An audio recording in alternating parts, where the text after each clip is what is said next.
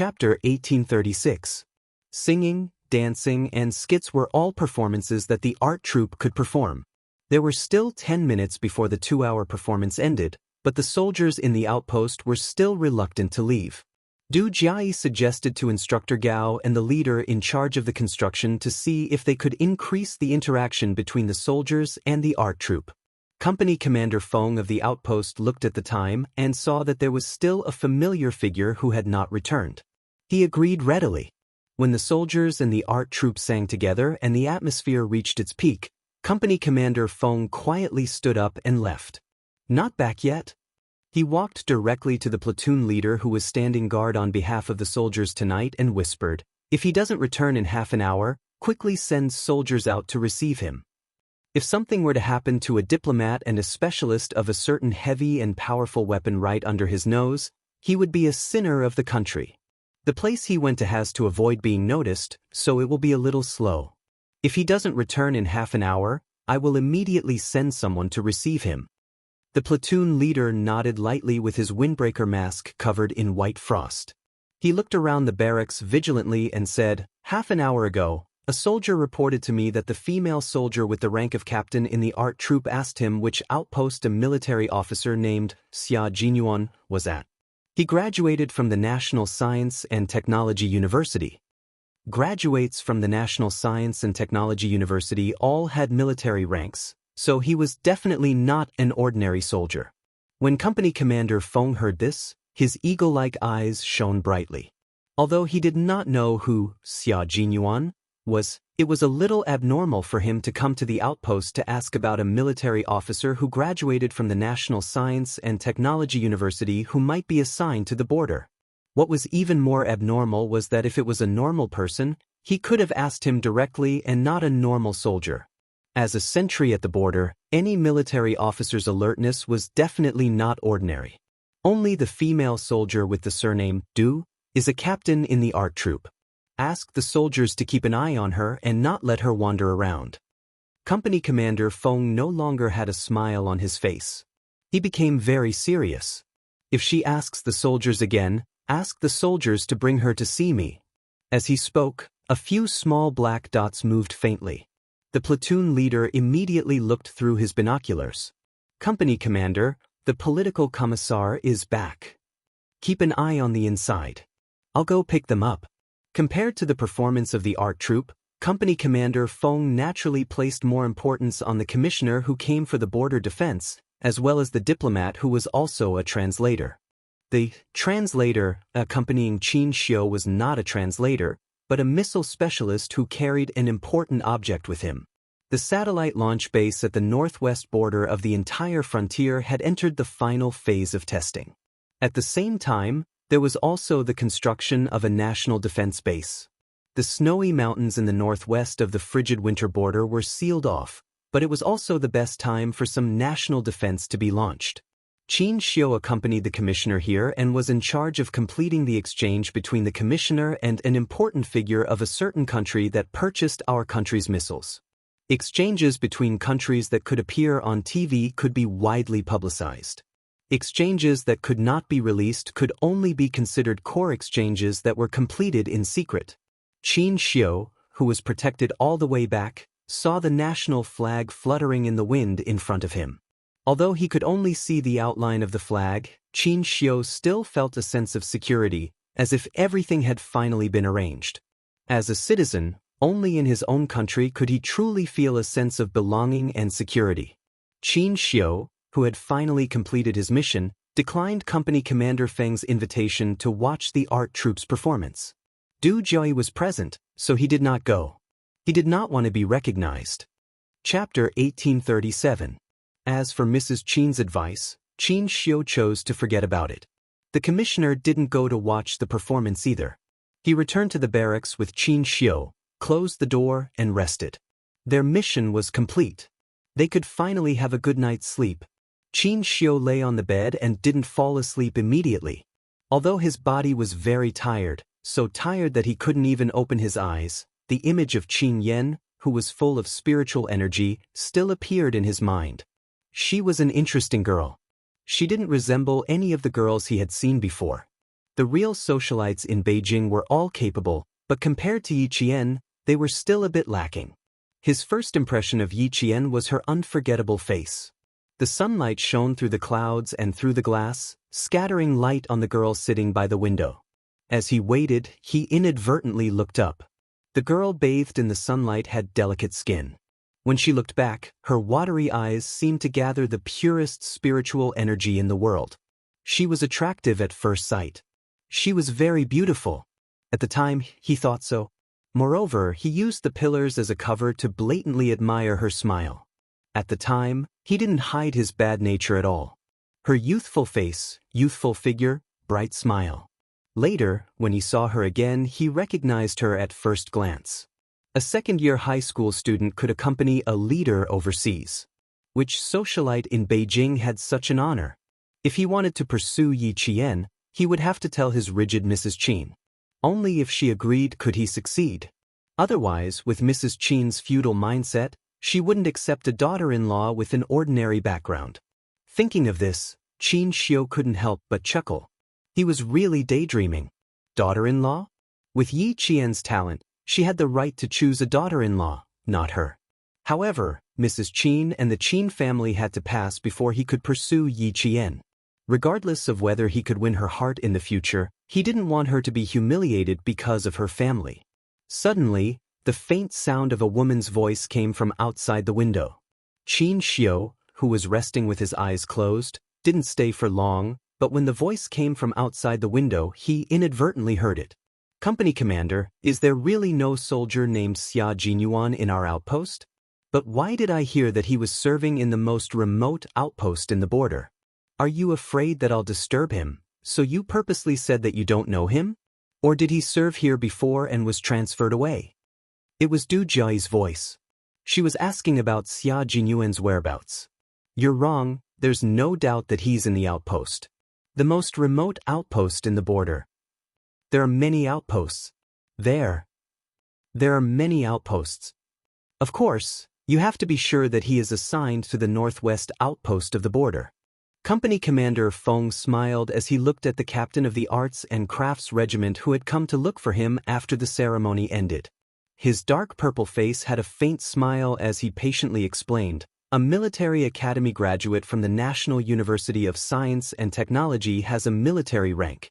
If he was really assigned to our outpost as the company commander, how could I not know? Captain Du, I can tell you with certainty that there hasn't been a single officer named Xia Jinyuan assigned to our outpost in the past few years." He was quite stubborn, insisting on getting the answer he wanted. But how was he supposed to answer when there was no one here? Chapter 1838. Du Jiayi finally believed that he wasn't lying to her. It seemed that he wasn't at this outpost, but at another outpost. She immediately put on a dignified smile and said, "I'm sorry, Captain. Xia Jinyuan and I are old friends. He never contacted his mother after he joined the military.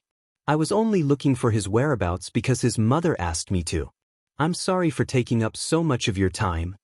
Company Commander Feng had already learned about the situation from Instructor Gao and knew that there was no problem with Du Jiayi's identity. He smiled brightly and said, "It's not a problem at all. It's a pity that I couldn't help you." Company Commander Feng had a good impression of the staff officer's daughter, who was polite and didn't put on airs at all. He was very willing to help her. "How about this, Captain Du? You write a letter, and I'll ask around at each outpost. If there's any news, I'll send a letter to Barracks 30 Li. What do you think?" When Qin Xiu heard Du Jiayi's overjoyed reply, his lips curled into a smile. That's for the best. She was so anxious to find Xia Jinyuan. It seemed that the daughter of the Du family liked Xia Jinyuan. The two families had a dead knot, and Xia Jinyuan was a strong-willed person. Du Jiayi would probably be frustrated. Of course, that wasn't his main concern. His main concern was that he could explain to Mrs. Qin that the daughter-in-law she liked already had someone in her heart. As her son, he wouldn't be the bad guy and ruin Du Jiayi's plans. With the Qin family's traditions, they didn't want rumors to spread about the daughter-in-law they liked. The first person to object wouldn't be Mrs. Qin, but the old master, who was enjoying his old age. The Qin family had always been strict. In the early years of the war, the Qin family went abroad to avoid trouble. After they returned, the old Master Qin restrained the younger generation of the family from doing anything rash in order to prevent them from ruining the foundation of the Qin family. When it came to the grandchildren's generation, the Qin family was considered stable. However, the old Master Qin couldn't help but feel a little angry when it came to history. Therefore, even if the Qin family returned to its prosperous state before the war, the family's traditions were still strict. The slightest deviation would anger the old Master Qin. If one of the grandchildren married a woman who had a bad reputation before she got married, the old Master Qin would remove his name to correct the family's traditions. The conversation outside gradually quieted down. Xianxia heard Du Jie ask, "How are reporter Qin and his colleagues?" Only then did he know that Company Commander Feng and the others' excuse. He didn't know if he would tell Du Jie the truth or not. As a company commander of the outpost, he couldn't possibly make such a big mistake. The sound of footsteps and conversation gradually faded away until the surroundings were quiet again. Xianxia, who was lying flat on the bed, closed his eyes again. There was a smile at the corner of his mouth. He had probably solved another worry, so he fell asleep after a while. The charcoal stove emitted a certain aura. Smelling the unpleasant smell, Xianxia slept until dawn. The next day, Xianxia began to do what he was supposed to do as a reporter. He interviewed the company commander, platoon leader, and comrades. Then he followed the company commander up to the high-altitude outpost. It took Xianxia 2 days to finish.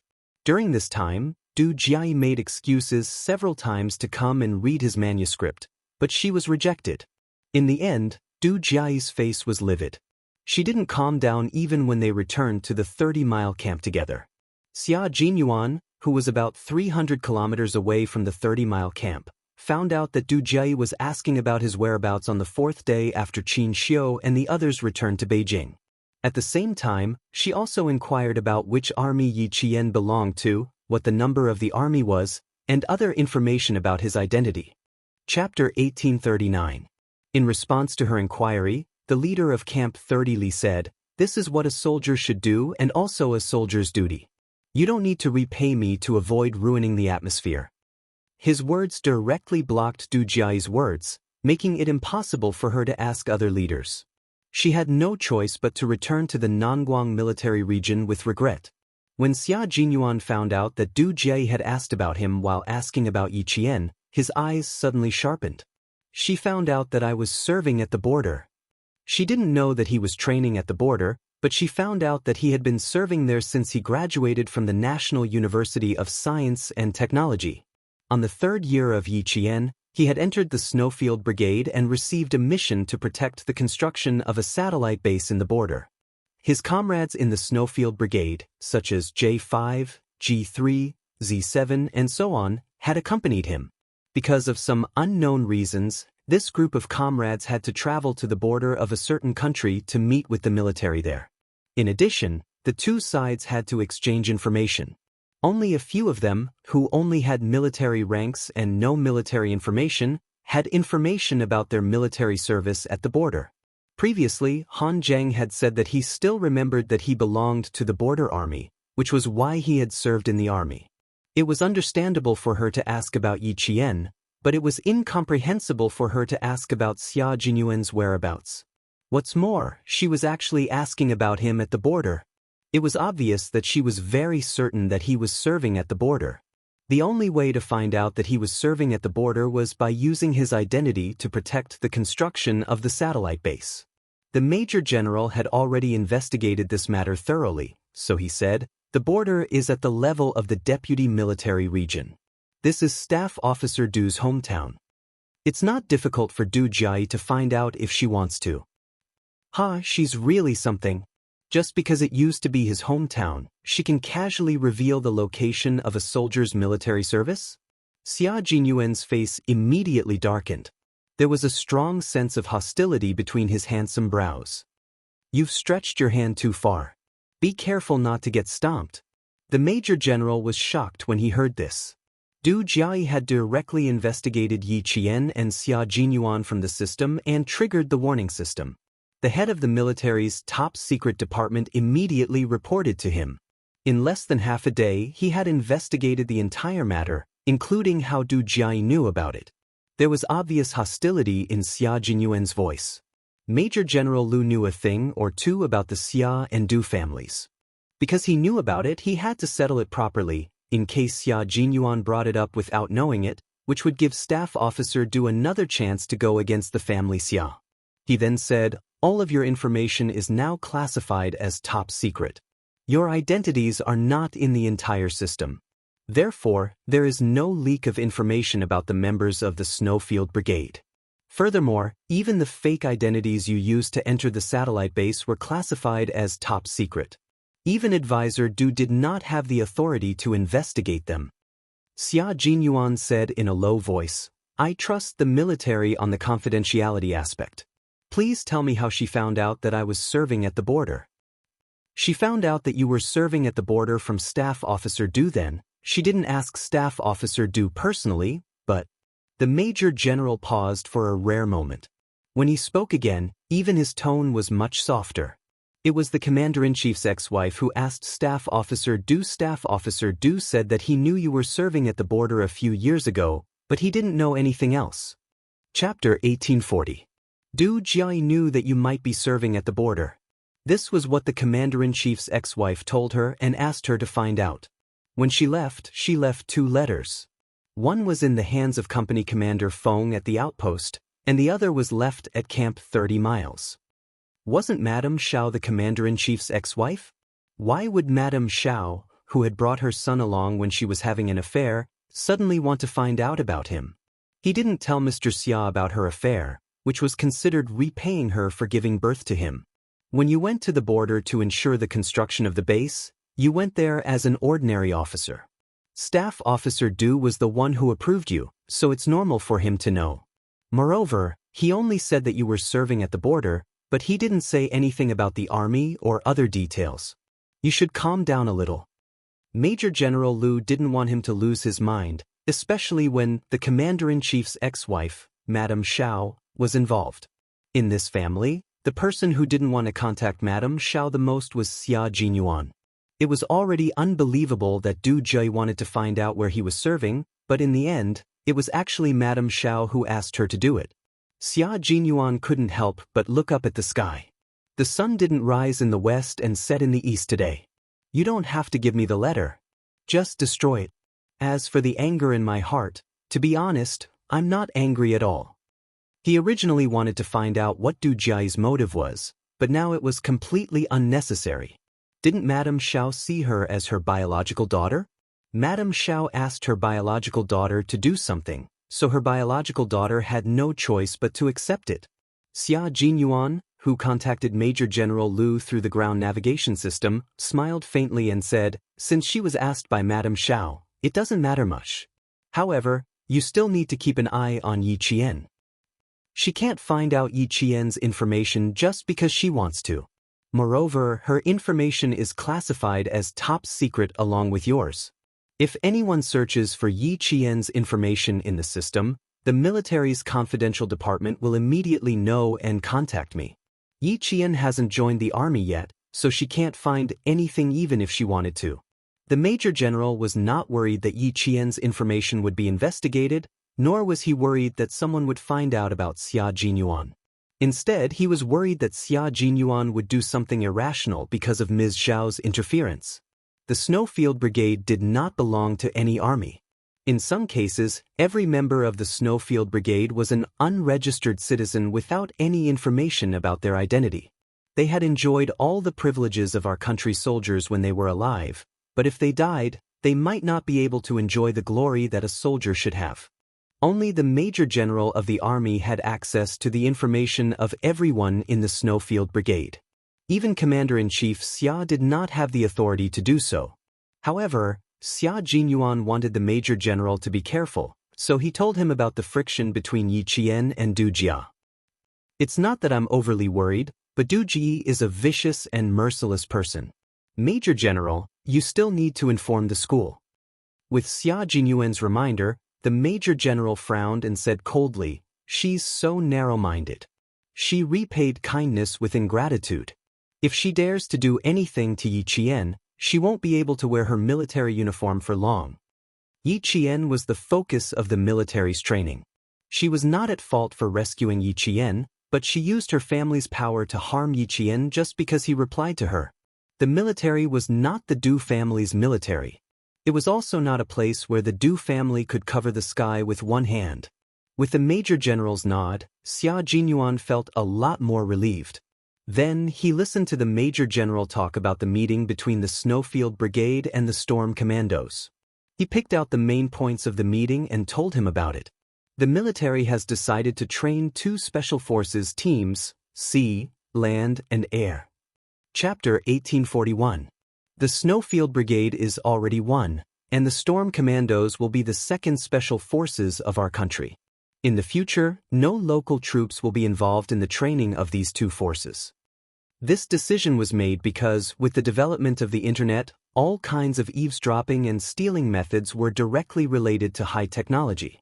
In addition, China's self-developed high-tech weapons were unveiled during the Great Celebration, and all the developed countries had already turned their attention to them. Since the Great Celebration until now, the various countries had already caught countless spies who had tried to get close to the troops and bribe military personnel. The Snowfield Brigade was not only the top special forces of our country, but also the most mysterious special forces of our country. In the future, as the country's military strength increased, this mysterious special forces would receive more and more difficult missions. Therefore, the Snowfield Brigade would also usher in a brand new reform. We will discuss the reform proposal you proposed 3 years ago again in the meeting. We agree that the Snowfield Brigade will be divided into 2 teams, and we will use Chinese and English as a substitute for each other. We agree that each team will have 2 combat commanders, but you still have to be the overall commander. Regarding the reform of the Snowfield Brigade, Xia Jinyuan had already mentioned it to the military in the form of a document 3 years ago. However, because the changes were too big, the military did not make any moves. After the Great Celebration, the spies in the country suddenly became rampant, and there were even a few cases of intelligence leaks. The military immediately attached importance to the reform plan proposed by Q King. One of the reports mentioned that in the future, the stolen intelligence would mainly be high technology. The Snowfield Brigade would have to cut off cooperation with the local troops, which was a big disadvantage. They would have to exist in an absolutely confidential form and become a true independent force, a true secret special forces. Whenever the Snowfield Brigade arranged for training in the country, if they needed the cooperation of the local troops, the military would directly give the order to the person in charge of the local troops. They would not mention the number or the name of the person, but would only report the number to the person in charge of the local troops. No one would know what kind of troop had trained here before, and no one would know what kind of troop they had cooperated with before. It was like a ghost troop that suddenly appeared and suddenly disappeared. Just like the training this time, there was still the cooperation of the local troops, which was precisely what Xia Jinyuan could not accept the most. In the end, he ran into Yi Qian's junior high school classmate. Even though he wasn't sure if that boy was Yi Qian, it still made him suspicious. After the confrontation, he immediately reported it to the military. With this incident, coupled with the increasingly rampant illegal activities, the military finally agreed to Xia Jinyuan's reform policy. 3 years ago, Xia Jinyuan had already seen it. 3 years later, he had even focused on analyzing the reserves of special forces in various developed countries. He had also clearly pointed out that there were too few special forces in China for try-to-rain combat and that they had to be nurtured. The Storm Commando team was originally an amphibious frogman assault team, but because of Xia Jinyuan's document, they directly became a reserve amphibious assault team, and all their training programs would be improved. Li Jinyan was a little stunned when he learned that they had become a reserve amphibious assault team. He immediately asked the Navy commander, "Why did you suddenly make such a decision? There was no news at all before this." He didn't receive any news at all. When it was first established, it was positioned as an amphibious unit. How did it become a reserve, try-to-rain unit without him knowing anything? It made him feel that it was too rushed. Chapter 1842. He also didn't know how the Storm Commandos he led had suddenly become a preparatory, Triamphibious Special Forces. Indeed, Demon King Li was a major who could withstand the storm and the test of surprises. He didn't panic or be surprised. He only asked calmly. Naturally, he had to ask clearly. It was impossible for him to lead his men into a Triamphibious Special Forces in a daze. Not only was this irresponsible to himself, but it was also irresponsible to all his team members. It can't be considered sudden. The military already had a plan 3 years ago. The meeting ended at around 2 o'clock in the morning last night. The Navy commander had been waiting for Li Jinyan to call to report on the progress of the training. He was very happy in his heart, and his tone was rather calm. He didn't show it. I didn't expect to choose the Storm Commandos led by you in the end. After all, our team hasn't even been established for 2 years. The military decided to put another Triamphibious team on the agenda after the celebration. They chose from several special forces in various military regions, and in the end, they chose the Storm Commandos led by you. Jinyan, your ability is obvious to all. Although I'm surprised, I also think that this is the responsibility you should bear. You have to shoulder this responsibility that has been given to you. I'll hand the Storm Commandos over to you. I hope that you can achieve something. Chase after your goal, and one day, you will truly surpass that SEAL team in the West. As a member of the Navy, Li Jinyan had set the Western SEAL team as his goal from the very beginning. He had led all his team members to train day and night. In less than a year, he had submitted an outstanding result to the Navy and the military. The SEAL team was the top triamphibious force in a certain Western country. If the Storm Commandos could surpass it one day, it would definitely be something that would shock the entire world. However, Li Jinyan knew how big it was to achieve this goal. However, no matter how big it was, he would not give up. If he couldn't do it, he believed that the captain of the Storm Commandos could do it. As long as he didn't give up, hope would always exist. After listening quietly, Li Jinyan's eyes darkened. When he looked at the blue sky, he was even more determined. He said calmly, "Okay." Only the word "good" meant that he already knew, and that he would definitely shoulder the responsibility given to him by the country. No excuses, no concessions, no hesitation, and no timidity. As a Marine, Li Jinyan knew his mission and responsibilities. He was a soldier.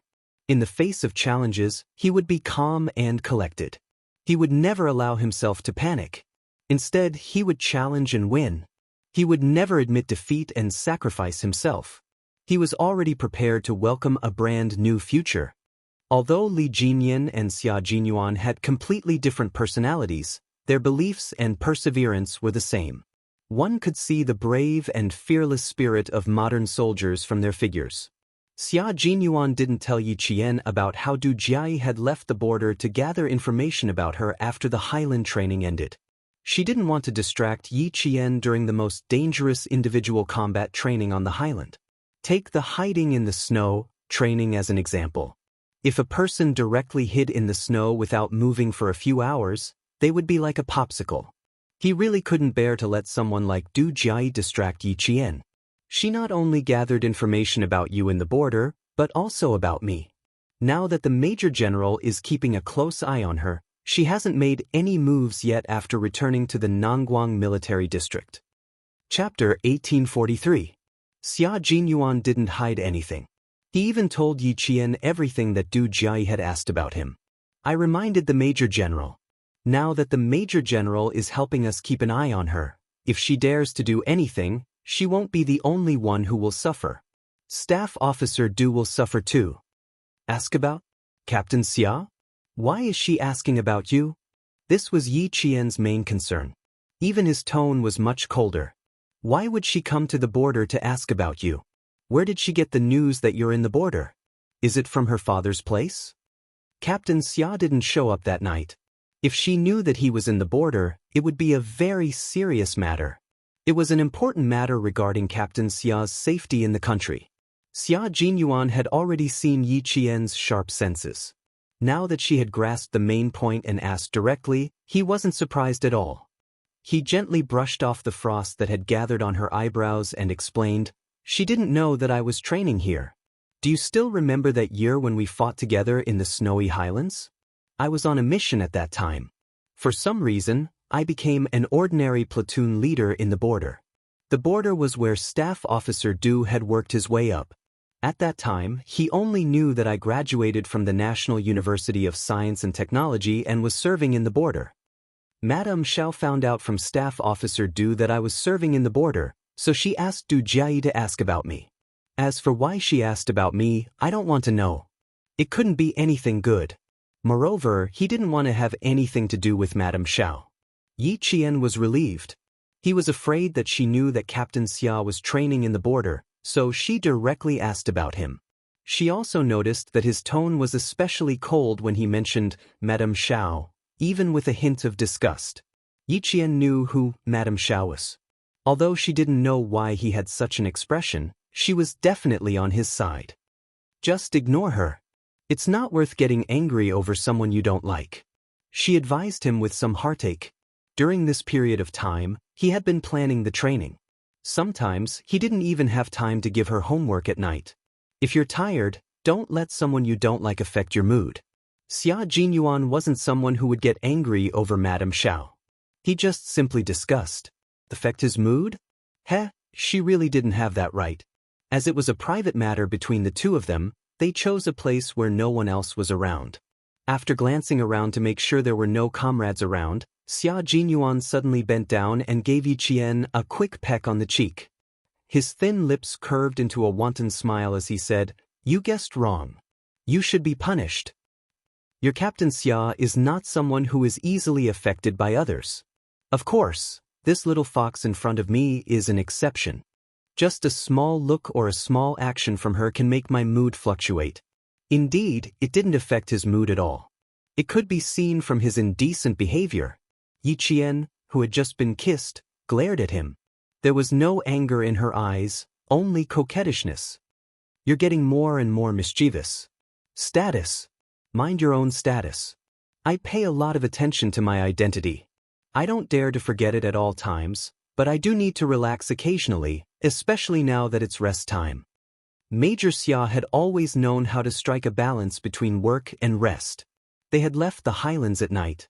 Now, it was equivalent to taking half a day off to wait for the helicopter from the aviation team to arrive. He could take advantage of the rest time to have some sweetness. It could help him sweep away the stress of the past half a month. The two of them didn't leave alone for too long. Just as Yi Qian said, they still had to pay attention to their status. In addition, Li Jinyan came looking for them, so Yi Qian left first and seized the time to revise her homework. Returning to school would be the midterm exams, so she had to hurry. Chapter 1844. It was bitterly cold in the northwest of Xinjiang, but the sun was shining brightly in Nangguang. The lowest temperature today was only 8 degrees Celsius. Compared to the dozens of degrees below zero in Xinjiang, Nangguang was as warm as spring. Yi Zhifan, who was in a suit for the first time, was in a sharp contrast with the soldiers in dark green uniforms.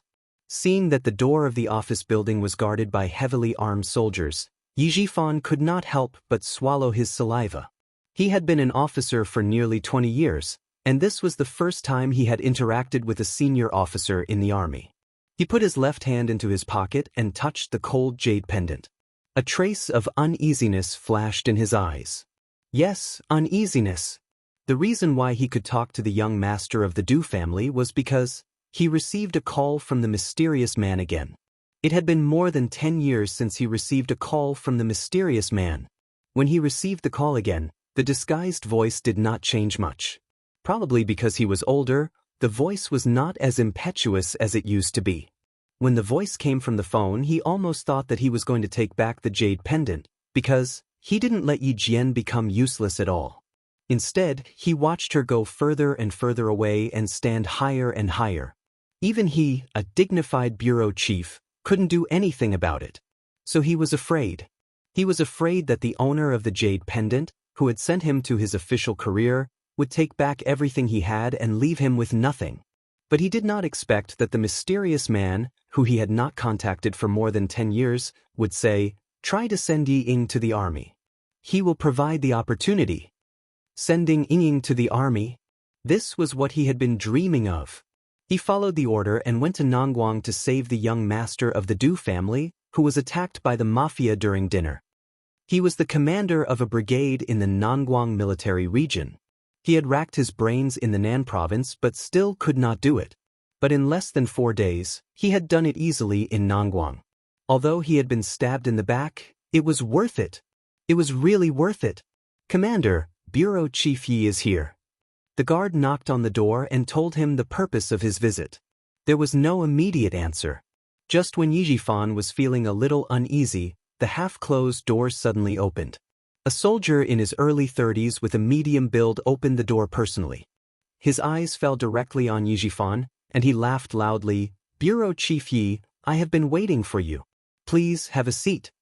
This was Chief of Staff Du's eldest son, Du Kaiwei, 33 years old. He was the commander of a brigade in Nangguang military region. His enthusiasm suddenly made Yi Jifan's heart, but when he saw Commander Du's smile. "Director Yi, you should have time to have a meal with me after we're done with work." Calm. Of course. And Director Yi had blocked the knife for him.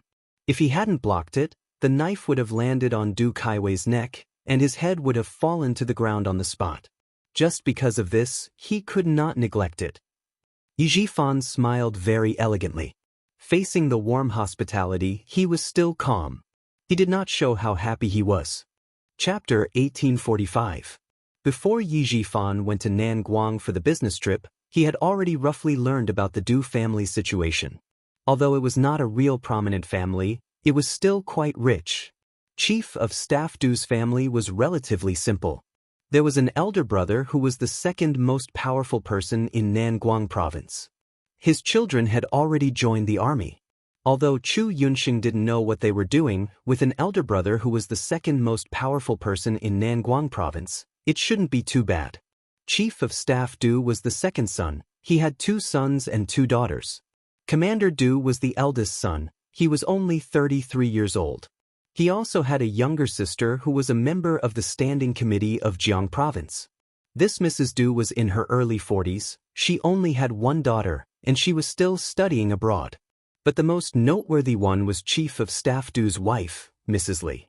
It could be said that the reason why the Du family could become what it was today was largely because of Mrs. Li.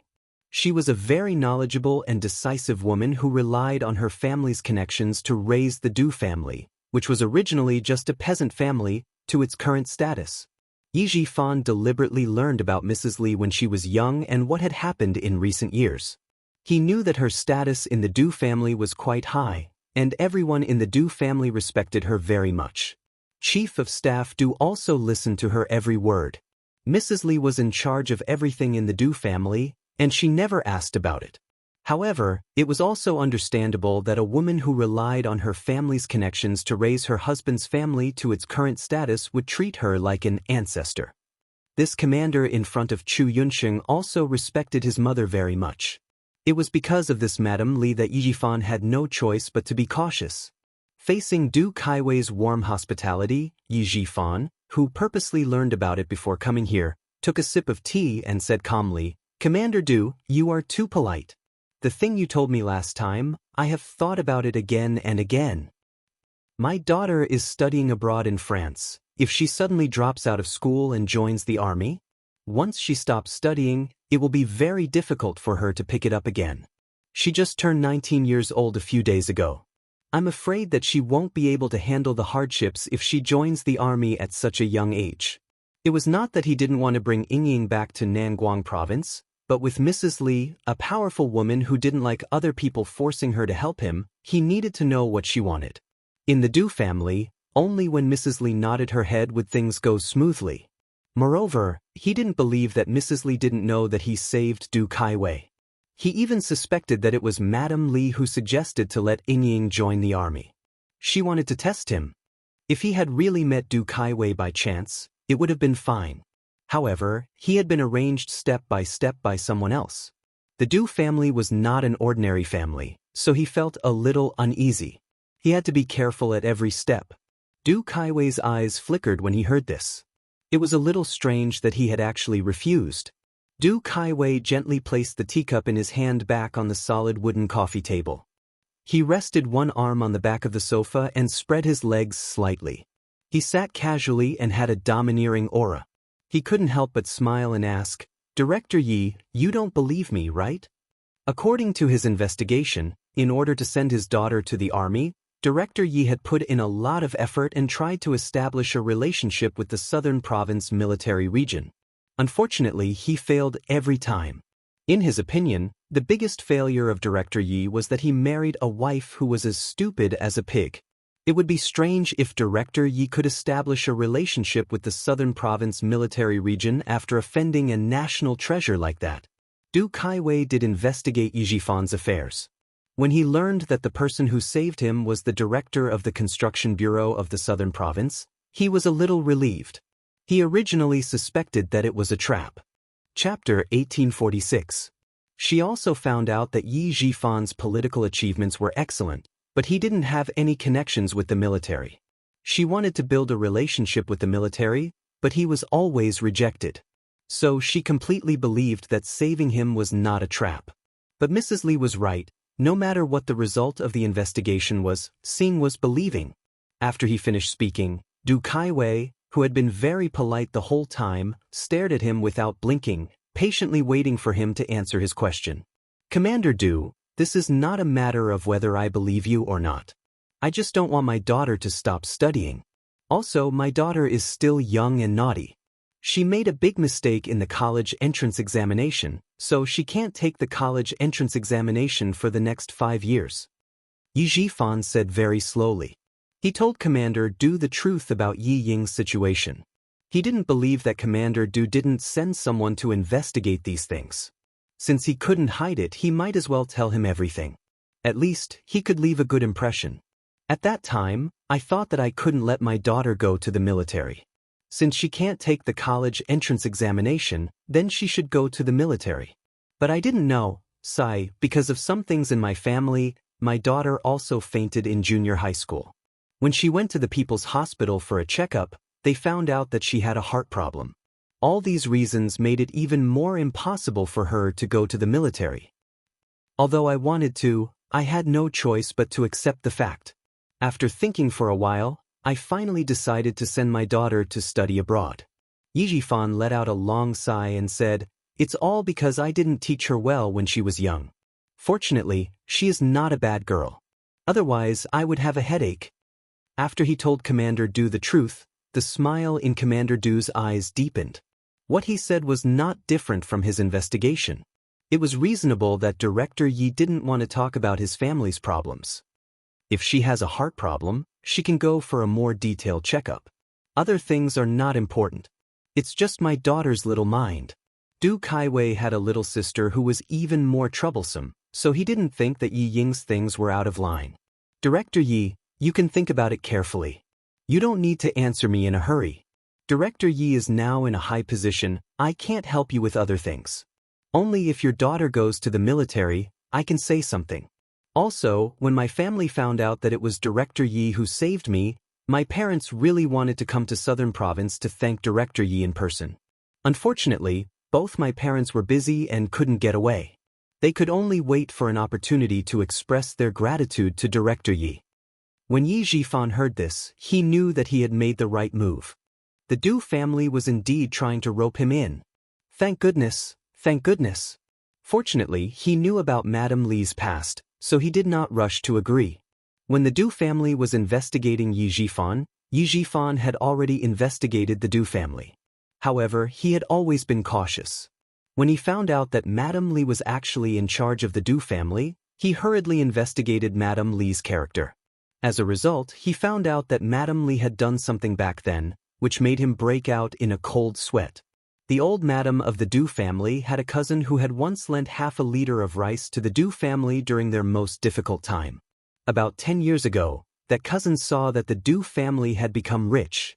He had not visited the Du family for a long time, so he took this opportunity to visit the Du family. He wanted to help his grandson, who had not been admitted to a good university, get in through the back door. Mrs. Li immediately agreed and sent her grandson to university. As a result, he was directly assigned to the most remote place after graduation. Chapter 1847. The cousin tried to get in through the back door again, but was rejected by Madame Li. She said, "I've already repaid the debt of half a liter of rice." "Cousin, are you trying to force me to repay your debt?" "I'm sorry, but I won't fall for that." It wasn't easy to investigate this incident, and it came from Staff Officer Du's hometown. If he didn't know, he would have brought his daughter's information to them. Taking things slowly was Yi Jifan's rule as an officer. He was never aggressive and never took risks. With someone supporting him from behind, he just needed to walk steadily. He knew that as long as he didn't make any mistakes, he would have a meteoric rise. Therefore, Yi Jifan was so cautious that he wouldn't take action immediately. No matter how much he wanted to send Yi Ying to the army, he would stay calm. Because of his cautiousness, he avoided the minefield again and didn't let the Du family notice anything suspicious. With Du Kaiwei's words, Yi Jifan left Nanguang with a smile on his face. So what if Chen Dongfeng was capable? So what if Uncle Zhen was respected by so many soldiers when he was alive? He didn't care about Commander Lu and Political Commissar Yen. With the Du family's position in the army, he wouldn't give up on what he wanted for his daughter. Yi Jifan didn't mention to Sun Dongqing that he had a relationship with the Du family. Before the matter was settled, it was enough for him to keep it to himself.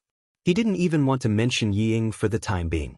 Xia Jinyuan only found out that Yi Jifan had a relationship with the Du family at around 3:00 in the afternoon after the training in the mountains ended.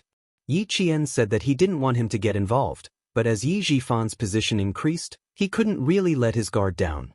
Since he wasn't in Nanguang, he naturally had to ask someone to keep an eye on him. If there were any big movements, he would know immediately. The person on the phone with him was none other than Xia Yiwei. The person who asked him to keep an eye on Yi Jifan was naturally her, the secretary of the southern province. About 40 days ago, Yi Jifan saved the life of Du Kaiwei, who had been at odds with his elder brother since he was young. He returned to Nanguang, and about half a month ago, he made another trip to Nanguang. His accompanying secretary inadvertently mentioned that Director Yi had gone to the Nanguang military district, so I guessed that he did indeed have dealings with the Du family. Yi Jifan actually saved Du Kaiwei's life? Xia Jinyuan furrowed his brows. How could things be so coincidental? Little Fox had just started a feud with Du Ji when Yi Jifan had already made friends with the Du family. Have you investigated who wants Du Kaiwei's life? Yes, Du Kaiwei led soldiers to cooperate with the relevant police to clear out a drug manufacturing village in Nanguang. When he showed up, he was seen by someone. The villagers cooperated to pay for his life. Xia Yiwei explained very clearly and also investigated very clearly. The person who helped her investigate was none other than Ho Zi, who was still showering in the bathroom. Sundays in the depths of winter were suitable for lying lazily in bed. Xia Yiwei rested her head on a soft, white pillow and looked at the falling snow outside the window. Her voice was charming but sharp as she said, "This time, it's really all connected. Our family Xia and the Du family have always been at odds. Who knew that my sister-in-law would come into conflict with Du Jie in advance, and in the end?" Xia Yiwei described the network of relationships one by one. It was really complicated. In one sentence, she concluded, "It's really fate that my sister-in-law and our family Xia are fated. I'm also fated to be with your family Xia." A familiar male voice suddenly came through the phone. Xia Jinyuan did not even frown and said, "Help me ask Brother Z about the progress in France." Chapter 1848. The other side of the phone suddenly went silent, as if someone had covered it. After dozens of seconds of silence, Ho Zi, who had eaten her fill, lazily opened her mouth and said, "I can't delay the matter you asked me to do. Don't worry, everything is fine." Ho Zi, whose shoulder was pressed against the phone, stuffed Xia Yiwei, who was trying to snatch the phone back, into the blanket and said coldly, "Both of them have the surname Yi, but your Xiao Yi is much more interesting. She's like that woman in France who pretends to be aloof and flaunts her relationship with Yi Ying. I just need to move my hands and she'll take the bait. She'll be busy now." Xia Jinyuan did not ask about the process, nor did he ask how Ho Zi was going to deal with it. When he found out that Yi Ying was studying in France, he immediately contacted Ho Zi. Originally, he wanted to ask for his help to destroy Ying in France, but when he remembered that Hou Zi had blown up the underground gun warehouse in his villa in Mount Dalong, Xia Jinyuan changed his mind and asked Hou Zi to help lead Ying to the bad path. Xia Jinyuan knew that Hou Zi must have countless ways to lead Ying to the bad path. As long as Ying took the bait, she would suffer. France was Hou Zi's second hometown, and he knew a few people from all walks of life. Hou Zi, who had always done things appropriately, knew what to do and what not to do. Thank you, Brother Zi. I'll treat you to a drink when I go to Nan Province. You're welcome. I've been quitting drinking and smoking recently. Your sister has cut off all forms of entertainment that are harmful to the liver and lungs. If you want to treat me to a drink, I don't mind, but your sister does. Hou Zi used the blanket to wrap Xia Yiwei, who was struggling to get out of the blanket. His flirtatious peach blossom eyes smiled as he looked at his beloved woman who was blushing. He held the phone in one hand and the blanket in the other to prevent her from jumping up and making a fuss. He had been an underground lover for most of his life. It was time for him to become an official lover. Xia Yiwei's face was sullen, and her eyes were filled with anger. Hou Zi, if you don't let go, I'll make you pack up and leave right now. Let go of me, do you hear me? Xia Jinyuan heard her words clearly. The two of them had been entangled with each other for so many years and had gone through so many times, but they had never really cut off all ties. It was impossible for the two of them to break up.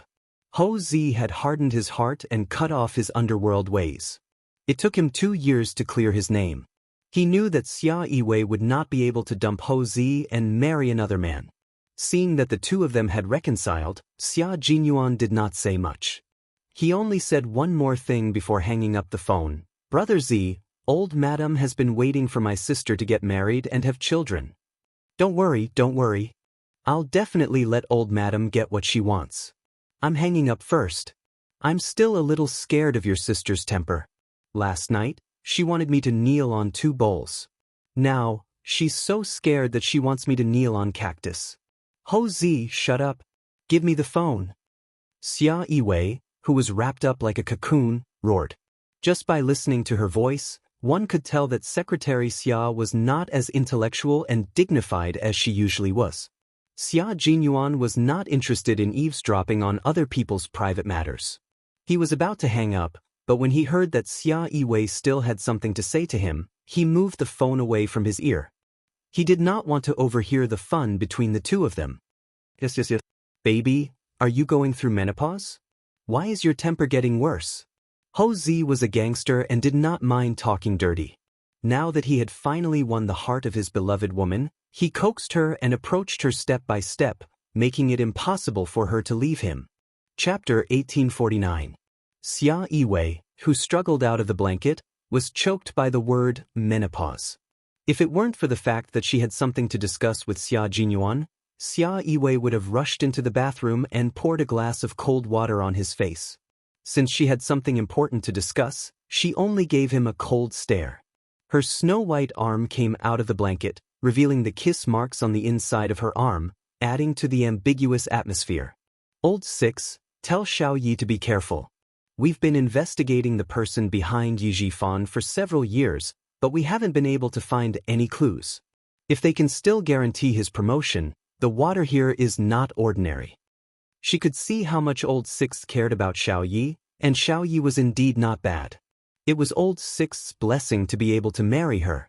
She only hoped that the two of them could be safe and sound and not have any twists and turns. I tried to ask the governor, but I didn't get anything. Yi Zhifan's resume was clean, and his political achievements were excellent. It could be said that he could achieve some political achievements no matter what position he was in. It was as if he was born to be an official. The more he was like this, the more suspicious it was. Xia Yiwei treated Yi Qian as her family. Otherwise, she would have completely ignored him. After several years, she still couldn't find any information. It was clear that the person behind Yi Zhifan was extraordinarily powerful. Xia Jinyuan had always known that the person behind Yi Zhifan was extraordinarily powerful. Otherwise, with Yi Zhifan's seemingly good political achievements that didn't bring any benefits to the people, it was impossible for him to be promoted so quickly. Now that he had connections with the Du family, it gave family Xia a chance. Hearing this, she said calmly, "Continue to help me keep an eye on him. If you can't find any loopholes in him, his daughter will become his loophole." With Ho Zi's methods, Yi Jifan's daughter must be living a prosperous life in France. As if thinking of something, his eyes darkened and he said, "Sister, ask his secretary to find an opportunity to ask if he still has the intention of sending his daughter to the military. If there was, then Du Kaiwei would definitely arrange for Yi Ying, who had heart problems, to enter the army. Her reputation in the country was ruined, and she had a bad record abroad. Regiment Commander Du, if you really want to repay that stab, then please arrange for Director Ye's daughter to join the army." Xia Yiwei was the secretary of the leader of the southern province. It was much more convenient for her to keep an eye on Yi Jifan. Moreover, Yi Jifan's secretary was friends with Xia Yiwei. It was not suspicious for her to ask some non-work-related questions. Tell Sixth Brother that he doesn't need to worry about France. Just focus on his own things. I'm not capable of handling the matters in the army, but I can still contribute to the matters outside. Ho Zi, who was about to get dressed, leaned over and kissed Xia Yiwei on the cheek, leaving the two siblings alone. He had to go downstairs to prepare lunch for his wife. If he didn't prepare lunch now, dinner would be ready. Xia Jinyuan didn't talk for a long time. He had just finished the training, so he was actually a bit tired. When he took out his phone and saw Xia Yiwei had sent him a few text messages, "Call me back as soon as you see me." In front of him, Yi Qian was still standing quietly in the same place. There was a smile in his dark eyes. He slightly moved his ankle that he sprained last night, and then strode straight towards Yi Qian. Everyone was wearing a jungle combat uniform. The paint on their faces was smeared with sweat, making them look even more unrecognizable. There were still a few comrades who hadn't come back yet. While waiting, they didn't forget to exchange their training experience and tactics with each other. Diving for a long time requires you to finish it in one go. You can't stop at will in case of insufficient oxygen. However, for a long-distance march in the mountains, we must strike a balance between work and rest. When we need to run, we must increase our speed. When we need to rest, we must stop. Only then can we maintain our stamina and keep our body excited. J5 was talking to a few members of the Storm Commandos. Yi Jian stood beside and listened carefully. Chapter 1850. Every member of the Snowfield Brigade was very outstanding. Their tactical experience and training were accumulated over a long period of time. After more than 40 days of joint training, Yi Qian was amazed by the abilities of each of them. The T6 soldiers had delicate baby faces, but once they held a sniper rifle, they could directly complete an accurate sniper shot with a golden hook hanging upside down from a tree. The Long Hawks and Sparrowhawks were the scouts of the team. As long as the prey was targeted by them, it would be impossible for them to escape from their sight. Moreover, they could complete the reconnaissance in the shortest time possible. Yi Qian always felt that she was full of energy from head to toe when she trained and fought with them, because they were all role models for her to learn from on her way to the military. Fighting with a group of role models, she would never relax or think about slacking off. She would always be spurred on. The Navy's main mission is anti-reconnaissance, anti-landing, beach raiding, and so on. The military skills and abilities you all have are incomparable to other branches of the military. Previously, you focused on naval combat, so you were limited.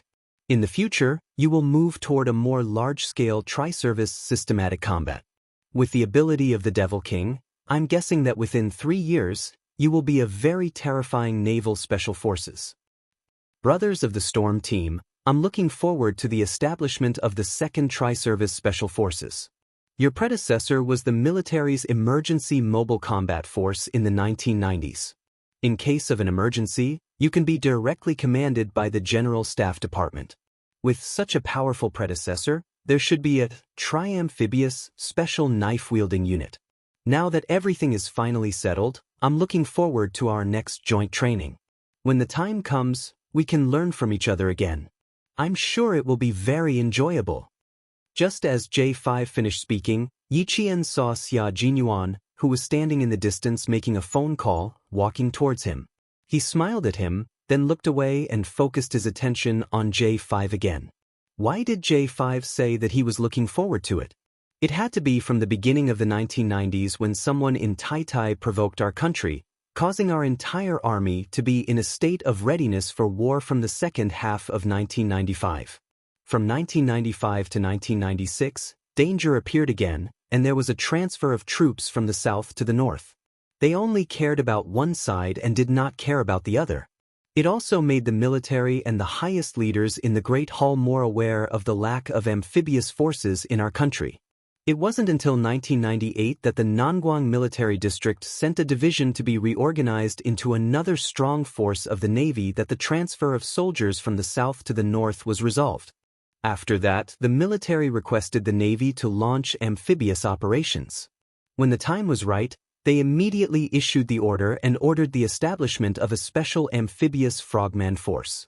They were now known as the Amphibious Frogman Combat Unit. It had been less than 2 years since it was established the year before last, and now it was changed to amphibious. Such a big reform would make any soldier who knew about it happy. What did this mean? This shows that the growth of our country's national strength and military strength, as well as the conditions for war reserves, are maturing day by day. As a Special Forces soldier who guarded every inch of the country's land, how could he not be excited? Only when the country is strong can the people be strong. Only when the country is strong can the people be at peace.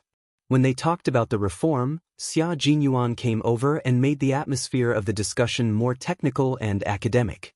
Wearing the jungle combat uniform, they were very clear that our country's current national defense technology and military equipment construction had entered a stage of rapid development. They needed to move forward with the times, and they could not be complacent and end up as useless chess pieces and retire with regret. When the devil came, the discussion reached an unprecedented level of excitement. Yiqian, who was still a military school student, had his eyes shining, and his little face was faintly red with excitement. Chapter 1851. There will be big moves next. We are the Navy of South Island. Facing the complicated geographical environment of the sea in South Island, all navies must have amphibious capabilities. So the next move is to have the Navy engage in a full-scale amphibious operation to meet the current needs and future needs. This was Li Jinyan's speech. After hearing it, Yiqian gave him and Xia Jinyuan many thumbs up in her heart. Although she didn't care about military affairs in her previous life, she had seen on TV that our army had held several large-scale exercises at sea in the next 10 years, which was the full-scale amphibious operation that Li Jinyan was talking about now. The future hadn't come yet, but they had already realized and prepared for it. Yiqian could already hear the ups and downs of her excitement. The blood in her body flowed faster, and she was so excited that small beads of sweat appeared on the tip of her nose. How lucky she was to be able to fight side by side with them. When we move from mechanization to digitalization, there will definitely be a full-scale 3-army drill. Those who sail on the sea, fly in the sky, and run on the ground will all gather. Brothers, when we meet again at that time, how delightful it will be. How delightful, how delightful. As a female soldier, Yiqian was even more ambitious when she heard this, and she couldn't calm down for a long time. Life was like a white steed passing through a crack, and in the blink of an eye, she disappeared between heaven and earth. In her previous life, she died an ordinary and cowardly death, so in this life, she must not waste her time. She must live a vigorous life. Those insidious villains were nothing. They spent their lives calculating, but they didn't know that they miscalculated their own lives. Whether it was Yi Ying or Du Jie, their world didn't have magnificent scenery, only darkness like a trench. Yiqian's world was vast and boundless, and the army was her life stage. She would dance the most beautiful dance and live the most brilliant life. Come on, stack one. Stack one for the many times we will train and exercise together in the future. When the time comes, no one can be left out. In the depths of the dense forest, dozens of big hands were stacked. As there were too many people, some of the brothers stepped on another brother's knee and sat directly on his comrade's shoulder. To the Special Forces, this kind of stacking was a piece of cake. 22 Army Special Forces soldiers and 22 Navy Special Forces soldiers formed 2 teams. Their outstretched hands were stacked on top of one another. Because they were all wearing camouflage suits for jungle combat, there were also strips of lucky camouflage on the outside. From afar, they looked like two big trees with vines growing out of them. It was a spectacular sight. "Qing Miao, our bridge is yours. Let's go." The comrades sitting on the top floor shouted. Yi Qian, who was the last to reach the top, jumped and ran. The comrade on the second floor reached out and firmly grabbed her outstretched hand. With a lift, Yi Qian agilely climbed to the second floor, then quickly climbed to the third floor. She stood in the middle like a flagpole between the two teams. She stretched out her arms and placed her hands on top of the large hands of her comrades. 1, 2, 3, for our next meeting in the future, all the best. Come on, come on. All her comrades shouted together. Their voices weren't loud, but they were so uniform that it was as if one person was saying it. Although their voices were low, their momentum was great, like the low chime of a morning bell that reverberated in the depths of the valley. This was the friendship of a comrade, a friendship that went through life and death and entrusted their backs to each other. Although they didn't make a sound, it was as deep as the sea and as vast as the sky. Chapter 1852. The promise of not one less was their promise to each other as well as to themselves. However, they were special forces soldiers who walked on a knife's edge. Perhaps one day, they would fall off the knife and the cold gleam of the knife would pierce through their hearts. That would be in eternity. K7 chewed on this promise and committed it to memory. Looking at his comrades hugging each other and saying goodbye, he felt a slight warmth in his cold heart. Some people said that he was too cold and inhumane, and that it would be best for him to be reformed in the army. Perhaps he would be able to cover his face with his heart by going through life and death situations with the soldiers. He didn't say no, and a week later, someone sent him to the army. How many years had it been? It had been 8 years since he graduated from medical school when he was 19 years old, and now he was 27 years old. It had been so many years, but he had never thought of leaving the army. He had never thought of going home. The figure in front of him was so lively, so loyal, so why should he leave? This was his comrade who had gone through life and death with him. After folding his arms, K7 stood far away. Looking at his comrades hugging each other, there was a smile in his eyes. Then, there was a smile on his pale face. In the end, his lips, which were rarely curved, were raised high. He walked very quickly, as if he was chasing after something. When he walked in front of a member of the Storm Commandos, he suddenly reached out and hugged him tightly. "See you next time, brother." It was the most common farewell hug, but the Snowfield Brigade members who saw it looked as if they had discovered a new continent. They stared at K7, who had never hugged his comrades before. The one who was hugged was Whale. He didn't know about K7's personal situation and habits, so he hugged him back and said, Of course, of course." When he let go, the big smile on his face really blinded the eyes of his teammates in the Snowfield Brigade. His bad habit was gone? He could even hug his comrade? When did it get better? Why didn't they know? Yi Qian didn't know either, but he noticed that Xia Jinyuan and the others' expressions were a little strange, so he asked softly, "Why are you guys so shocked when K7 hugged Whale? Isn't that normal?" "It's not normal." K7, who graduated from medical school at the age of 19, never hugged anyone. It was the same in the army before, and it was the same in the Snowfield Brigade. He has a psychological trauma, so everything is normal except for hugging, Xia Jinyuan explained in a low voice with a smile. He took this step, which means that he has overcome his psychological trauma. Hearing that, Yi Qian thought about it carefully and realized that K7 had never hugged his comrades before. Then he saw him hug his comrades from Storm Commandos one by one. Yi Qian was very happy. Overcoming psychological trauma was not an easy task. "Qing Miao, I'm afraid it won't be easy for us to meet again after this farewell. You're a female soldier and the female soldier I admire the most." The great whale walked over. He couldn't give the female soldier a solid hug, so he just hugged her lightly before letting go. He looked at her with his bright eyes and smiled gently but reluctantly. "Our team is also your team. You are welcome to come and train with us often." The Demon King will also be very happy to have you here. Xia Jinyuan heard the first part of the sentence very well, but the last part made him raise his eyebrows. Why did it sound like there was another layer of meaning? Yi Qian answered seriously, "You guys still have a lot of skills that I haven't learned yet. As long as there are arrangements, I will definitely return to the team." "Ah, sure, we'll all be waiting for you." Whale's laughter became louder. Chapter 1853. At this moment, they were all looking forward to meeting each other again. They could train together again. The sea, the mountains, the highlands, the Gobi Desert. They had been through all these together. If there was a chance, they would do it again. Big Whale did not know about the relationship between Yi Qian and Xia Jinyuan. Now that the training was over, there were no rules between them. Seeing that she agreed readily, he raised his voice and shouted at Li Jinyan, "Captain, do you really like Yi Qian to come over?" His voice was loud and penetrating. With Big Whale as the center point, it spread in all directions. Basically, the members of both teams could hear him clearly.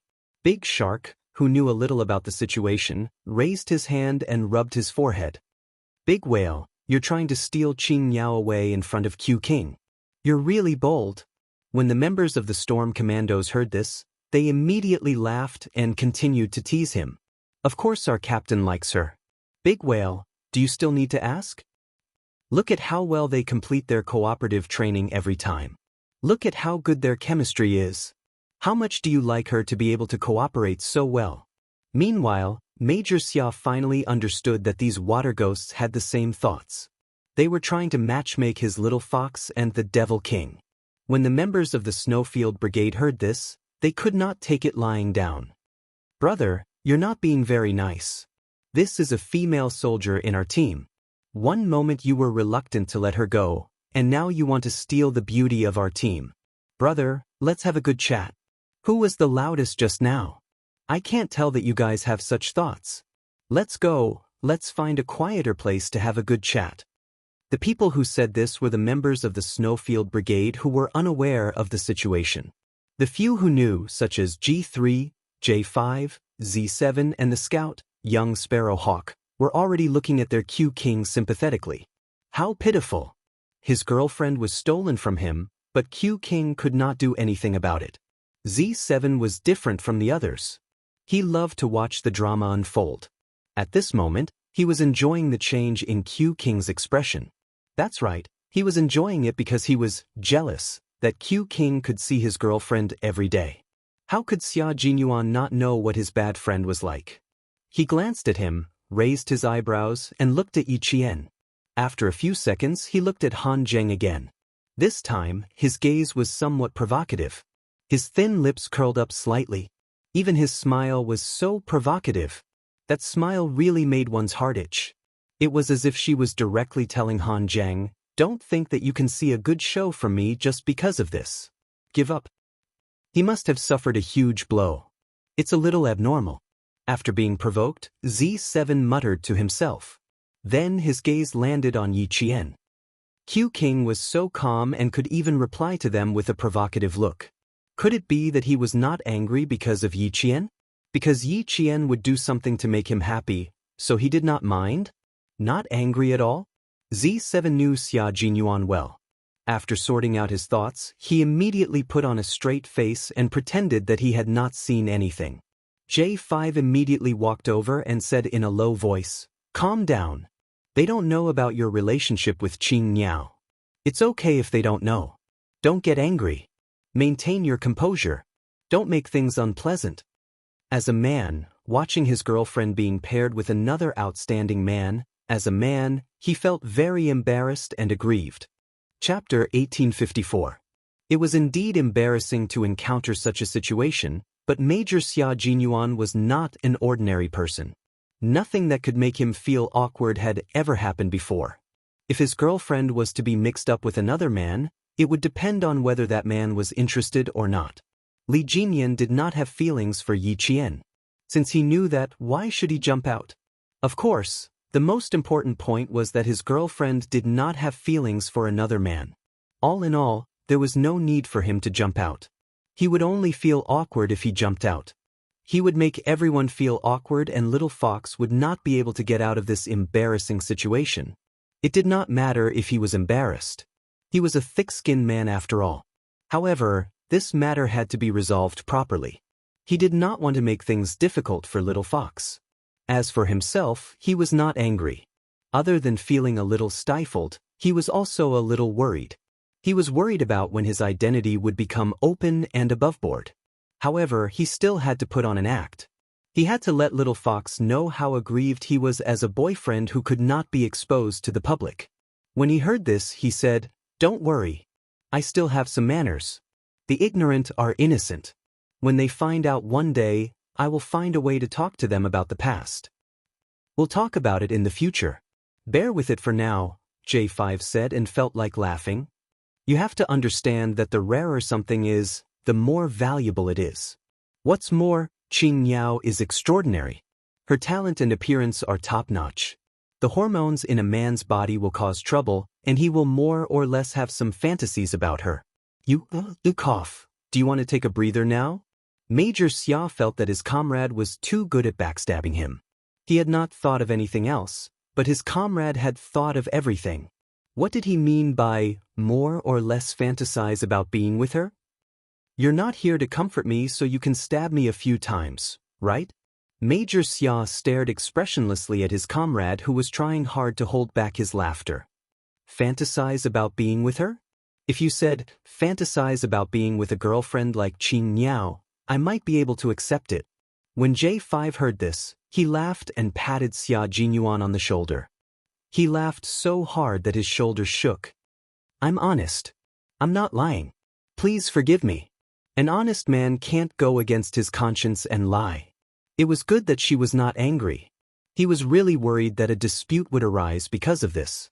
After laughing, J5 said seriously, but this also shows that as long as the two of you don't let the public know about your relationship, something like this will happen again. Q King, in my opinion, if you want to solve this problem, you should just ban the jokes between comrades. It doesn't matter to us guys. We're thick-skinned and flirty. She's a female soldier. If such jokes are made frequently, not only will it affect her mood, but it will also ruin her reputation. Yes, I'll make a statement after they leave. Xia Jinyuan, who had the same intention, nodded lightly.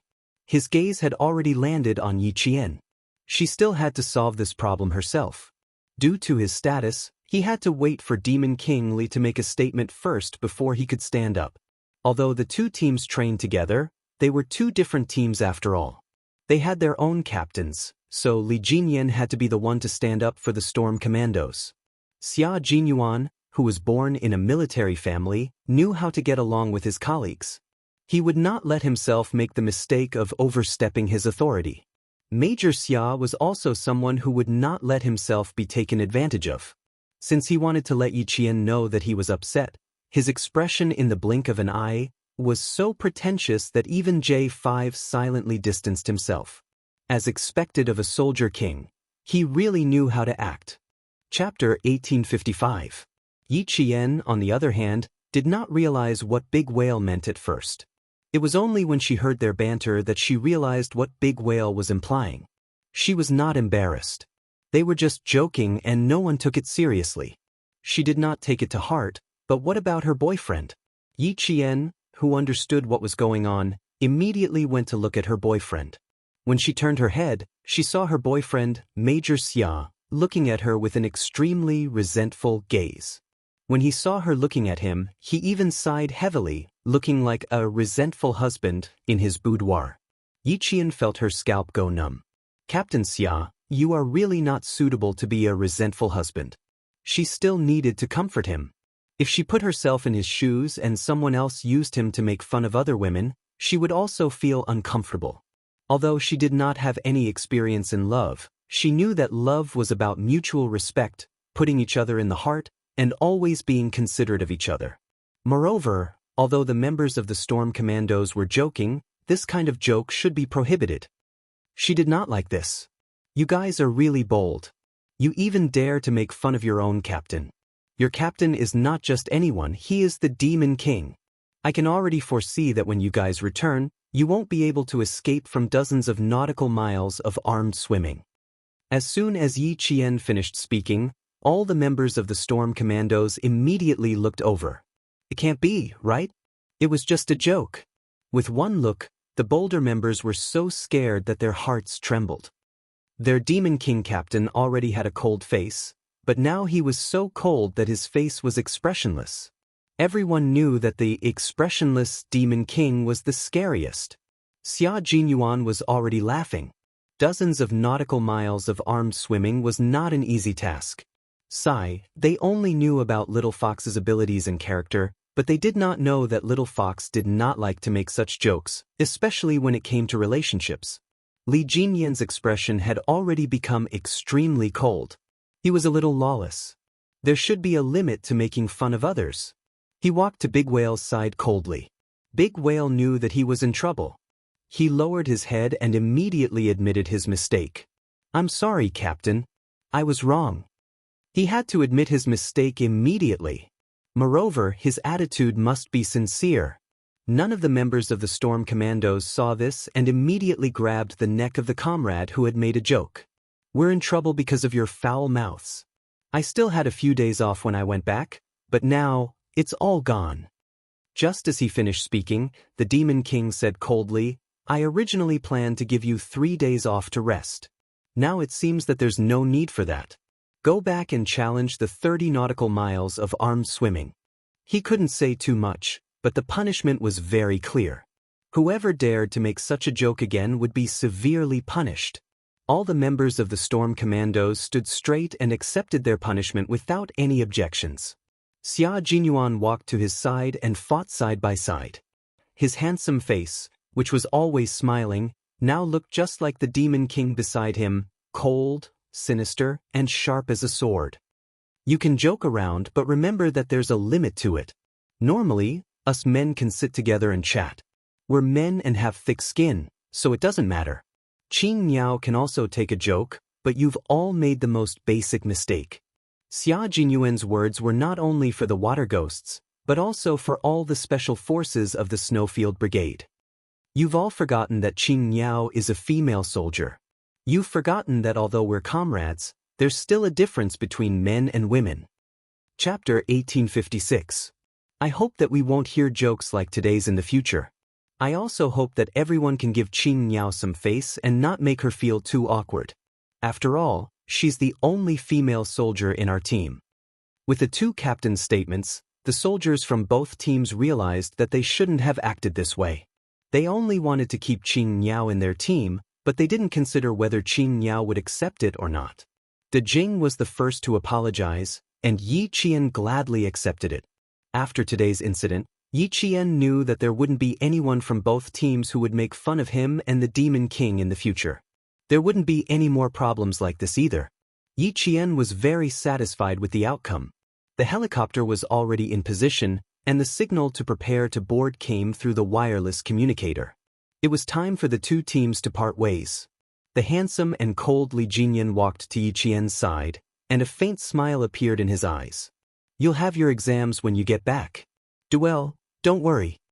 There was no need to mention anything else. She was going to join the Snowfield Brigade for amphibious warfare, and she still needed to improve her naval combat skills. The chances of her returning to the Storm Commandos training were still very high. Yi Qian saluted this outstanding commander. "Demon King, I'm looking forward to the opportunity to join the Storm Commandos and experience your devilish training. It's good that you're not afraid. If you're afraid, you won't come." Yi Qian replied quickly. "If you're afraid, you won't come." What a big tone. After carefully studying her brows for a while and confirming that she was really not afraid, Li Jinyan's cold smile gradually spread into his eyes. It was like a warm spring breeze, adding color to his handsome face. This kind of female soldier was really admirable and breathtaking. It was as if they were influenced by her and sighed, so such female soldiers still exist. Li Jinyan nodded slightly, and finally said a word of praise. "You're very good. You've never disappointed anyone. Never letting anyone down. It didn't mean that you only did a good job, but if you did it better than expected, then you would never let anyone down. In the end, Li Jinyan also gently hugged the female soldier who used to be in his team. He hugged her slender but unbending body into his arms. The softness that belonged to a girl softened his calm heart. Work hard. Don't bury your talent. I'm looking forward to your participation in the overseas tournament. With such a female soldier, the male soldiers would feel proud. The helicopter that would pick up the storm commandos would arrive in half an hour. Li Jinyan looked at the time and pointed at the rifle on Yi Qian's back. Before we leave, we need to confirm one last thing. We want to see how you shoot with our own eyes. This matter started when they entered the mountainous area and entered the search shooting competition as well as the accurate shooting with 100 bullets within a time limit of 300 meters competition. When Yi Jian's shooting data came out, she was 0.003 seconds faster than Devil King Li. This meant that when Li Jinyan finished his first shot, Yi Qian had already finished his second shot. For the 300-meter limited shooting, I realized that you don't need to aim at the target in advance to be able to shoot accurately. When Commander Dong got your data, he couldn't wait to come over personally to watch you finish. We're even more curious and want you to teach us. When it came to training, Li Jinyan spoke more than usual. After Yi Qian heard this, he took the rifle from his back. Sure, no problem at all. There are still 14 blanks here. After I finish firing 14 rounds, you should be able to find out the reason. Chapter 1857. The members of the Snowfield Brigade who had been on missions with Yi Qian knew that she had skills that normal people couldn't learn. Even though they knew, they were all very interested when they heard Yi Qian say that she was going to shoot 14 blanks. She wasn't going to choose a target and then complete it. Instead, she was going to choose a target that needed to be hit. For example, 4 meters away, 7 o'clock, second tree, bird's nest. Or 5 meters from the ground, a tree branch. Next, as long as the Snowfield Brigade announced the target, once Yi Qian's line of sight locked onto them, just like what Li Jinyan had seen before, she didn't need to aim. She just loaded the gun and pulled the trigger to complete the shot.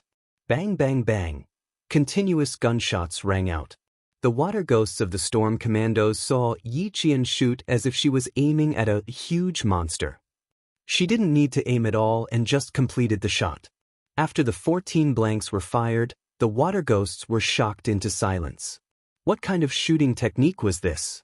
Were they a bunch of unqualified Special Forces soldiers? With 14 bullets, it would take some time for each bullet to aim and fire. Qin Yao was just shooting blindly. Bang bang bang. After a series of shots, she was done. The target was done, and so were the bullets. You really didn't have any aiming movements. How did you do it? Li Jinyan had a vague feeling that Yi Qian's shooting technique wasn't something that they could easily learn. Without any aiming movements, a 100% hit rate.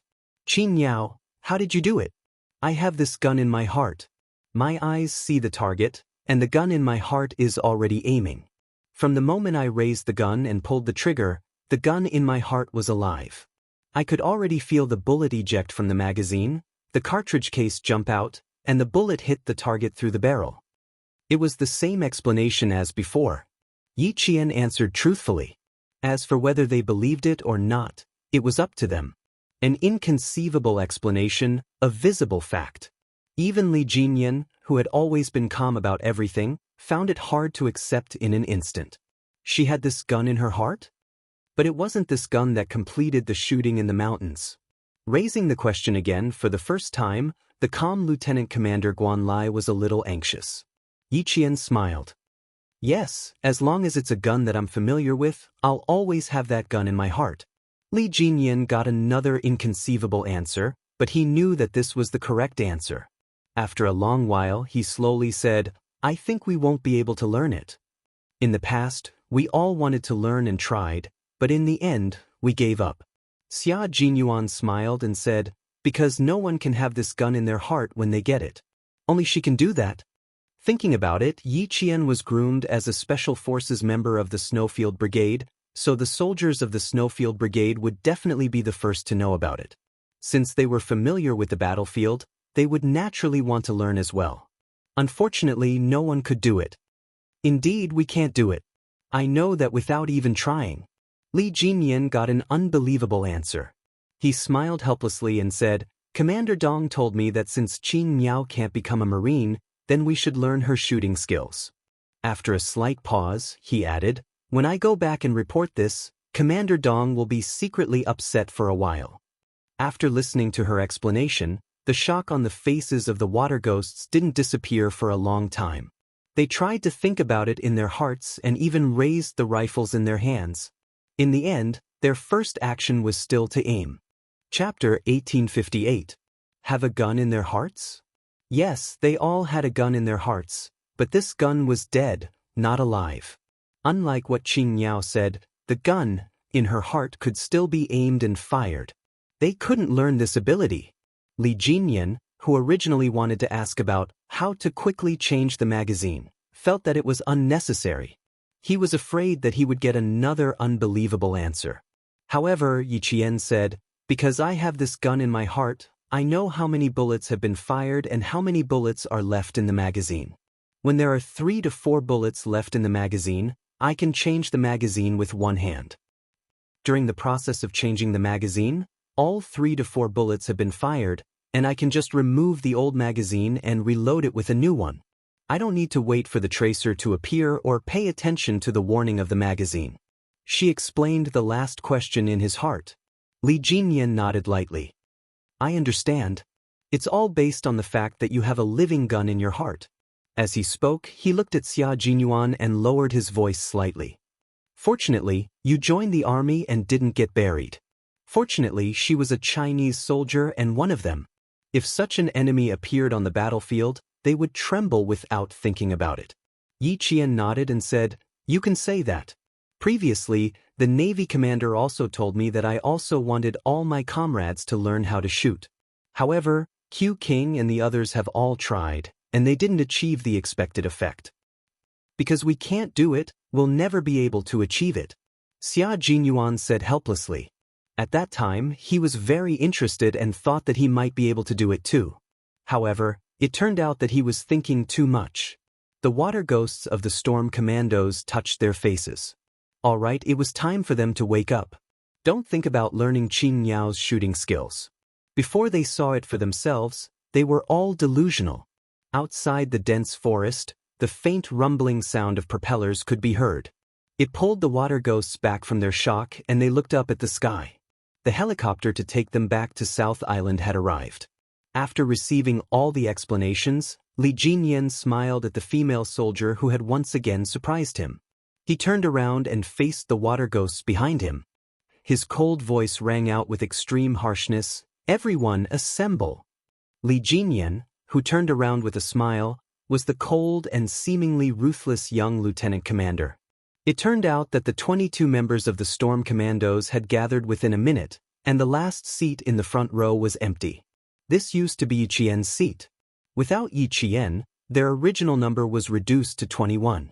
The empty space reminded them that the female soldier Qin Yao would not return to the South Island with them.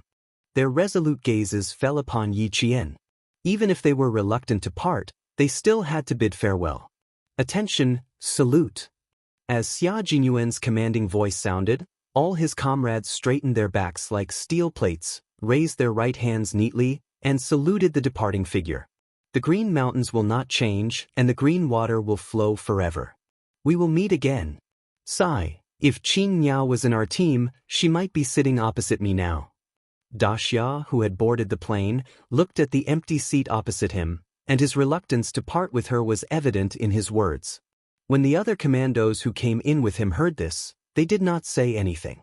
They only sighed and looked at the empty seat opposite them. If Qin Yao were to board the plane, she might be on the same plane as them. Chapter 1859. Soon, the empty seat was taken by a comrade who boarded the plane. Xianxia looked at Daoist, who was staring at him with a strange expression. What are you looking at? You're sitting in Qin Yao's seat. Xianxia turned to look at the cabin door. He remained silent until the door closed. She didn't board the plane, and she won't board the plane. Qin Yao isn't a soldier in our team. She can't board the plane with us. Also, we did something stupid just now. Q King scared me when he said that. We didn't consider Qin Yao's position. She's a female soldier who deserves our respect. We won't say anything like that again. You can't learn her shooting skills even if you want to. She can shoot accurately without aiming. I was a little shocked when I first heard her say that. It's not that she didn't aim, but she already did it in her heart. She also said that as long as it's a gun she's familiar with, that gun will live in her heart. Daoist, whose eyes were full of admiration, still found it unbelievable. From this point alone, it shows that she's more familiar with guns and ammunition than we are.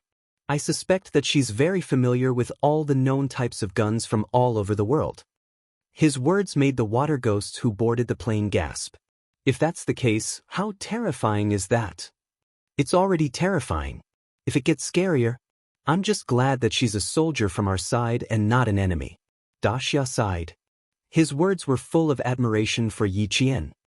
Female soldier Yiqian is rare. That's true. Fortunately, she's a soldier from our side. We can rest assured. We'll have to worry about the enemies she faces in her missions in the future. Why isn't she a female soldier from our team? Wishful thinking. That's impossible. The water ghosts said one after another. Their admiration for Yiqian could be seen from their expressions.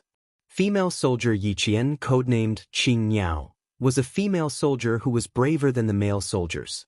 She had incredible shooting skills.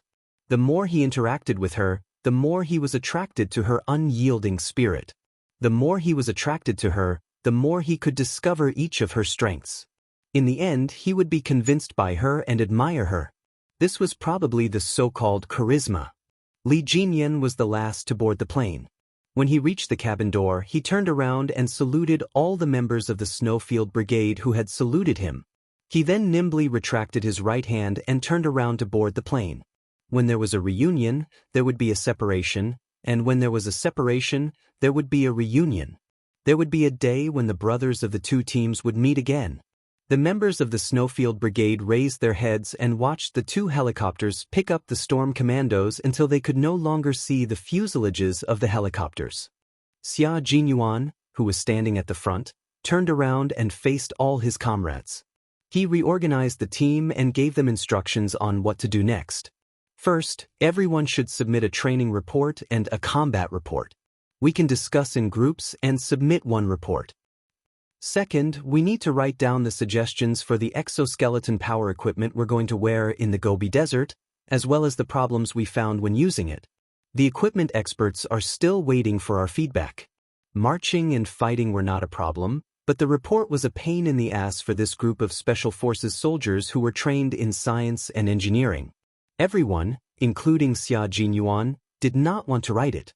Yiqian looked at them and wanted to laugh. You're the one who said you wanted to write a report, but now you look like you don't want to. You'll affect the rest of the team when they write their reports. Chapter 1860. I was influenced by the veterans. It was my first year in the team. Do you know what the first thing the J5 said to me was? He said, "Finally, someone who can write a report." And from then on, I don't want to write anymore. The tired Xia Jinyuan closed his eyes as he spoke. They didn't leave in a helicopter like the water ghosts. Instead, they left in a truck, arrived at the military airport, and flew back to the base. This time, they didn't alert the local troops when they entered the mountain for training. They only used 4 trucks from the local troops and prepared enough fuel to drive the trucks into the mountain. Now, they naturally had to drive the trucks to leave. Yiqian, who was driving, saw this and said softly, "Stop talking. Go to sleep." Xia Jinyuan, who was both physically and mentally exhausted, was already silent. His head was tilted to the side of the window. His thin lips were slightly pursed, and he had already fallen asleep. Yiqian quickly sized him up. When he saw the obvious fatigue between his brows, his heart ached. The car was driven very steadily. Xia Jinyuan didn't wake up even when K7 came to take over. Drive in a flat area. He's quite tired, Yiqian whispered as he handed over the car keys. Let him have a good sleep. K7 smiled and made an okay gesture. After Yiqian got into the car, he glanced at Q King, who was sleeping soundly, and chuckled. If you and Yiqian can really develop a relationship, it's not bad. He didn't care that the sleeping person couldn't hear him. After he finished speaking, he started the car. After Yi Qian arrived at the airport, she flew to the city where the university was located. She followed Xia Jinyuan and took a direct flight to Beijing. Principal Chen was still in the hospital. She wanted to visit this person who still cared about her at the brink of death. She didn't allow Commander Liu and Political Commissar Yen to inform him. When the plane arrived at Beijing's airport, it was already past 2 in the morning. When they arrived at the military hospital, it was already 3:30 in the morning. Yi Qian, who did not even have time to wash up, got out of the car in his jungle combat uniform. He did not walk but instead ran towards the lobby. After taking a look at the hospital's map, he ran through the lobby and headed towards the sanatorium. Xia Jinyuan ran with her while contacting the sanatorium. Visiting Principal Chen was not something that could be done at will. The guards had to be ordered to let them in. Even though the Southern Province People's Hospital found out that it was indeed the nurse's mistake, the military did not let down their guard because of this. A world-class sniper had almost died due to a medical accident, so the Southern Province People's Hospital should be punished. Yi Jian ran all the way. It took her less than 5 minutes to get out of the car and reach Headmaster Chen's ward. The old squad leader is already resting. After recuperation, he slept quite well this week. His meals are also up to standard. All his bodily functions are up to standard for discharge. He can be discharged after another half a month of treatment. The guard already knew that the female soldier in front of him was the squad leader's only relative. He didn't even need Yi Qian to ask before he told her everything. The squad leader wanted to leave the hospital half a month ago, but was stopped by the commander-in-chief. After that, the squad leader never mentioned it again. But what? Through the glass in the ward, Yi Qian looked at Principal Chen, whose arm was still hooked up to an-4 drip. His face was much thinner than before. Yi Qian did not realize that she had already shed a lot of tears. The guard paused for a moment before she felt the saltiness of the tears in her mouth. The guard quickly looked at the teary female soldier and lowered his voice. The squad leader agreed, but one night, he wanted to sneak out. After he was discovered, the commander-in-chief sent 6 guards to keep an eye on him. This was indeed Uncle Chen's style. Yi Qian smiled with tears in her eyes. Chapter 1861. There was only one light in the room, and it quietly shone a warm light in the corner. The layout of a normal intensive care unit did not have as many terrifying instruments as the intensive care unit. A few green potted plants on the windowsill added a touch of gentleness to the snowy white room. Yi Qian did not go directly into the room. Instead, she chose to stand outside and watch quietly. Uncle Chen's sleep had not been very good. If she went in, she would wake him up. Yi Qian looked away and lowered her head to wipe away her tears. She thanked the responsible guards. "Thank you very much for your hard work during this period. You and your comrades can go back to your room to rest. I'll keep watch here. It's our duty to take care of the old squad leader. You don't have to be so polite." The guard was also very young. He was about 23 or 24 years old. He was a little embarrassed by Yi Qian's politeness. He said shyly, "We have 3 shifts. Our comrades in the morning shift will arrive on time at 7 o'clock. The 2 of us can go back to rest then." "There's no need to rest. The 3 of us can keep watch. If there's anything you want to ask, you can ask me. My comrades and I have always been here when the old squad leader was admitted to the hospital. We know more about the old squad leader's condition than the comrades in the morning shift. It was her duty to not leave her post at will. It was her fault." The normal intensive care unit arranged was very humane. It was similar to a bedroom and a living room. The only difference was that the living room was smaller, but family members could rest while keeping watch. There used to be a foldable bed, but it had been moved out and replaced with 2 round stools made of steel without backs. Although there were high stools, it was obvious that they were just for decoration. The guards had never sat on them before.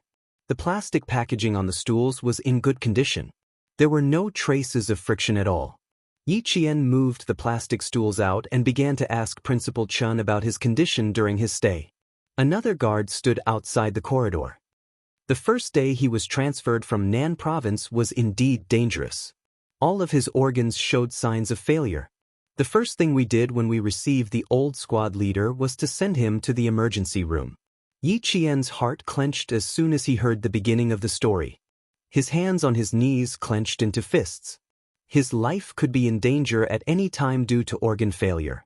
While she was gone, her family was experiencing life and death. The old squad leader's will to live is very tenacious. He survived 2 big risks. The experts later said that it was a miracle that he survived. After surviving the most dangerous week, the old squad leader will be able to speak a few words to us. Previously, when the old squad leader woke up during the day, he would only open his eyes slightly and would not be able to say a single word. Yi Qian's eyes reddened again, but he did not cry. This was because Uncle Chen had once said, "As a soldier, I would rather bleed than cry." She didn't want Uncle Chen to see her crying when he woke up. In this life, she could not disappoint those who wished her well. Although it was said that people lived for themselves, she understood that living for yourself meant being responsible for yourself. However, you still needed to take care of your family and live for those who wished you well. The old squad leader survived the most dangerous week. His organs were damaged. There was still a possibility of complications, but the risk was low.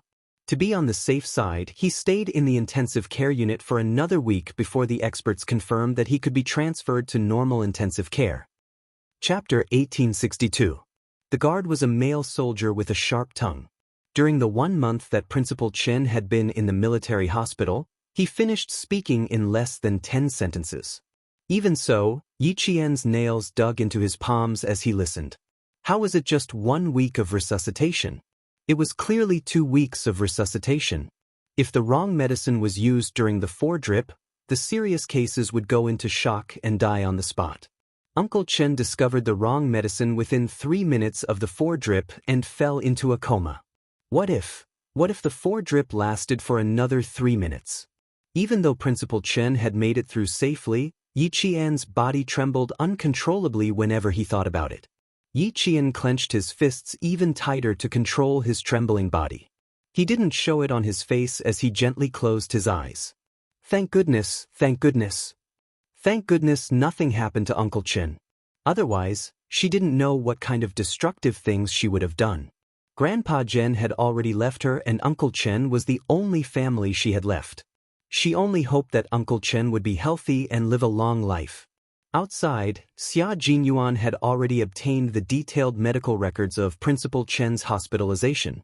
He also received the results of the investigation by the Southern Province Police and the punishment by the Southern Province People's Hospital. The nurse was chatting and accidentally injected the intravenous medicine from a heart patient into Uncle Chen's 4-drip.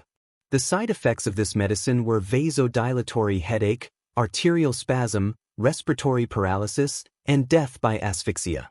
Because Uncle Chen's medicine was not mixed with this medicine, even though it was discovered in time, there were still serious side effects.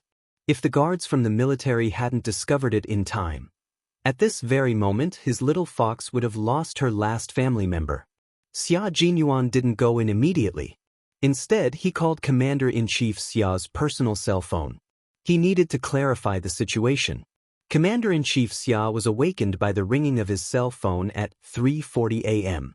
When he saw who was calling, he answered the call and asked, "Are you at the airport or the hospital?" "Hospital. I'm sorry to disturb your rest, Dad." Xia Jinyuan, who was standing by the window in the corridor, glanced around and said in a low voice, "Dad, I just received 2 investigation reports. The military suspects that Uncle Chen may have been murdered. Did the military find something?" When he received the investigation report from the Southern Province Police and the military, he found out that the first thing the military thought of when something happened to Uncle Chen was murder. Only then did he realize that although Uncle Chen had been sacrificed for more than 10 years, he was still in danger. Otherwise, the army would not have immediately thought of murder and not medical malpractice. Commander-in-Chief Xia put on a coat and got out of bed. He walked to the desk in the bedroom and sat down. Yes, that's what the military suspected at first, but after investigation, it was determined that it was a medical accident. What? Do you still have questions? Dad, my main point is that the military suspects murder. Is there any movement abroad? I've seen Uncle Chen's information. There's an organization abroad that hasn't given up looking for Uncle Chen. Xia Jinyuan said in a low voice as he looked around to prevent anyone from eavesdropping. His gaze was as cold as a sword as he slowly and naturally glanced around. Has Uncle Chen's whereabouts been exposed? No, you're thinking too much. Chen Dongfeng's whereabouts have not been exposed yet. While the Southern Province Police are investigating, the military is also investigating. There's no movement abroad. Commander-in-Chief Xia's tone was a little serious. He was sitting by the desk in his pajamas. The light from the desk lamp illuminated a corner. He warned his son, "It's fine as long as you know about this organization. I don't want to hear it from you again before the military mentions it. You need to keep Xiao Ye's side a secret. This is the military's idea and Chen Dongfeng's personal idea." Chapter 1863. Xia Jinyuan was relieved. But no matter what kind of accident it was, Little Fox would not let it go so easily. She could not let it go. As her boyfriend, he naturally supported her in her investigation. "Okay, I got it. Dad, get some rest. I'll come back to see you tomorrow." Come back tomorrow? Commander-in-Chief Xia did not think he needed him to take the time to come back to see him, but he said seriously, "You don't have to come back. If you bring little Yi back, I'll welcome you. Then you should go to the military. Sorry to disturb you." Major Xia smiled and said goodbye, then took the initiative to hang up the phone. He couldn't meet Old Man Xia alone. Whenever they met, Old Man Xia would always mock him. It was the type of person who would feel uncomfortable if he didn't mock him. Fortunately, he was mature now and did not argue with him. Otherwise, the father and son would have a fight. Xia Jinyuan stared at the phone for a few seconds and said softly, "Old man, I'll keep a close eye on your daughter-in-law." Commander-in-Chief Xia listened to the rapid beeping sound and could not help but smile and shake his head. "Little brat, you should spend more time with your girlfriend. Don't follow in my footsteps." All parents in the world were pitiful. The dignified commander-in-chief was also like an ordinary parent, deeply caring for the devil-incarnate son that he spoke of. Knowing that it had nothing to do with a foreign organization, Xia Jinyuan's footsteps became lighter. However, it did not mean that he did not have any other questions. On the contrary, he had a lot of questions. Xia Jinyuan, who was chatting with the guard outside the door, began to ask a few questions. The content of his questions was different from Yi Qian's. He mainly asked if anyone had come to visit and if anyone from the southern province had come to inquire. Other than Commander Lu and Political Commissar Yen, no one else from the southern province had the opportunity to visit. He only asked if anyone had come to inquire about the situation. The People's Hospital of the Southern Province has sent people here many times. The military has issued a strict order not to leak any information about the squad leader. The General Military Hospital strictly followed the order and did not release any information. The people from the People's Hospital of the Southern Province still do not know about the squad leader's situation. Other than the People's Hospital of the Southern Province, only Commander Lu and Political Commissar Yen from the Southern Province visited him once half a month ago. In other words, there were no other suspicious people in Southern Province.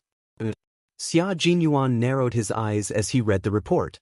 His eyes were dark and unfathomable. This was what Uncle Chen had said to cooperate with the military's investigation. The military had asked him if anyone had come to the Southern Province People's Hospital while he was hospitalized, if he had any conflicts with anyone, or if anyone had come uninvited, and so on. The rest of the answers were fine.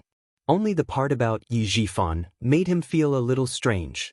He couldn't tell what was strange about it, but he couldn't tell what was wrong with it. However, he didn't know why he felt strange when Uncle Chen said, "I don't have any personal grudges with Director Yi." It didn't mean much, but it could be understood as, personal grudges existed. Since that was the case, then Uncle Chen's next sentence, "If an official knows the law, I don't think he needs to do something that will ruin his career. My case is actually just an ordinary medical accident." "I don't think" could be used as a way of saying, I don't think he is sure of himself and has a certain degree of suspicion. Little Fox had been insulted and framed by Yi Zhifan and his family. She almost couldn't attend high school normally. During the college entrance examination, Yi Jifan had used underhanded means to frame Little Fox. As a family member, Uncle Chen already hated Yi Jifan to the core. How could he say, "I don't have any personal grudges with him"? Chapter 1864. And the last sentence, "My matter is actually just a normal medical matter," made him feel strange. It was as if, he was intentionally trying to absolve Yi Jifan. That's right. That was why he felt so strange. Uncle Chen's words made him feel as if he was intentionally trying to absolve Yi Jifan, but at the same time, he was angry. That's why he said things like, "It doesn't really matter," and "I think," which contradicted what he said at the end. Did Uncle Chen think that there was something wrong with Yi Jifan? Or could it be that he sensed something? How could Yi Jifan have the guts to harm Uncle Chen? Why would he harm Uncle Chen? What would require him to do so? What could Yi Jifan gain by harming Uncle Chen? Was he not afraid of being exposed and losing his official position in the end? Yi Jifan was a smart and cautious official. Even when Little Fox had such a bad relationship with his family, he did not do anything irrational. Even when Yi Ying got into trouble during the college entrance exams, he did not do anything irrational. How could such a person suddenly harm Uncle Chen? For a moment, Xia Jinyuan was unable to make sense of Principal Chen's statement about cooperating with the military's investigation. He originally planned to show Little Fox the military's investigation report, but he decided to wait and listen to Uncle Chen's explanation first. Yi Qian did not ask for too long. She got up and looked at the sleeping Principal Chen through the glass. Her chapped lips were tightly pressed together, and her gaze was like that of a child who was afraid of losing something. It was as if she was afraid that if she blinked, everything would disappear. How could she not be afraid? In her previous life, Yi Qian longed for family and love, but even until her death, she was alone. In this life, she got what she wanted and made up for the regrets of her previous life. Uncle Chen had already passed away, and Yi Qian was most worried about Principal Chen. In addition, she knew the identity of Principal Chen, so she was even more afraid of losing her last family member. She was really scared. Even if she was a strong-willed soldier, she was still afraid of losing her family. If you keep watching like this, you'll wake up Uncle Chen even if you don't go in. Xia Jinyuan gently pushed open the door and walked in. He pulled Yi Qian away and told her not to keep looking at him. Seeing her looking at him like that, the sadness in her background made him feel as if there was something stuck in his heart, making him feel very uncomfortable. Her sadness made his heart ache the most. He really wanted to ask her why she would occasionally feel the sadness of the twilight. It was like a thick ink that couldn't be dissolved, isolating the entire world. He couldn't help but feel flustered. He had to ask. Uncle Chen was still lying in the hospital. If he asked her now, she would definitely say that she was worried about Uncle Chen. It's all in the past. Little Fox, Uncle Chen is still fine. Why are you sad? You should be happy. Xia Jinyuan patted her shoulder and said to the guard, "The two of us will keep watch here. We'll trouble you if we need anything." The guard saluted, opened the door, and left. Yi Qian, who was pulled back to reality, knew that something was wrong with her. She lowered her head and took a deep breath before turning around. Captain Xia was right. If she continued watching, Uncle Chen would definitely wake up. She turned around and saw the folder in his hand. Her eyes flashed with a hint of sternness. She asked in a low voice, "Did you get everything?" "Yes, they're all here. You can take a look first." After entering the hospital, he went straight to get the backup of the medical records and the investigation report from the Southern Province Police. Yi Qian went straight to the recuperation building. Looking at Yi Qian, who looked normal and didn't look sad at all, Xia Jinyuan looked at her with pity and said gently, "Sit down and watch. If you're tired, lean against the wall and rest for a while." Chapter 1865. The two guards stood outside and he placed two round stools against the wall. When Yi Qian sat down, he lifted her legs and placed them on his thighs. His slender fingers massaged her with moderate strength. "I took a look at him just now. Uncle Chen's condition is recovering well. He can be discharged in a week." The medical record was written in great detail, including the daily changes in Principal Chen's condition. The previous week, when he was in critical condition, the doctor kept watch over him. There was a detailed record every half an hour. After hearing from the guards, Yi Qian felt much calmer after reading the medical record. When she saw the suggestion written on the last page, Yi Qian smiled. Yes, he can be discharged. I calculated the time. I'll be able to pick up Uncle Chen after my exams. 2 days earlier than you. The exams in military academies are slightly longer than those in normal high schools. She smiled. Xia Jinyuan also felt very happy. After he's discharged, Uncle Chen can't return to Nan province for the time being. Why don't I arrange for Uncle Chen to live in the government's family compound? Then I'll transfer 2 guards to take care of Uncle Chen's daily life. Since it concerned Principal Chen's daily life, Yi Qian nodded without hesitation.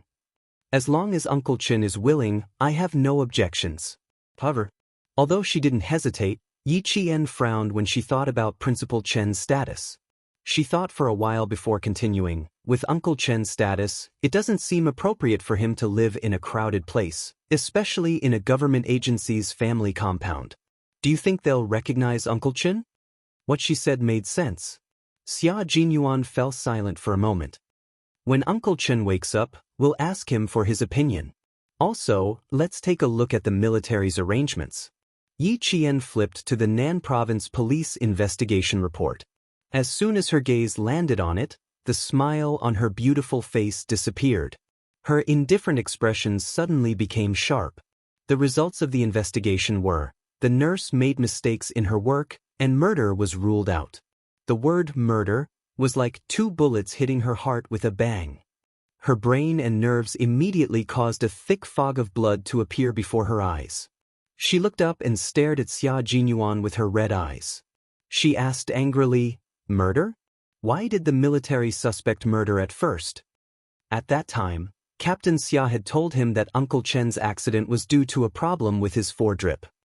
He did not mention that it was suspected of being a murder. Like you, I only found out after receiving the 2 reports. The military first suspected murder, then asked the Southern Province Police to investigate thoroughly.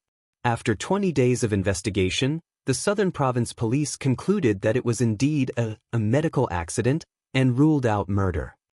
The military also concluded the investigation and confirmed that it was a medical accident and not a murder. Yi Qian looked at him as she spoke in a low voice. She flipped to the military investigation report. Her side profile was thin and sharp, and her chin was tense the whole time. When she saw the military's question about Yi Zhifan, Xia Jinyuan clearly felt that her entire body's hostility had suddenly multiplied. He could see a strong murderous intent on her face.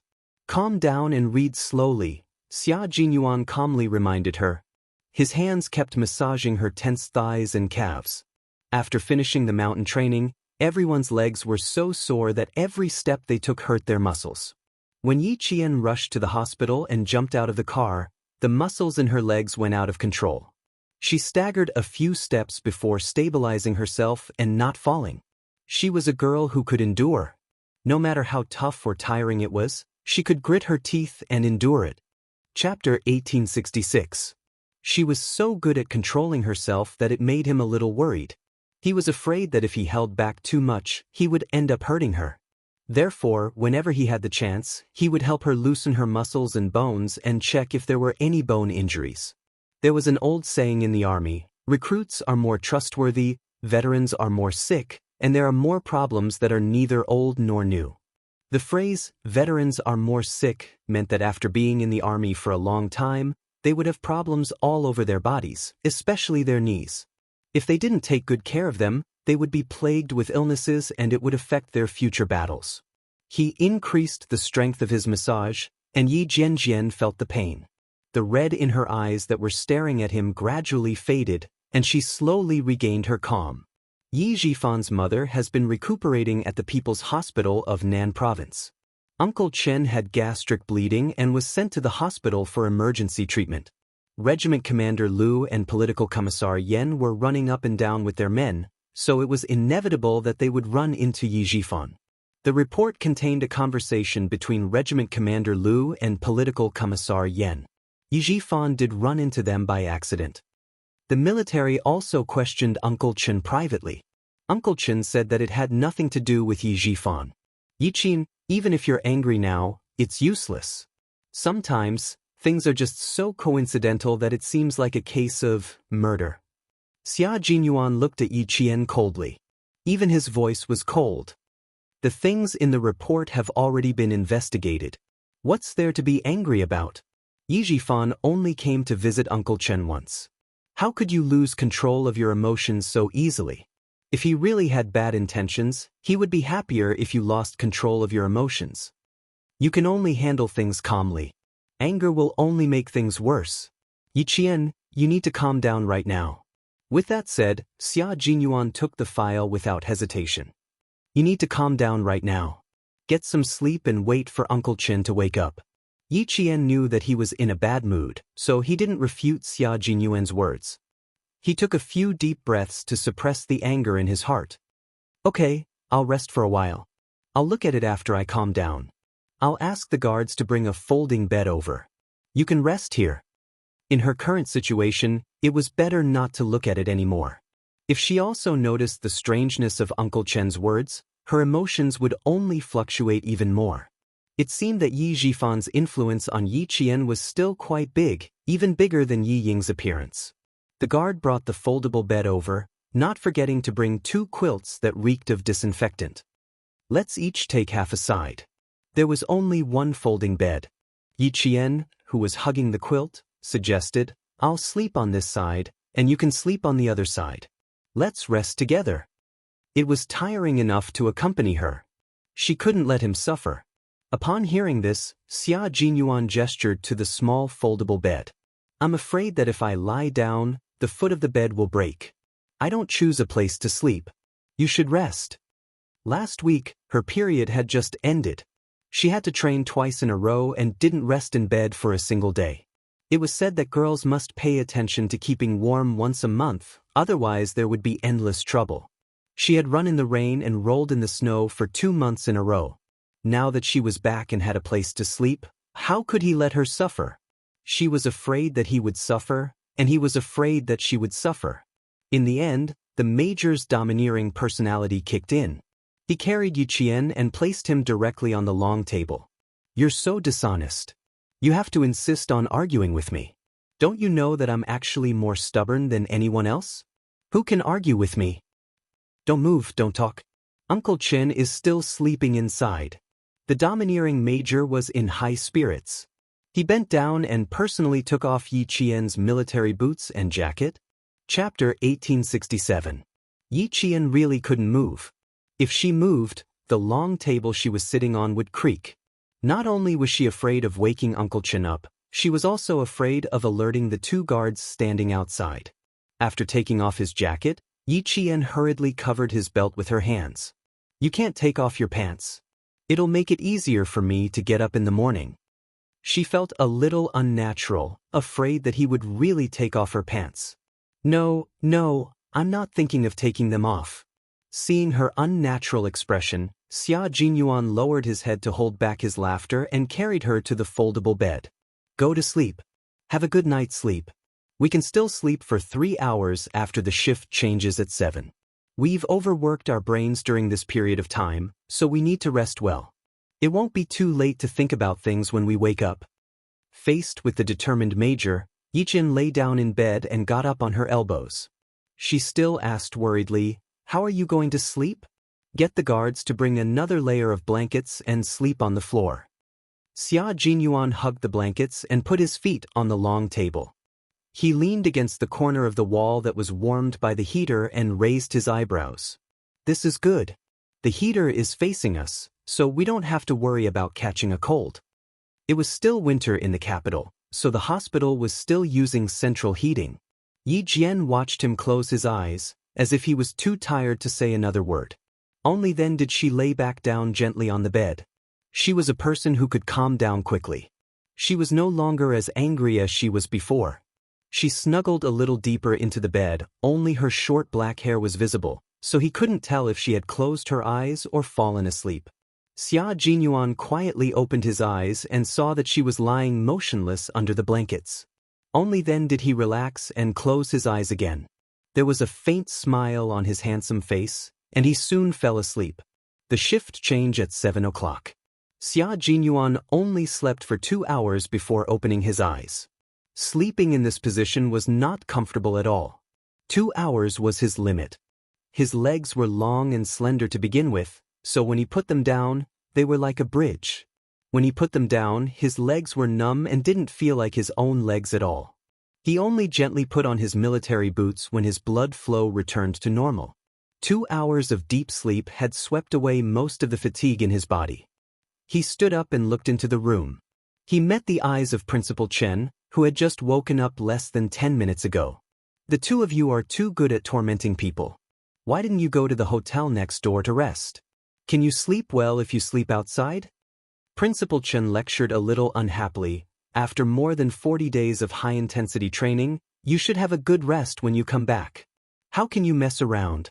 During the emergency treatment, the military was afraid that something would happen to him, so they told him that Yi Qian was training with Xia Jinyuan and asked him to persevere and wait for Yi Qian to return.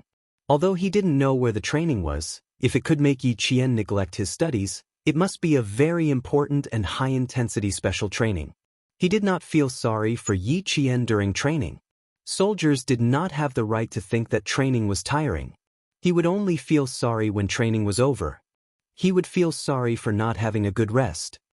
How can I be at ease if I don't see you? Also, don't you know Yi Qian? If she doesn't come to see you, even if I tie her up and take her to the hotel, she will still find a way to escape.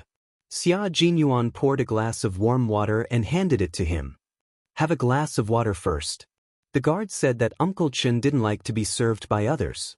It was as if he was a good-for-nothing who could only be taken care of. Xia Jinyuan kept that in mind and did not dare to feed him water.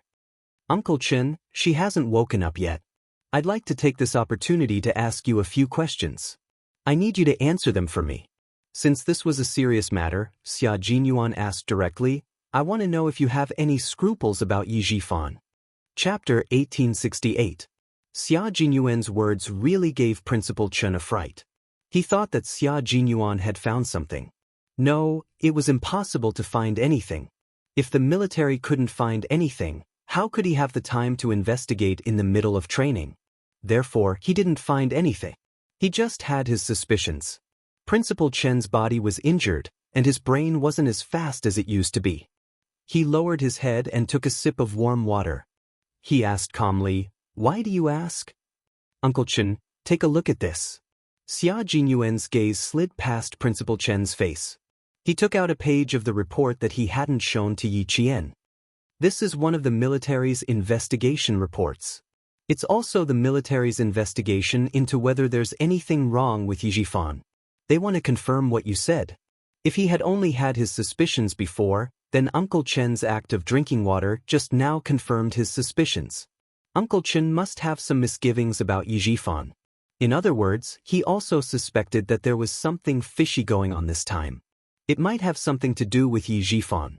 Principal Chen glanced at the single piece of A4 paper on top of the quilt.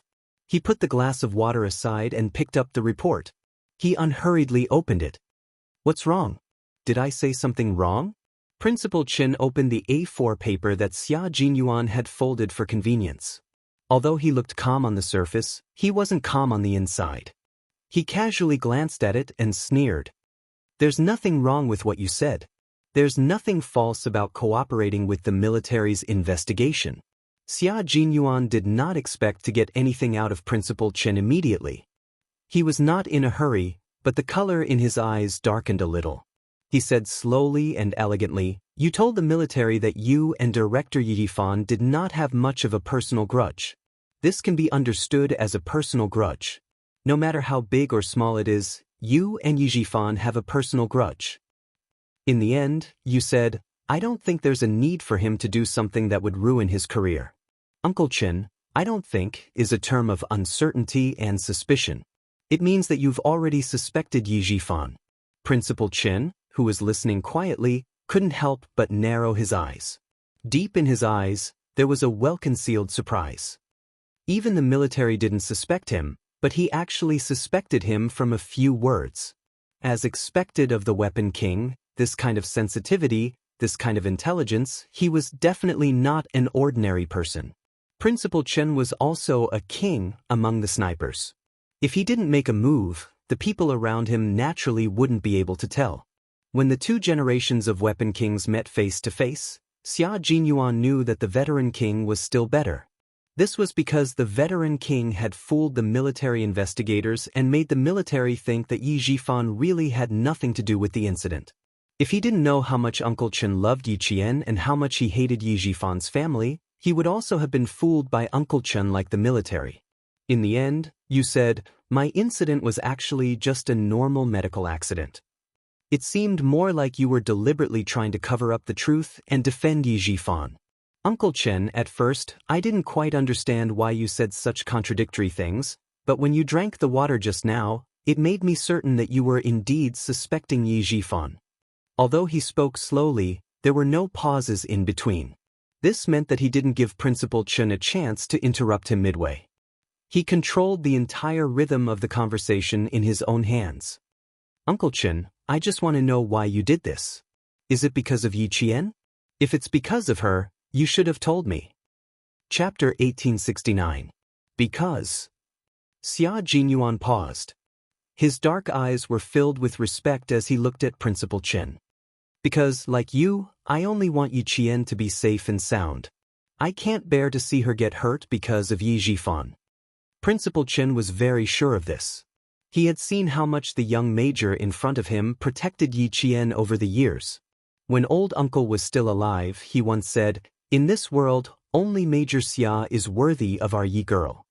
The worthy that old uncle was talking about was not a good match in terms of family background. He was referring to Major Xia's love and care for Yi Qian. Yi Qian could rely on him for the rest of his life. If something were to happen to Yi Qian, this young major would be the only person that Yi girl could trust. Even if they could not become husband and wife in the future, Xia Jinyuan was still a man worthy of Yi girl's trust. That's right. I do suspect that Yi Zhifan had something to do with me giving the wrong medicine. However, it's only a suspicion. I don't have any evidence. After thinking for less than 2 minutes, Principal Chen stopped beating around the bush with Xia Jinyuan. Principal Chen, who had walked through the gates of hell countless times, had a cold expression on his thin face. He said calmly, "Go and see if Yi girl has woken up. It's a long story. There are some things that I can't let Yi girl know for the time being." Xia Jinyuan could read the seriousness on Principal Chen's serious face.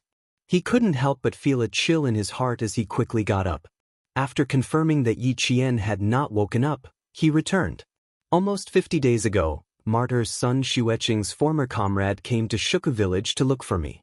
He told me about Martyr's son Xueqing's past in the army. Taking advantage of the fact that Yi Qian was still unconscious, Principal Chen sped up his narration. He started from Chief Kai's visit to Shuka village, to Chief Kai's suspicions, and how there were people who wanted to harm Martyr's son Xueqing. Chief Kai suspects that Martyr's son Xueqing's sacrifice was actually due to an assassination attempt, and it's very likely that it was done by someone close to her. Xia Jinyuan's handsome face was getting colder and colder. He couldn't help holding his breath as he listened to the conversation. His eyes were fixed on the small glass window in the ward. When Yi Qian woke up, the first thing he would do was stand at the glass window and look into the ward. This way, he could immediately interrupt the conversation. Even after Bureau Chief Kai retired from the army, he still couldn't find any clues. That was until he accidentally met Yi Qian, who bore a striking resemblance to Martyr's son Xueqing in Tongzhou. Tongzhou? Wasn't that a mission to clear out the cultists? He even carried out this mission with Yi Qian. At that time, Chief Kai was busy and couldn't talk to Yi Qian in detail. Before he left, he told Yi Qian that if she wanted to know about Martyr's son Xueqing's past, she could contact him at any time. After that, Yi Qian didn't contact him. Because of Yi Qian's appearance, Chief Kai recalled the past and returned to his own army, which was the army that Martyr's son Xueqing was in when she was alive. Chief Kai couldn't accept this. The army had information on all of them, but there was no information on Martyr's son Xueqing, who sacrificed herself for the country. There wasn't even a single word about her. Yi Qian's mother was an outstanding female soldier when she was alive. She was also one of the first batch of female soldiers to officially join the female special forces. She had made countless contributions to the country and was personally received by the president during the commendation ceremony. She was one of the first batch of female soldiers who had made countless contributions to the country and had the highest honor. In the end, the army that she was in when she was alive didn't even have a single word about her. Her contributions to the army were erased just like that. It was equivalent to erasing martyr Sun Xueqing's entire being. Chapter 1870. What did this mean? This meant that it was a covert denial of the existence of such a martyr, denial of this person, denial of all this person's contributions. It made everyone forget her, completely erasing her from everyone's memories. At this moment, Xia Jinyuan, who was also a soldier, was furious. How dare they? That's right, they are indeed brave. When this matter was brought up again, Principal Chen was also angry. No soldier could accept this fact. This was an insult to a soldier. If martyr Sun Xueqing had made a big mistake, it would be fine. But she didn't. She was a soldier who sacrificed herself for the country. How could she be treated so unfairly? After martyr Sun Xueqing passed away, the army sent her belongings back. Among her belongings was a very precious hornless dragon, jade pendant. When this jade pendant landed in Yi Jifan's hands, it became a protective talisman for his meteoric rise as an official. Xia Jinyuan immediately frowned. Uncle Chen, I don't quite understand what you're saying.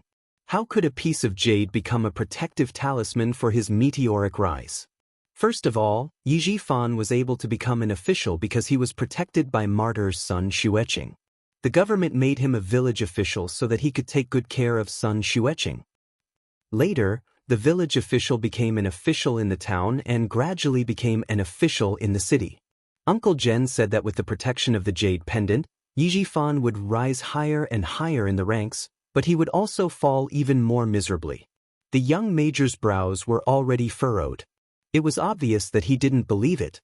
Principal Chen sighed and said seriously, I didn't quite believe it at the time, but I knew that Uncle Jen wouldn't say such things for no reason. Also, he said that the jade pendant wasn't something good and told Yi Jifan not to take it back. Although I didn't believe it, I still took it to heart. It wasn't until I was hospitalized with gastric bleeding that Yi Jifan approached me in the name of returning martyr Sun Xueqing's relic to the little girl. I suddenly thought of the jade pendant, what Chief Kai said, and what Uncle Jen said. Thinking of this, Principal Chen said, martyr Sun Xueqing used her own life to get an official position for Director Yi so that her daughter could be taken care of. In the end, Director Yi got the benefits but forgot the kindness. As he said these words, he had been paying attention to Yi Jifan's expression. He saw that his face had suddenly turned cold, and a deep viciousness had flitted across it. He knew that Yi Jifan had become suspicious. He suspected that he knew something. His expression told me that the benefit of the jade pendant was to protect his promotion. Uncle was right. I was still waiting for him to come again and deliver martyr Sun Xueqing's relic, but something happened to me at around 11 that night. After saying so much, Principal Chen drank all the water in the cup. I warned Yi Jifan, and something happened. I was lying when I said that I didn't suspect him. But everything needs evidence. The military and the Southern Province Police did their best to investigate. Even the doctors and nurses in the hospital who knew that I was hospitalized were investigated. There was no evidence that pointed to Yi Jifan wanting to murder me. Major Xia, if you were me, you wouldn't insist that Yi Jifan has a problem. I know that there is a high possibility that he has a problem, but I have no evidence. Moreover, if he really did do it, his actions made me happy. What does this mean? It means that the jade pendant is important. Chapter 1871. Headmaster Chen, who was originally angry because of Yi Jian's mother's incident, sneered coldly. His actions are a sign of guilt. It also shows that there is someone behind the jade pendant who is secretly supporting him. Just now, I said that Chief Kai of the Tongzhou police station suspected that martyr Sun Xueqing was sacrificed. He also said that he erased all of her deeds in the army. Major Xia, with your intelligence, you should know why I didn't directly say that I was actually suspecting Yi Jifan. Xia Jinyuan, whose face was already cold, answered in a deep voice. Because you wanted to help Yi Qian lure out the murderer who killed his mother. Because at this point, you know that the murderer's identity is definitely not simple. Because he has the ability to protect Yi Jifan from a village official to a provincial official. At the mention of Yi Jifan, the young major's dark eyes rippled. I investigated Yi Jifan a long time ago and found that there was someone behind him, but I didn't find anything. This also shows that this person's identity is not simple and is very well hidden. There's one more thing I need to tell you. Yi Jifan has already connected with my family Xia's enemy, the Du family. The Du family's chief of staff Du has been at odds with my father since he was young. Chief of staff. Principal Chen's expression changed drastically. He asked in shock, the General Staff Department? Yes, the General Staff Department, but he's a deputy. Xia Jinyuan nodded. His thin lips pressed together and the coldness in his eyes deepened. It's quite surprising that he has connections with the Du family. The eldest son of Chief of Staff Du Kaiwei, is the commander of a brigade in the Nanguang military region. After participating in a drug production cleanup operation in the village, he was targeted.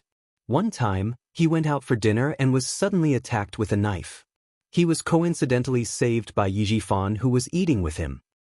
It's said that if Yi Jifan hadn't blocked the knife, it would have directly cut Du Kaiwei's neck and killed him on the spot. Now that you've heard about this jade pendant, even I have my suspicions. Such a big coincidence. Is it a coincidence? Or was it arranged by someone? It's such a coincidence that I saved the eldest son of Chief of Staff Du, who doesn't get along with my family Xia. Even the experienced Principal Chen couldn't help but gasp. You mean, the person behind the jade pendant knows that the Du family and family Xia don't get along, so they deliberately let Yi Jifan get close to the Du family. Well, it turns out that I didn't think about it. It was you who mentioned the jade pendant that made me suspicious. When Yi Qian was adopted by Yi Jifan's family, they didn't beat her or scold her. They raised a smart girl into a good-for-nothing. Uncle Chen, what does this mean? This means that someone instigated Yi Jifan to raise Yi Qian into a cripple. He purposely got that comrade of martyr's son Xueqing to tell Chief Kai that Yi Qian had died after falling into the water. That person didn't want others to know about Yi Qian's existence. But that person had some misgivings and had no choice but to keep Yi Qian alive. But he was very unwilling. Even if he kept Yi Qian alive, he only wanted to see a good-for-nothing like Yi Qian. That's why he instigated Yi Jifan to turn Yi Jifan into a cripple. Xia Jinyuan was terrifying. His logical thinking and analytical skills were as rigorous as a net. As long as he caught everything in his net, as long as he could string everything together, he wouldn't miss anything. It was just a combination of what Headmaster Chen and Chief Kai had said, combined with Yi Jifan's various guesses, one after another, popping out from his mouth. It wasn't a whimsical thought, but a logical and well-founded one after another, cutting into the facts and analyzing them one by one. Chapter 1872. Xia Jinyuan's analysis was like a clap of thunder, one after another.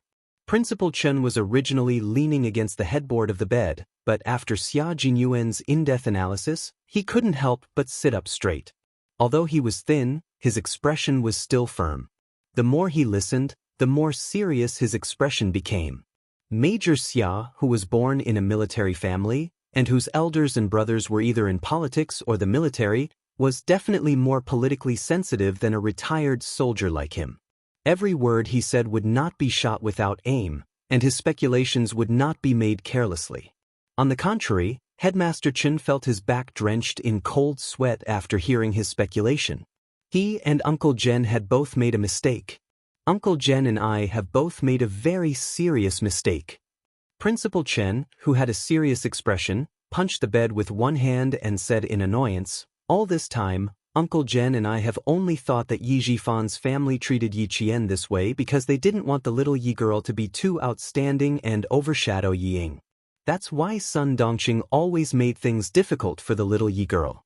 She either hit or scolded her because she was afraid that the little Yi girl would steal Yi Ying's limelight."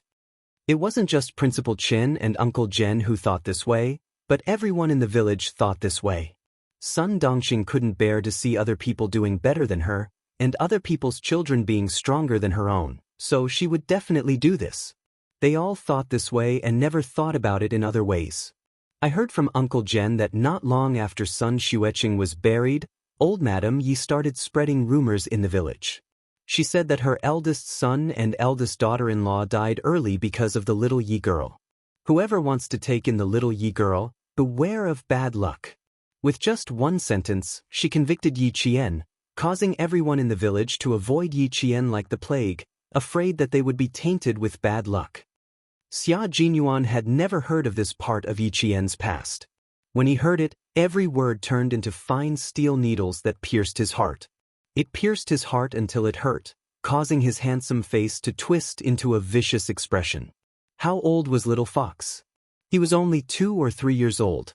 That was a time when farming was a big collective and there was no guarantee of livelihood. It was a time when news was blocked. No matter if they were in trouble or sick, the first thing they would do was to pray to the gods and Buddha. There was a rumor that the little fox was a jinx. The Yi family was really vicious. When Xia Jinyuan heard the pain in her heart, she sneered softly and said, "From the looks of it, old Madame Yi is paving the way for Yi Jifan to adopt Yi Qian. He's a jinx to his parents." Even if the village wants to adopt Yi Qian for the sake of the pension, they're scared by the fact that he's a jinx. A jinx in his life? To treat the little fox so cruelly and viciously, it was only right that he cursed them until they had nothing left. Principal Chen only knew about Yi Qian's past from Uncle General. Knowing all this, he felt even more pity for Yi Qian, and his heart ached for this little girl. Principal Chen looked at the middle-aged major, who was so angry that his handsome face was filled with anger, and felt gratified. Although Commander-in-Chief Xia's only son was the son of God, he was also a man who valued friendship and righteousness, and had the demeanor of a gentleman. If one day he was no longer around, with Major Xia taking care of him, Principal Chen would be able to answer to Uncle Jen. At that time, who knew why the Yi family did this? When old Madame Yi lost her son, everyone sympathized with her. After she lost her beloved daughter-in-law, the rumor that the little girl was a jinx was much more credible than the usual gossip. Chapter 1873. Yi Jifan, who happened to be the village official, was furious because of this. He said that old Madame Yi was too foolish and that Yi Qian wouldn't be able to live in the village in the future. Uncle Jen was still in the army at that time. By the time he returned, everything had been settled. Yi Jifan didn't care that his family would be cursed by Yi Qian and went with Sun Dongxing to bring Yi Qian back. To the villagers, it was a happy ending.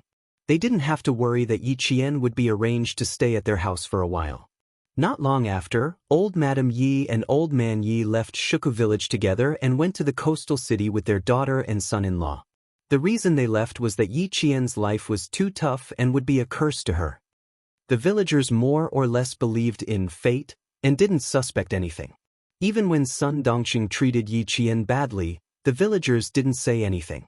Yi Qian's life was too tough. Sun Dongxing raised her well. It was normal for a child to be beaten and scolded. If a child was disobedient, wouldn't they also be beaten and scolded?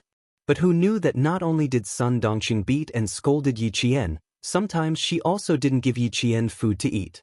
Other than dressing similarly to Yi Ying, who knew what she did when she closed the door? Principal Chen recalled the expression on his uncle's face when he talked about these things. Every wrinkle on his weathered face was filled with deep guilt. It was a deep guilt towards Yi Qian. Even though Xia Jinyuan knew that Yi Qian's childhood wasn't smooth sailing, he never thought that it would be so tragic. Suppressing his anger, he closed his eyes gently and suppressed the surging anger in his heart. He said to Principal Chen, "Uncle Chen, tell me more about Yi Qian's childhood. I'll see if there are any other suspicious points." He wanted to know everything about her. He didn't participate in her past, but he wanted to know everything. He wanted to know how painful it was for her back then so that he could dote on her more in the future. He wanted to make up for all the pain she had suffered. He wanted to take responsibility for the rest of his life. Little Ye's childhood, sigh. Before he could say anything, Principal Chen's long sigh turned into a sharp thorn that pierced straight into his heart after entering his ears. It hurt so much that he had to clench his fists tightly to suppress his anger. At least in the eyes of the villagers, Yi Jifan is living a good life. Every time he comes back, the first thing he says is, "Yi Qian, come out and see what delicious food I brought for you." After a long time, the neighbors started to feel that Yi Jifan had not let big brother and sister-in-law down. He wasn't afraid of being jinxed by bringing his niece, Yi Qian, into his home. "Every time I come back from the army, I'll ask about little Yi. Naturally, what I hear is that little Yi is doing well. She has food, clothes, and even goes to school." Later on, little Yi grew up a little. Everyone in the village knows that little Yi is naughty. She likes to get into trouble and likes to lie. Sometimes, Ying has to apologize on her behalf. When she was in 4th or 5th grade, she almost froze to death in the snow. Luckily, Uncle Jen found her and brought her home. Unfortunately, little Yi at that time wasn't the little Yi now. She didn't accept any help from me at all. Every time I went to look for her, I would be scolded by Sun Dongqing. After looking for her a few times, I gave up. Just like that, little Yi lived in Yi Jifan's house. On the surface, everyone thought that she was living a good life. Scolding, beating, and framing became a common occurrence in the family. If she didn't say anything, no one would know. Chapter 1874. Under such circumstances, none of the villagers would stand up for Yi Qian. Even though the villagers were down-to-earth and narrow-minded and did not stir up trouble, in the face of Sun Dongqing's scolding and beating of Yi Qian, they believed that as long as Yi Qian had food to eat, a place to stay, and a place to go to school, that would be enough. It was normal for them to be scolded and beaten for being naughty. Faced with Yi Qian's tragic past, Xia Jinyuan clenched his fists several times before he asked in a low and hoarse voice, "Did Yi Jifan ever scold or beat Yi Qian?" No, it was always Sun Dongqing who stepped in, so it was not convenient for Uncle Jen to stand up for Yi Qian sometimes. When he saw that she was unwilling to come back, he just assumed that Yi Qian was doing well, so he gave up on bringing her back. Principal Chen sighed as he talked about Yi Qian's childhood. It wasn't until the second day of Chinese New Year that Yi Qian came to her senses and resolutely left the Yi family to look for Uncle General. You know what happened after that.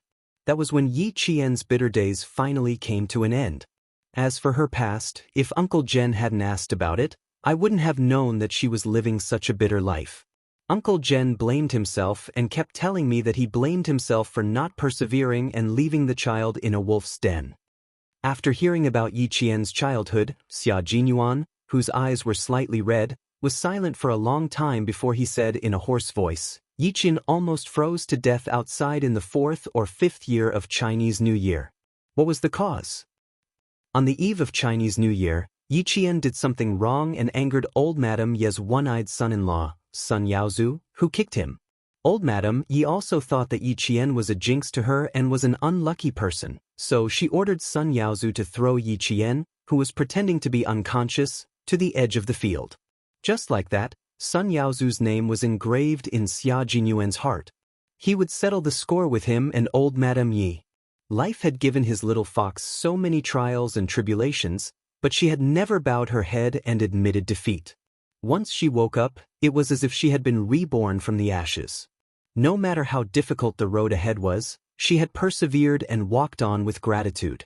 Principal Chen told Xia Jinyuan everything he knew. Xia Jinyuan not only felt distressed, but also found all kinds of suspicious points while digesting all the past events. Yi Jifan never hit or scolded Yi Qian. He never asked Yi Qian what trouble he got into or what lies he told. He also never cared about Yi Qian's studies. Even when Sun Dongqing hit or scolded Yi Qian, he didn't ask. It wasn't until the incident on the second day of Chinese New Year when Yi Qian was forced to drop out of school that Yi Jifan stood up for the first time. He said that Yi Qian got into trouble because of him as her uncle. In order to prevent her from continuing to affect the school, he asked Yi Qian to drop out of school and go home. This was the only time Yi Jifan came to school for Yi Qian. It was for no other reason than to ask Yi Qian to drop out of school. After connecting the previous analysis with Yi Qian's childhood, Xia Jinyuan's eyes turned cold. He said in a low voice, Yi Jifan didn't get involved in Yi Qian's matters because he wanted to protect himself. If anything happened, he could push all the blame to Sun Dongqing. The incident on the second day of Chinese New Year made Yi Jifan think that the time was right. He could directly ruin Yi Qian's studies and make her drop out of school because of her reputation. As the mayor, he didn't use his power for personal gain, which showed that he was a fair person. Uncle Chen, you still have to hide our conversation from Yi Qian. I need to investigate a few more things. I'll let you know if I have any leads. Chapter 1875. What he could be sure of now was that firstly, someone had indeed killed Sun Xueqing. Second, this person was no ordinary person. He already had a certain amount of power back then. To be able to support Yi Jifan all the way to the top, he must be even more powerful now. Third, why did this person kill martyr Sun Xueqing? Why did he want to cripple Yi Qian? What was the big secret behind all of this? He actually involved the next generation and caused Yi Qian to suffer so much. Fourth, did old Madame Yi and Yi Jifan know anything? Fifth, why did Sun Yaozu want to kill Yi Qian, a child? Sixth, Yi Jifan was now in contact with the Du family. Was this person the one who pulled the strings? Was it so that Yi Jifan could contact the Du family to deal with the family Xia and Yi Qian?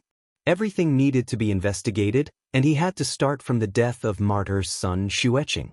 He had to use this as a breakthrough point to slowly tear apart the case. At the same time, he would tell old man Xia everything and have him pay attention to the Du family's recent movements. He would see if he could find any clues about the person behind the hornless dragon jade pendant. What do you want to investigate? Principal Chen's expression immediately darkened. No matter what you're investigating, it's very dangerous. There are too many things to investigate, Uncle Chen. I don't understand why someone would want to make things difficult for Yi Qian. I don't understand why they would want to cripple Yi Qian. The matter was too complicated. Even the intelligent and meticulous Xia Jinyuan couldn't straighten everything out in one go. Seeing Principal Chen's expression suddenly turn cold and worried that he would act rashly, Xia Jinyuan couldn't help but smile. Don't worry, I won't investigate rashly. That's good. But you've always been steady, so I'm not worried. Although Principal Chen said this, the courage on his face slowly disappeared into his eyes. He glanced at the young major who was wholeheartedly concerned about Yi Qingtang and sighed softly. It seemed that he still had something to say, but was hesitating whether to say it or not. Xia Jinyuan poured a glass of warm water for Principal Chen and himself. Holding the glass, he stared at Principal Chen's thin face. His clear and dark eyes held a faint smile as he looked into Principal Chen's eyes. You don't have to worry about anything when it comes to me. Yi Qian isn't just my girlfriend, she's also my comrade. In the future, she'll be the love of my life. Uncle Chen, before he passed away, he told me to take good care of Yi Qian, to protect my wife like a real man, to protect her, to love her. I promised Uncle that I'd use my entire life to treat Yi Qian well. His last words moved Principal Chen. He knew that Xia Jinyuan could tell that he was hesitating because of Yi Qian. If you want to say it, you can say it now. If you're still hesitant or have any misgivings, you can say it the next time we meet. I'll listen. Xia Jinyuan had always been very patient when it came to Yi Qian. He could tell that Principal Chen was in a difficult position, so he didn't press him. He only smiled and said, whatever happened to her in the past or in the future, I'll accept it unconditionally. Principal Chen, who was already moved, laughed. Major Xia, that night at the snowy highlands, you played mind games with me. Now you're much more skilled at it. You can say what I want to hear the moment you open your mouth. Actually, Yi Qian herself isn't too clear about this. She only knows that her father isn't old Madame Ye's biological son, but she doesn't know that her father isn't Yi Xinfan. Chapter 1876. What did he mean? Xia Jinyuan narrowed his eyes and looked at Principal Chen. I need you to explain it more clearly. I can't explain it clearly. Uncle Zhen only told me that Yi Xinfan's father isn't Yi Xinfan. If you have time, go back to Shuka village. Chief Kai sent over a diary written by martyr Sun Xueqing. I didn't read it, and neither did Chief Kai. Maybe there's an answer in it. Xia Jinyuan nodded. He definitely had to get the diary. He would take Yi Qian with him. If you want to investigate Yi Xinfan's mother, I can give you the contact of a person. Before Principal Chen could finish his sentence, Xia Jinyuan suddenly stood up. Principal Chen realized something and immediately turned to look at the door of the ward. He saw Yi Qian. Yi Jian seemed to have not woken up yet. She stared at Headmaster Chen, who was leaning against the bed, with her dark eyes. Her look made Headmaster Chen very worried. He turned his head and quickly asked Xia Jinyuan, "This girl, did she hear anything?" "Don't worry." Just as Xia Jinyuan was speaking, Yi Qian seemed to wake up. The moment the door was pushed open, a figure rushed to the bedside like lightning. "Ayaya, you little girl. My old bones are about to be crushed by you." Principal Chen didn't know whether to laugh or cry when Yi Qian hugged him tightly. This girl rushed over in such a hurry and still managed to avoid his hand that was holding the syringe. Sigh, he had made her worry. It was not that Yi Jian had not woken up, but she was so surprised that she was stunned. She hugged Headmaster Chen's shoulders with both hands and did not want to let go. She said in a muffled voice, "You're so skinny that only your bones are left. At that time, you promised me that you would take good care of yourself, but now, you see. Uncle Chen, you went back on your words." She didn't cry because she knew that her family didn't like to see her cry. She didn't feel sad because she was afraid that her emotions would affect Principal Chen. It's good to be thinner. Thinner people are more energetic and healthy when they get older. You, on the other hand, have lost a lot of weight. You've lost so much weight that there isn't much flesh on your face. Principal Chen gently patted Yi Qian, who was trembling slightly.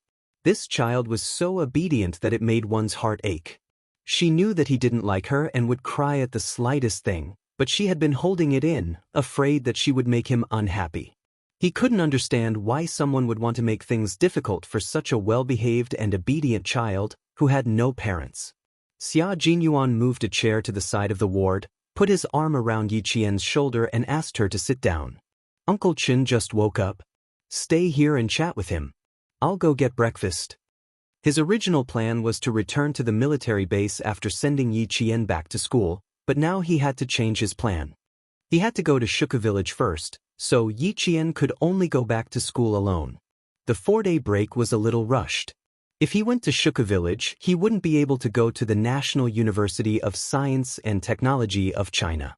Xia Jinyuan, who had rebooked his plane ticket, came up with a bowl of plain porridge. He happened to see the doctor doing his rounds. After the doctor finished writing the medical record, he smiled and said, "I didn't expect you to be able to understand these medications. I almost thought that you were a military doctor." He then said to Principal Chen, "Your child is really smart. She can even teach herself medicine." Yi Qian was changing Principal Chen's foredrip. She had inserted too many needles recently, and there were countless needle holes on Principal Chen's arms.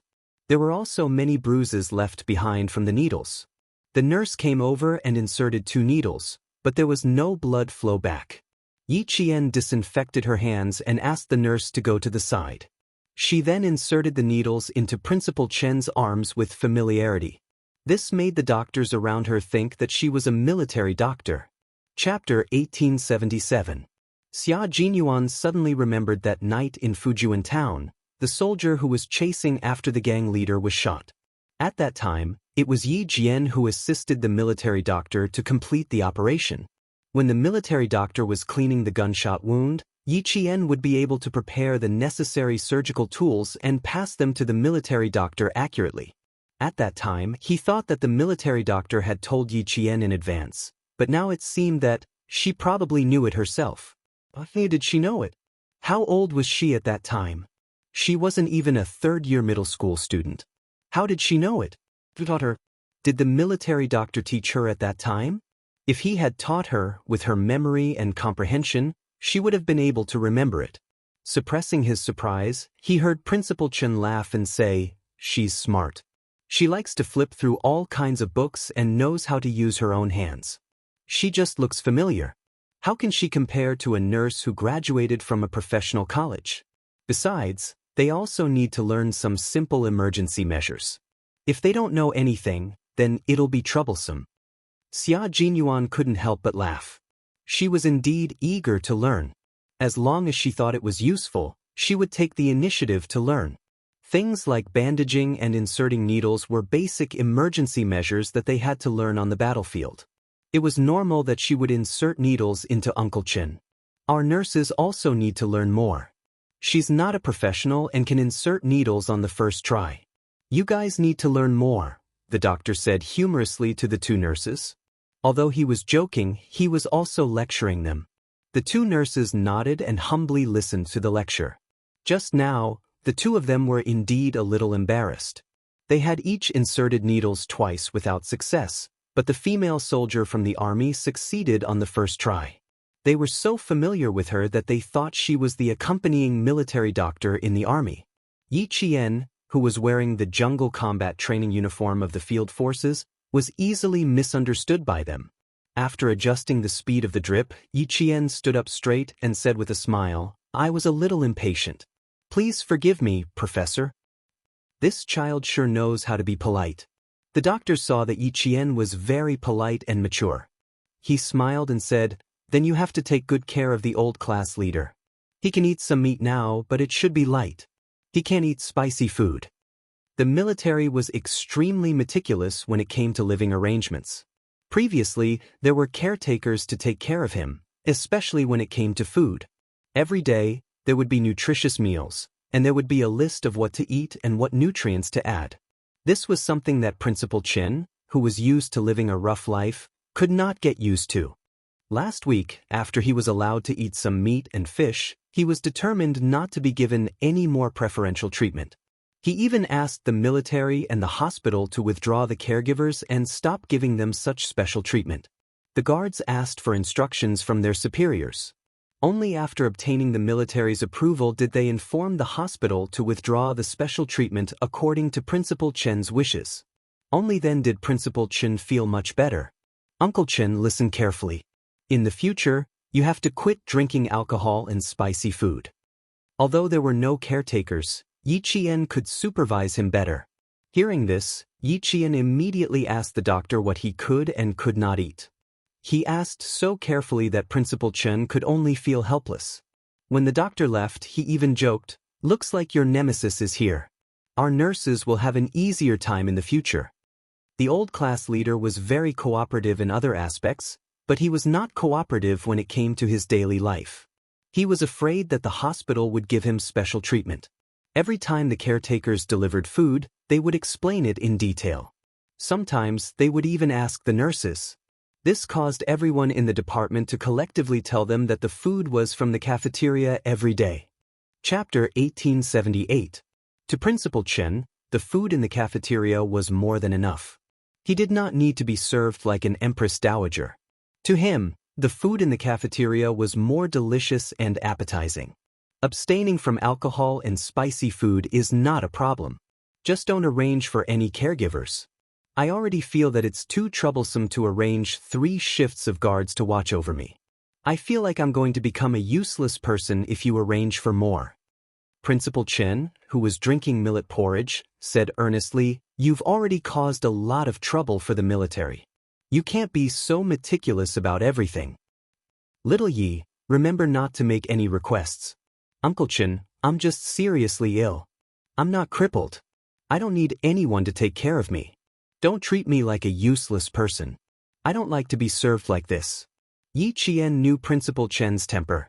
He had the same temperament as Uncle General. If the military needed them, they would be duty-bound to join the military. But when they returned to their daily lives, they would have to solve any problems on their own. They would never trouble the military. Uncle Chen was a strong-willed person and was once a world-class sniper. How could he accept a life of being taken care of everywhere? This kind of life might be good for others, but for Uncle Chen, it was denying his ability to continue contributing to the military. This was what Uncle Chen could not accept the most. Hearing this, Yi Qian smiled and said, "I'll remember what you said. I won't make any requests to the military."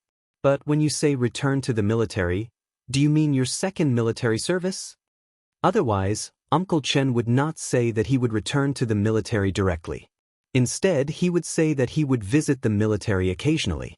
Return to the military directly? Xia Jinyuan, who was putting a steamed bun on Yi Qian's plate, could not help but look over.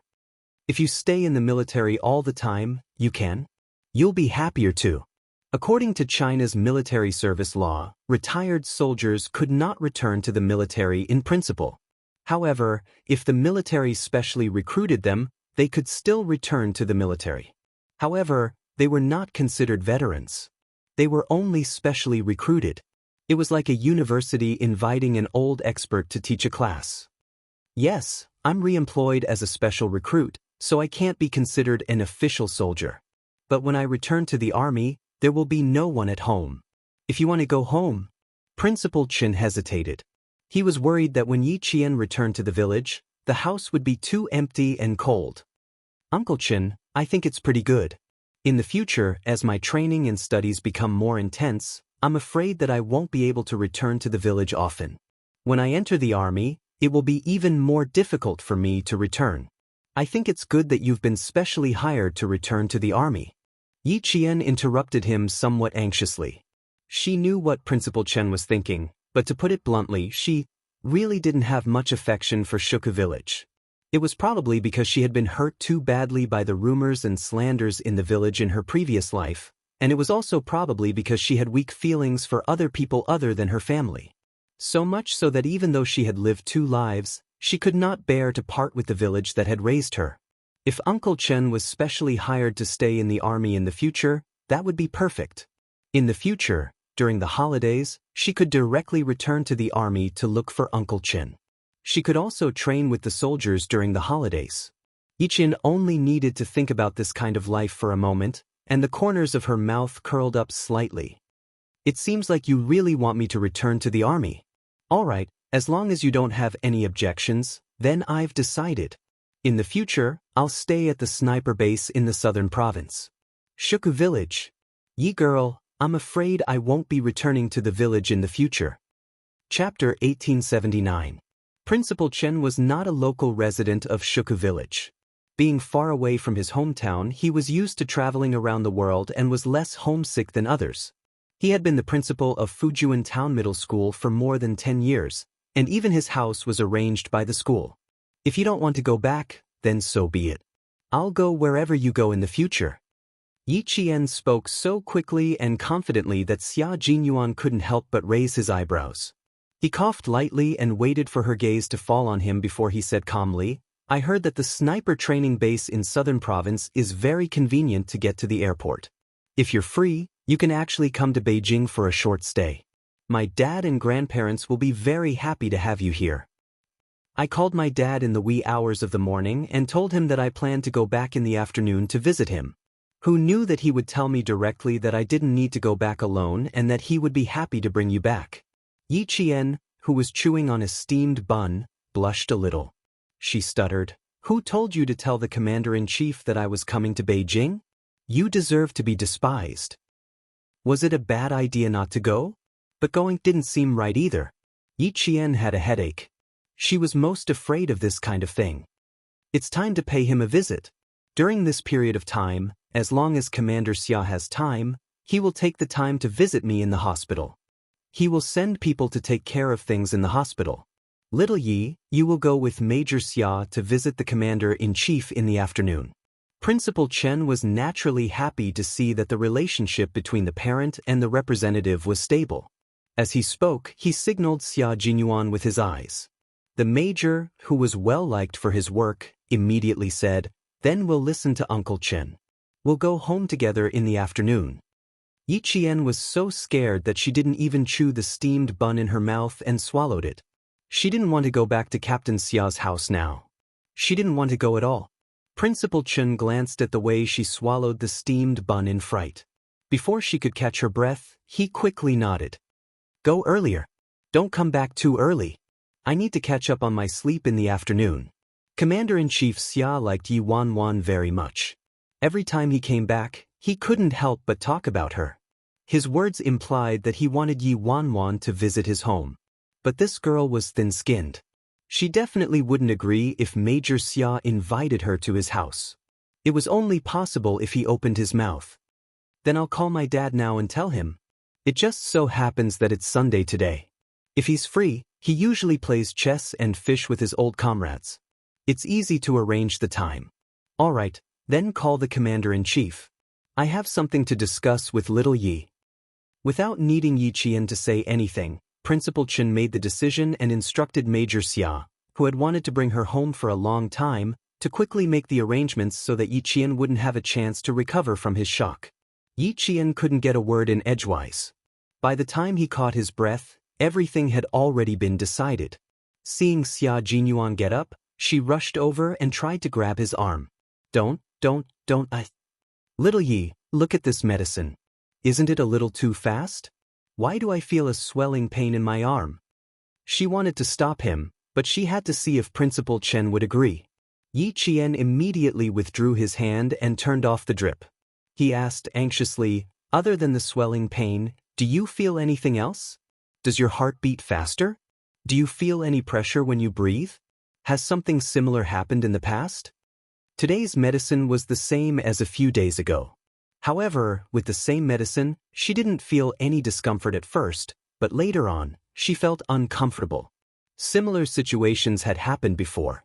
Yi Qian was a little nervous. Chapter 1880. Xia Jinyuan had already stood up gracefully and left the ward to call Commander-in-Chief Xia. Principal Chen, who was pretending to be unwell, saw that Xia Jinyuan had already left the ward. He instructed Yi Qian to sit down and said earnestly, "Why are you panicking? Sit down and finish your breakfast."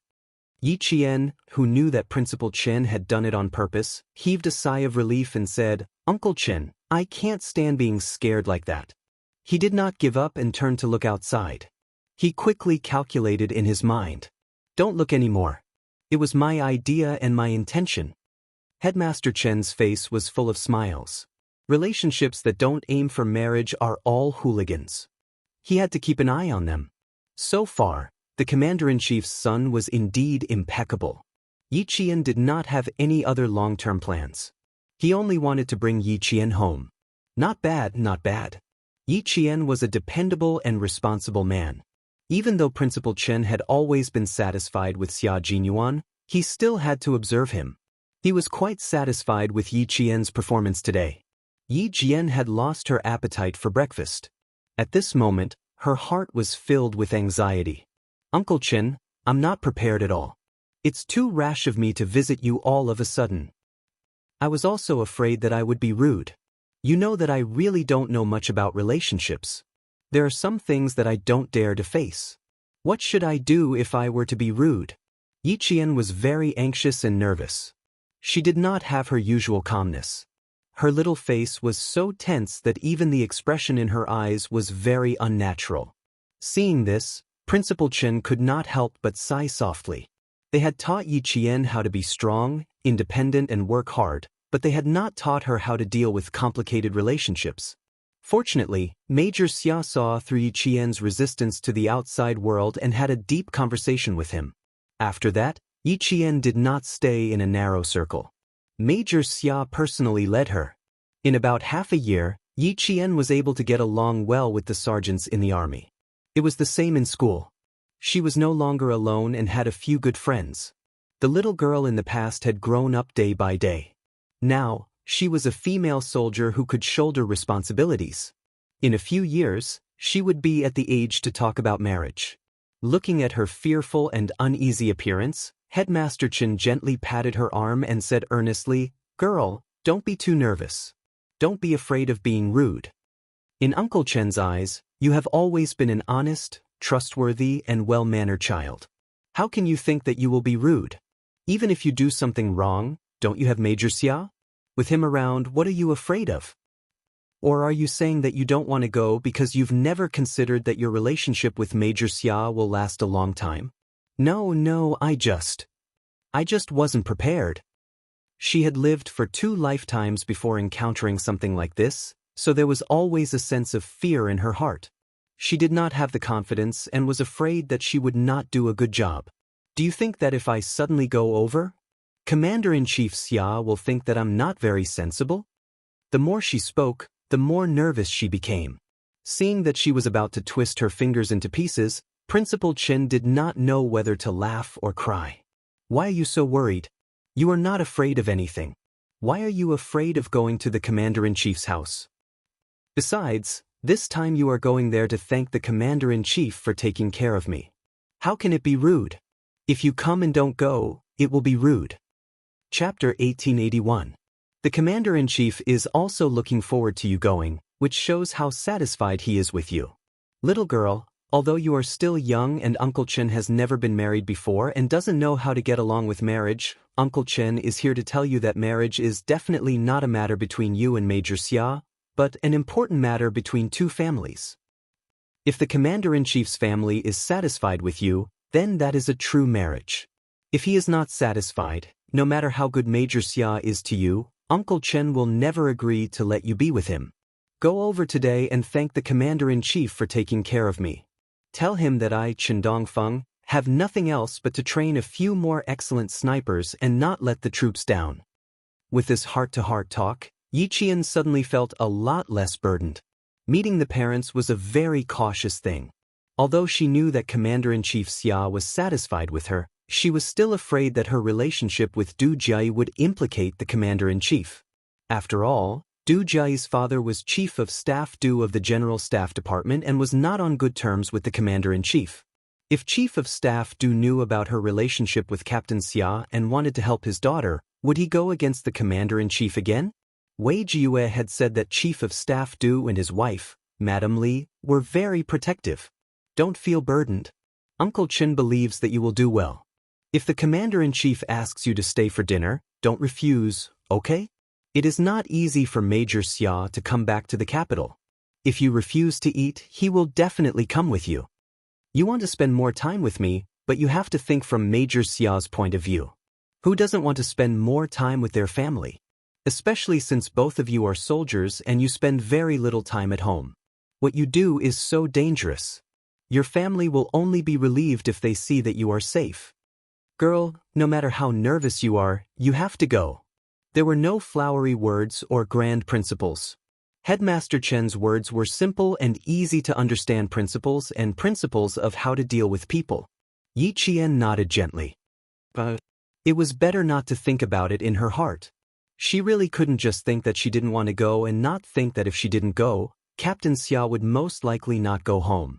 Didn't he just say that Commander-in-Chief Xia had said, if he goes home alone, then don't come back either? Although he was very nervous, he didn't care anymore. He gritted his teeth and went ahead.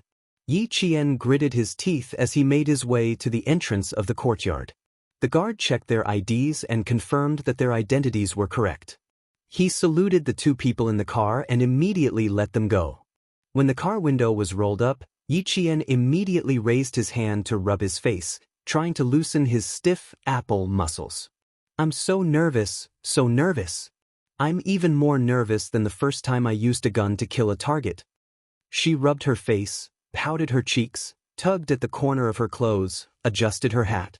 She looked extremely nervous. Xia Jinyuan tried hard to hold back his laughter.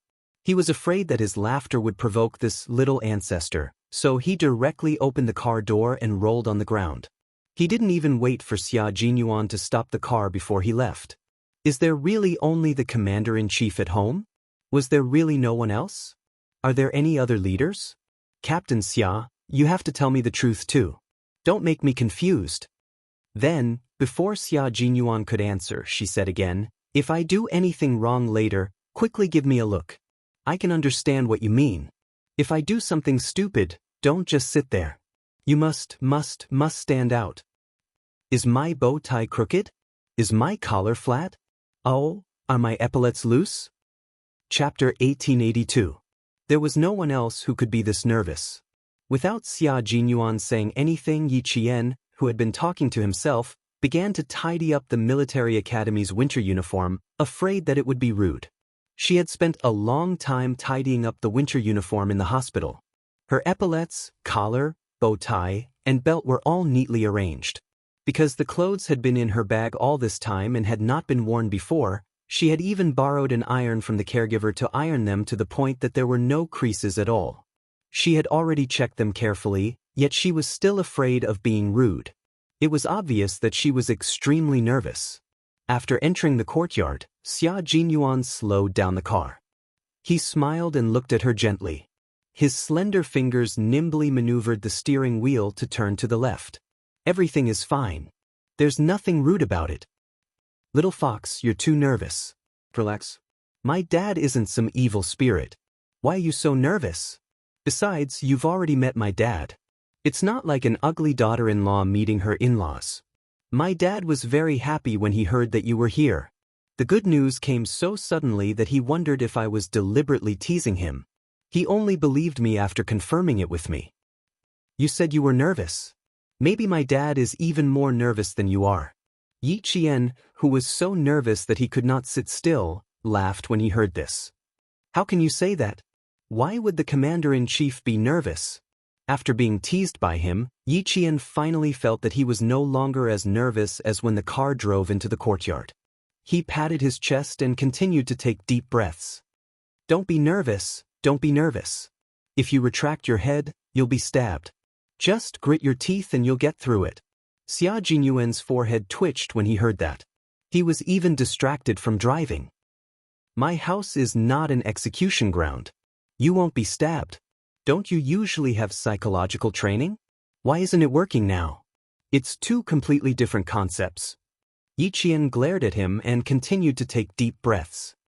Those psychological training are either for combat or for captives.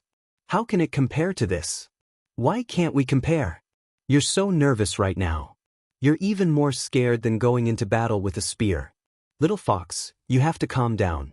Why don't you just imagine my father as a heinous bad guy, and you as a spy whose main purpose is to gain the bad guy's trust so that it'll be easier for our army to infiltrate and steal the enemy's intelligence so that we can win the battle. Faced with Yi Qian's nervousness, Major Xia tried to hold back his laughter as he came up with one bad idea after another.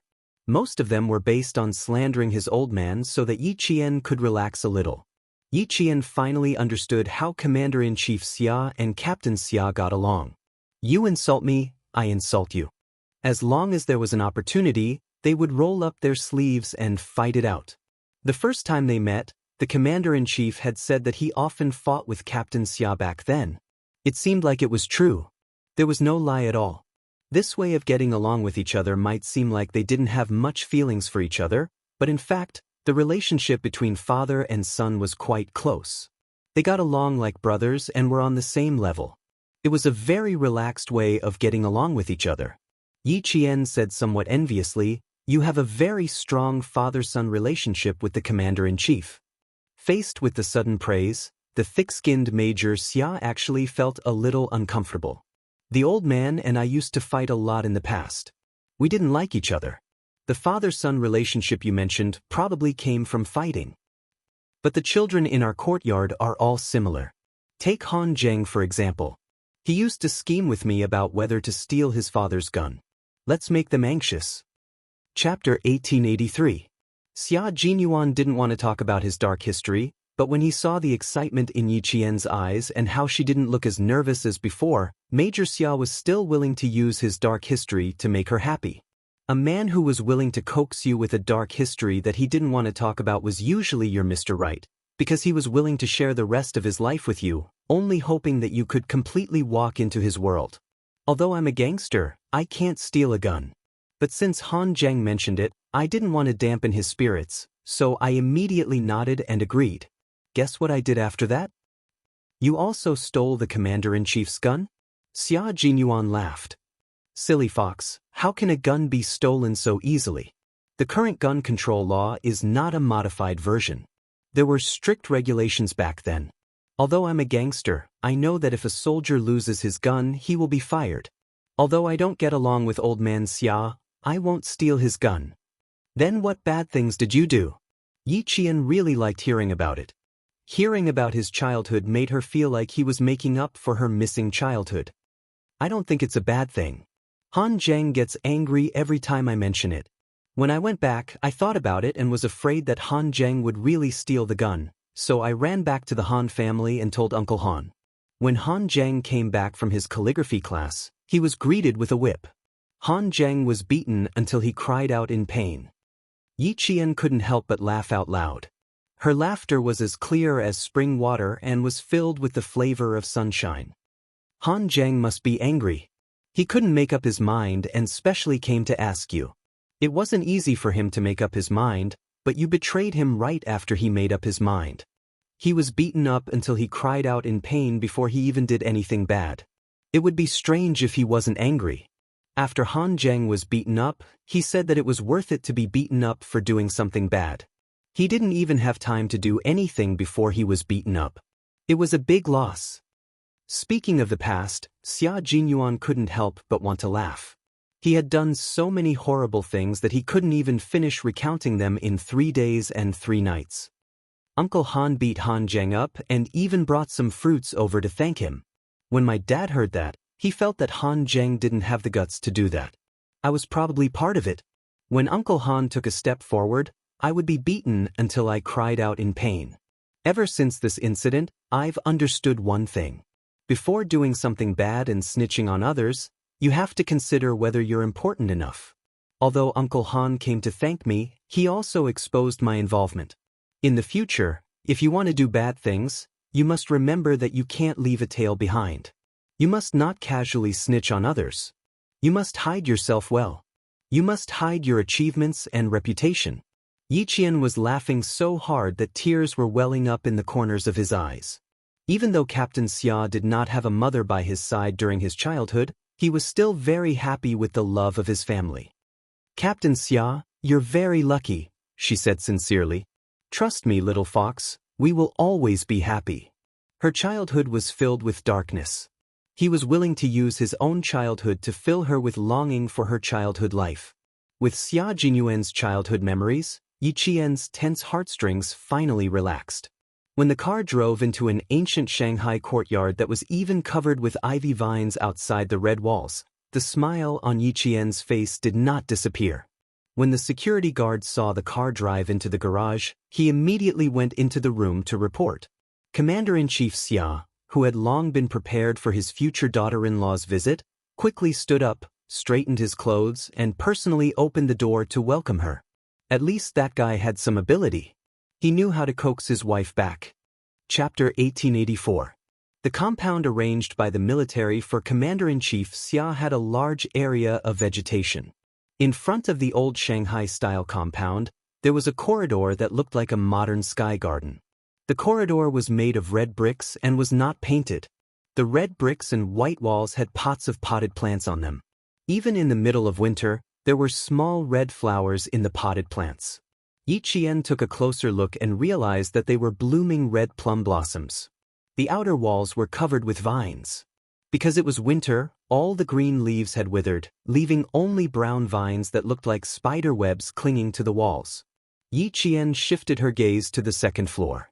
The ivory-white old-style window arches looked freshly painted against the red bricks. They were very clean. One of the windows in one of the rooms was pushed open. The light-colored gauze curtains danced gently in the wind. It made Yi Qian feel as if someone was watching her from above. Yi Qian shuddered, and her heart, which had just relaxed, tensed up again. Just as she was about to speak, she saw a dark green figure pass by behind the pillars in the corridor. Yi Qian puffed out her chest and sucked in her stomach. Her expression was so serious that it was as if she was returning to a government office to report on her work. She even muttered, "Walk faster, walk faster, walk faster. The commander-in-chief is already here. Don't let him wait for too long. Walk faster. Why are you walking so slowly all of a sudden? You can't even walk properly. Little fox, I have to match your pace to walk faster." Xia Jinyuan wanted to laugh again. At the same time, he felt that his bad habits were a little too deep. It was a little too unkind. His girlfriend was so nervous that she was walking properly, but he just wanted to laugh. Cough, no, he couldn't laugh. Laughing would ruin things. It wouldn't be too late to laugh after he brought her in. It was too interesting. He was used to Little Fox's calmness that was beyond her age. He had never seen her embarrassed before. Today was a fresh experience for him. No matter how he looked at it, it was not enough. Xia Jinyuan, who was usually able to walk properly, held Yi Qian's hand and squeezed it slightly. "Come, follow me." Yi Qian was really embarrassed at this moment. She did not expect herself to take a straight step. Commander-in-Chief Xia, who was standing on the steps, also wanted to laugh, but he held back and maintained a kind smile. He looked gently at Yi Qian, who was led by his son all the way here. Xiao Yi, treat this place as your own home. Don't be so nervous. I'm not a man-eating tiger. What are you afraid of? Even if I'm a man-eating tiger with the abilities of the Special Forces, it's not a problem to get rid of a tiger. This was what Commander-in-Chief Xia said to his future daughter-in-law, who was visiting his house for the first time. His future daughter-in-law, who was originally nervous, almost trembled and fell. Be careful under your feet, the gravel road is a bit uneven. He held his girlfriend firmly and said softly, my dad is right. If you're not even afraid of a tiger, my dad has nothing to be afraid of. Yi Qian thought, even 10 tigers are no match for the commander-in-chief. She dared to hit a tiger, but she definitely did not dare to hit the commander-in-chief. The commander-in-chief saw that Yi Qian was so nervous that she did not know where to put her hands and feet. The smile on his face became even more benevolent. Take a seat first. I'll make you some tea. Drink some hot tea to calm your nerves, then relax and chat. I won't trouble you. I'll go. Yi Qian, whose but had just touched the sofa, suddenly jumped up and looked like she was ready to make tea at any time. Commander-in-Chief Xia could not help but tease her. Do you know where my kitchen is? Chapter 1885. Where was Commander-in-Chief Xia's kitchen?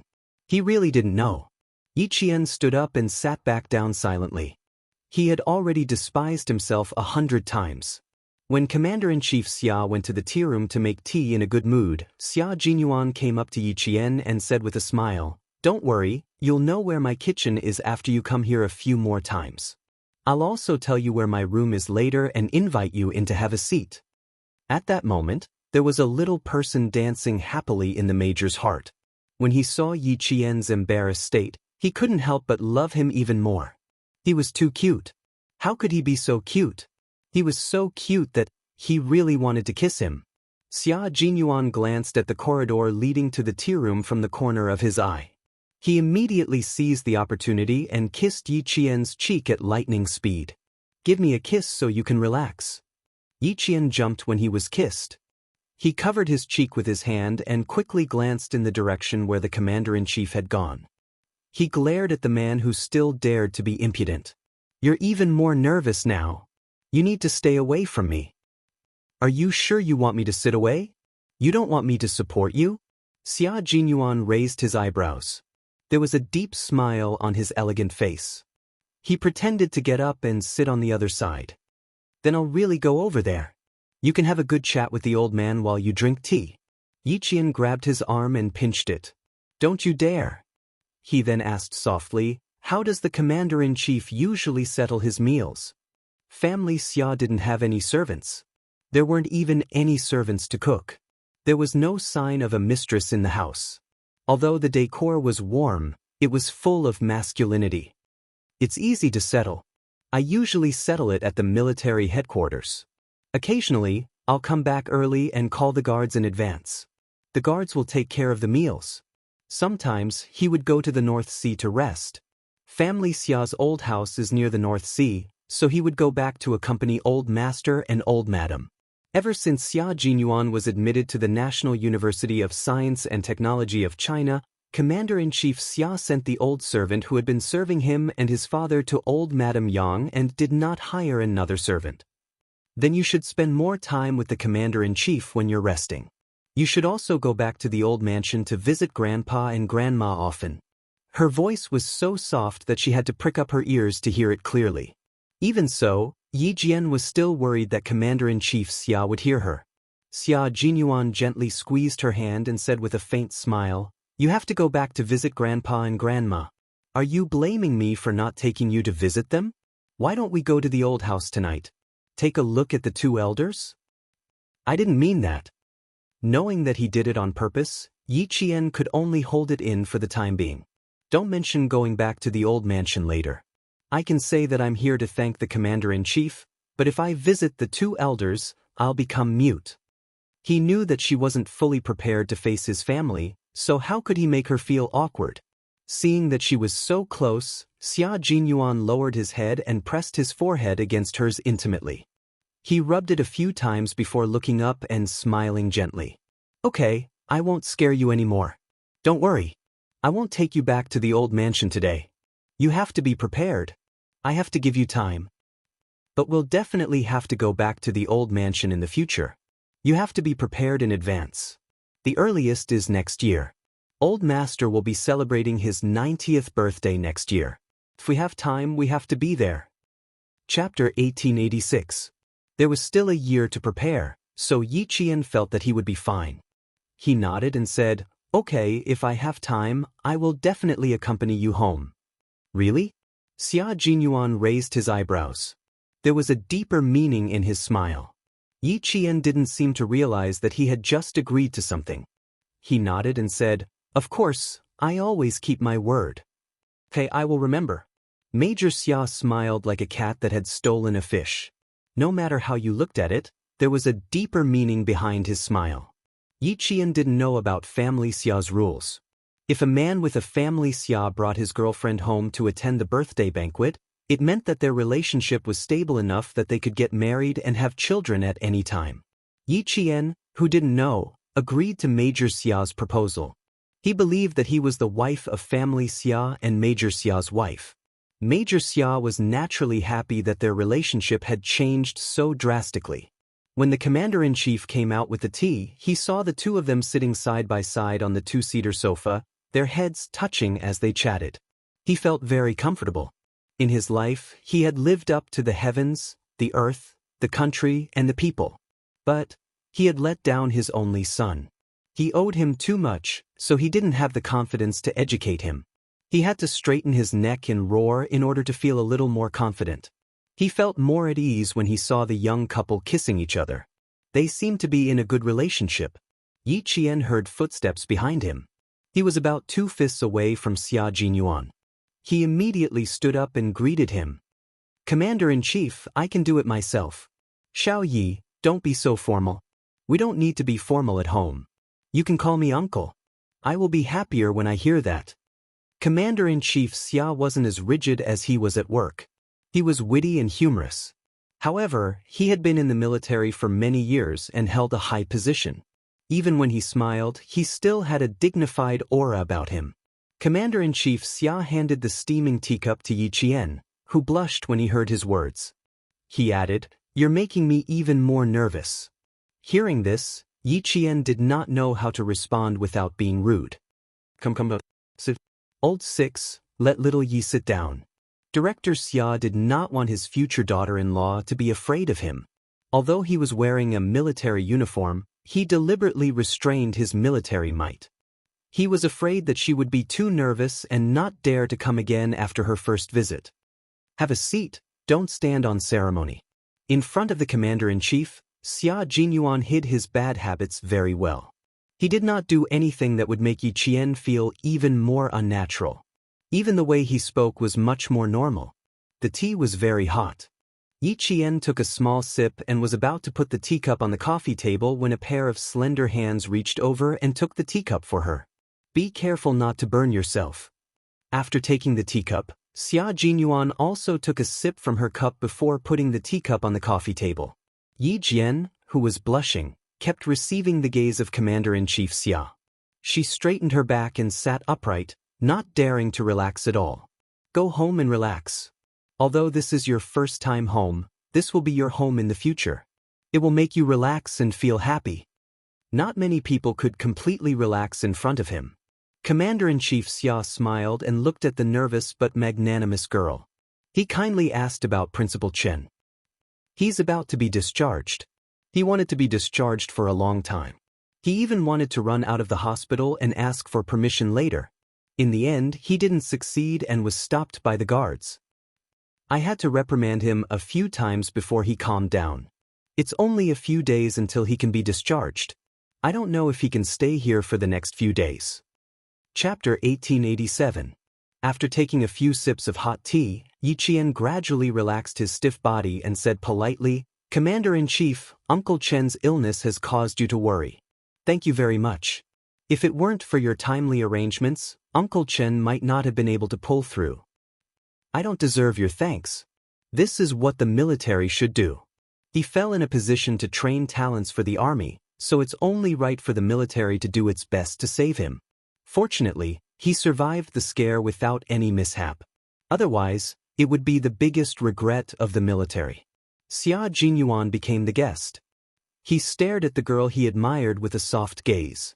He watched her go from nervousness to calmness, and then back to calmness. Her thin and sexy lips were always slightly raised. His girl took this step for him, which meant that she approved of him and was willing to treat his home as her own. In the future, his home would be her home. It would be the home for both of them. We took his situation into consideration and combined it with the actual situation. In the end, we arranged for him to go to the sniper training base in the southern province. He will be specially recruited as a veteran and will enjoy the benefits of being in the army. Of course, his personal information will still be classified. His file will not be transferred to the southern province military region. And you will be able to be at ease. You won't have to worry about your family. You can focus on completing your studies without any burden. Even the guards were standing outside the living room. There was no one else in the living room. Yi Qian, who had relaxed, calmed down and faced the various questions from the commander-in-chief. After talking about Principal Chen, Commander-in-Chief Xia asked about Yi Qian's studies. You won't be staying in Beijing for long this time, right? I remember that the midterm exams for the National University of Science and Technology are coming up. How's your revision going? Did you miss your studies because of training? Commander-in-Chief Xia's intention for Yi Qian to come here this time was to introduce himself to Yi Qian. He didn't have any intention of inspecting Yi Qian. Therefore, he only asked about Yi Qian's current situation. Yi Qian smiled and answered seriously, "My revision is going well. During training, Captain Xia tutored me. I've already finished reviewing the important content. We'll rush back to school tomorrow morning and start the exam the day after tomorrow."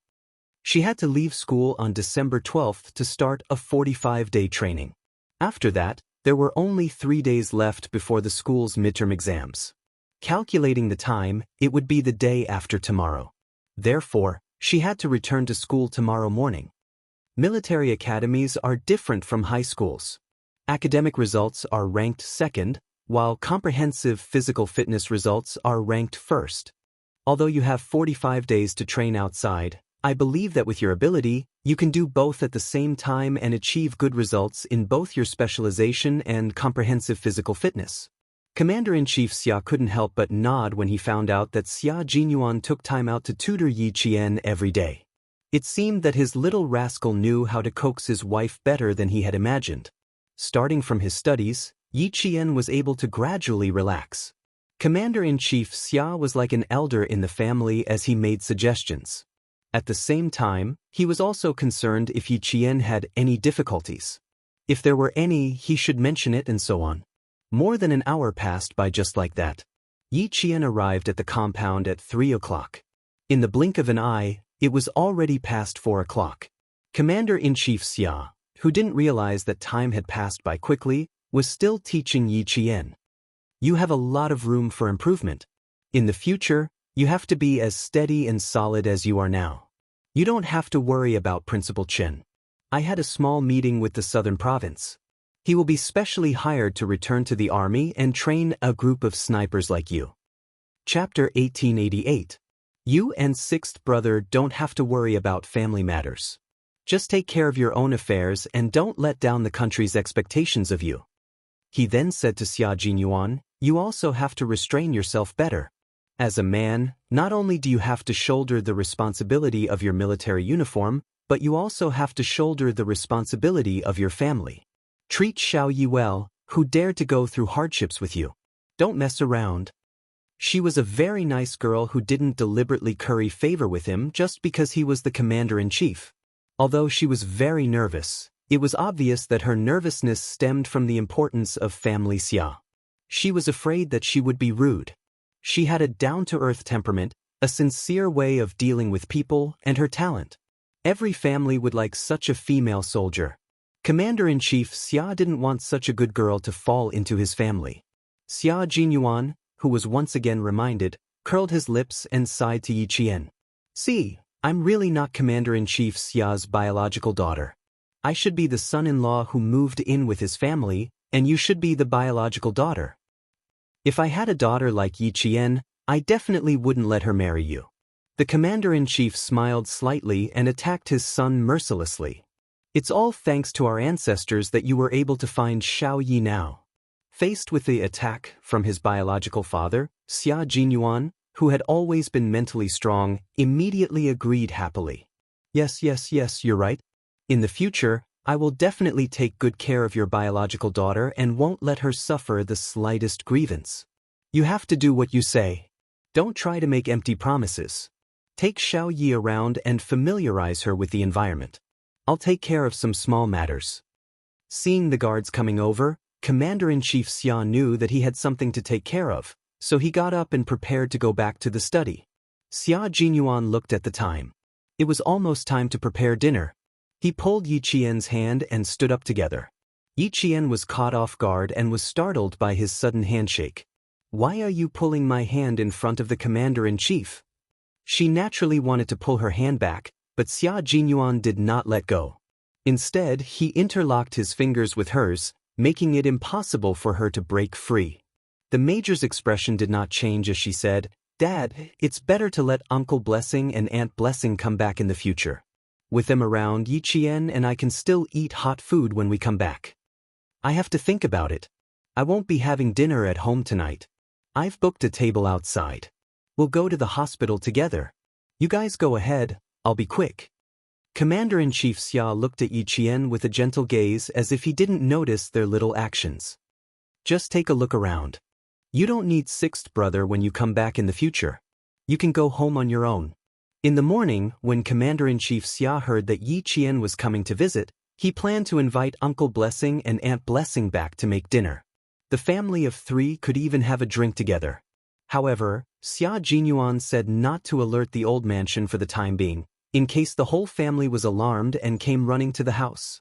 He was afraid that Yi Qian would be so scared that he wouldn't dare to visit again. Now, he's asking Uncle Blessing and Aunt Blessing to come back. Did something happen while he was making tea?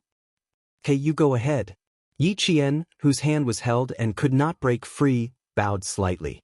Her ears were slightly hot as she watched the commander-in-chief stride away and go to the study. "My dad will like to see the 2 of us holding hands. Struggling so hard, aren't you afraid of dislocating your wrist?"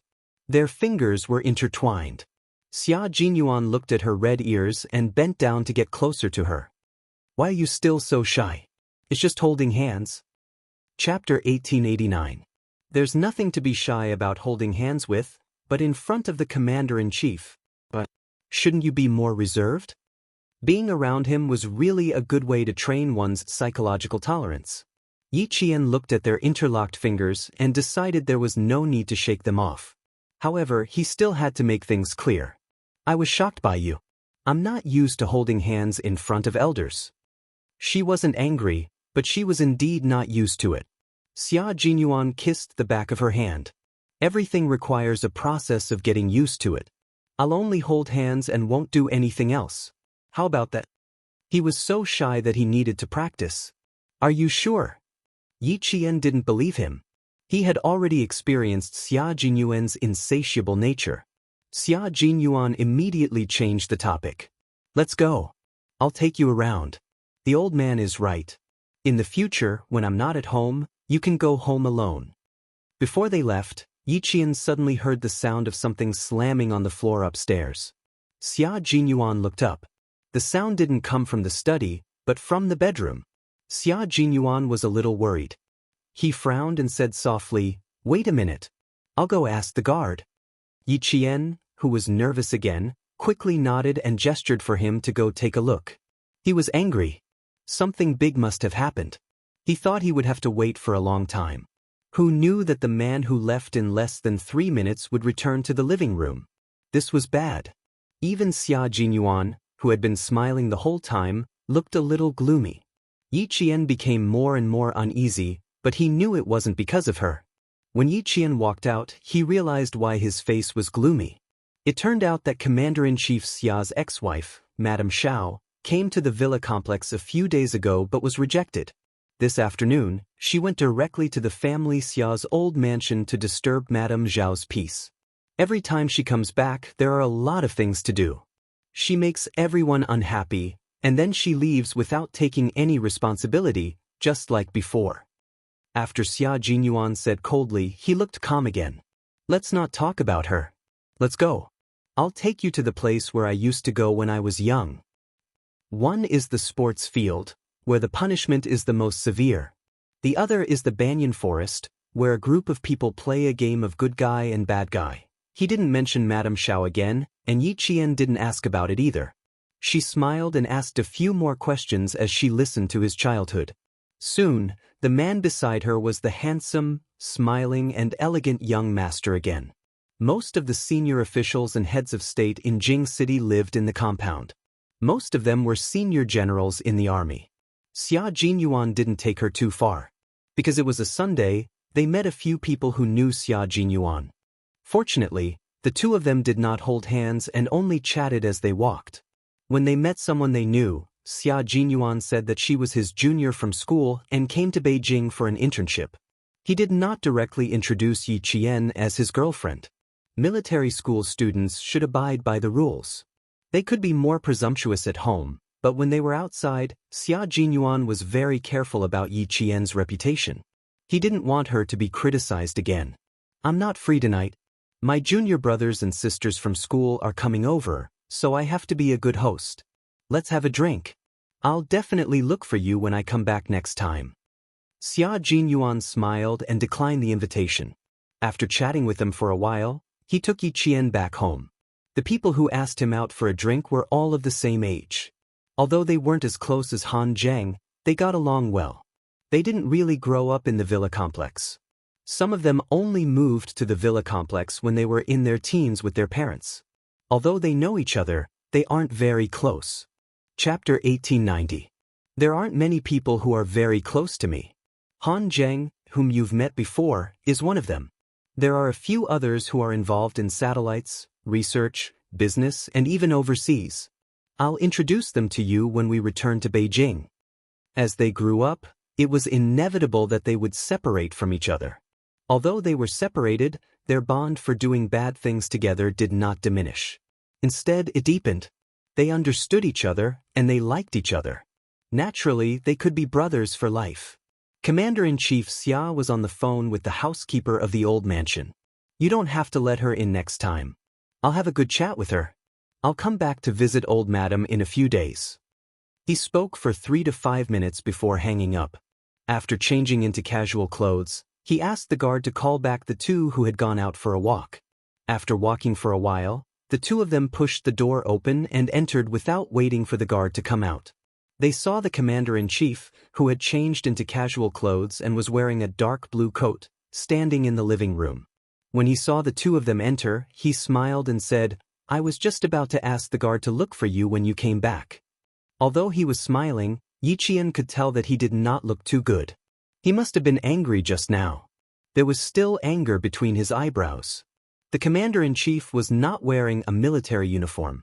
Even if he was wearing casual clothes, his military aura could not be concealed.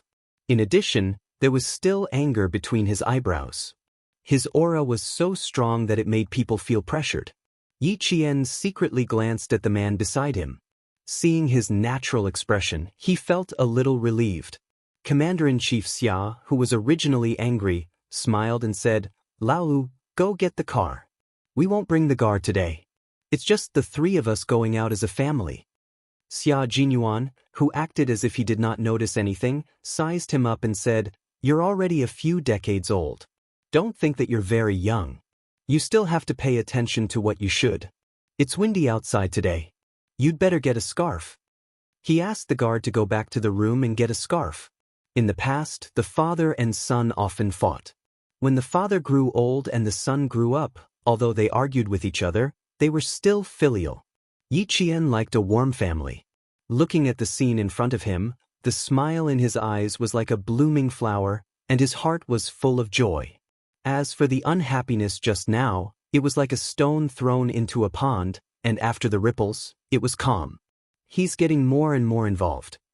Although the commander-in-chief complained, The smile in his eyes could not lie. He looked at his son, who was half a head taller than him, and then looked at the girl standing behind him with a smile on her face.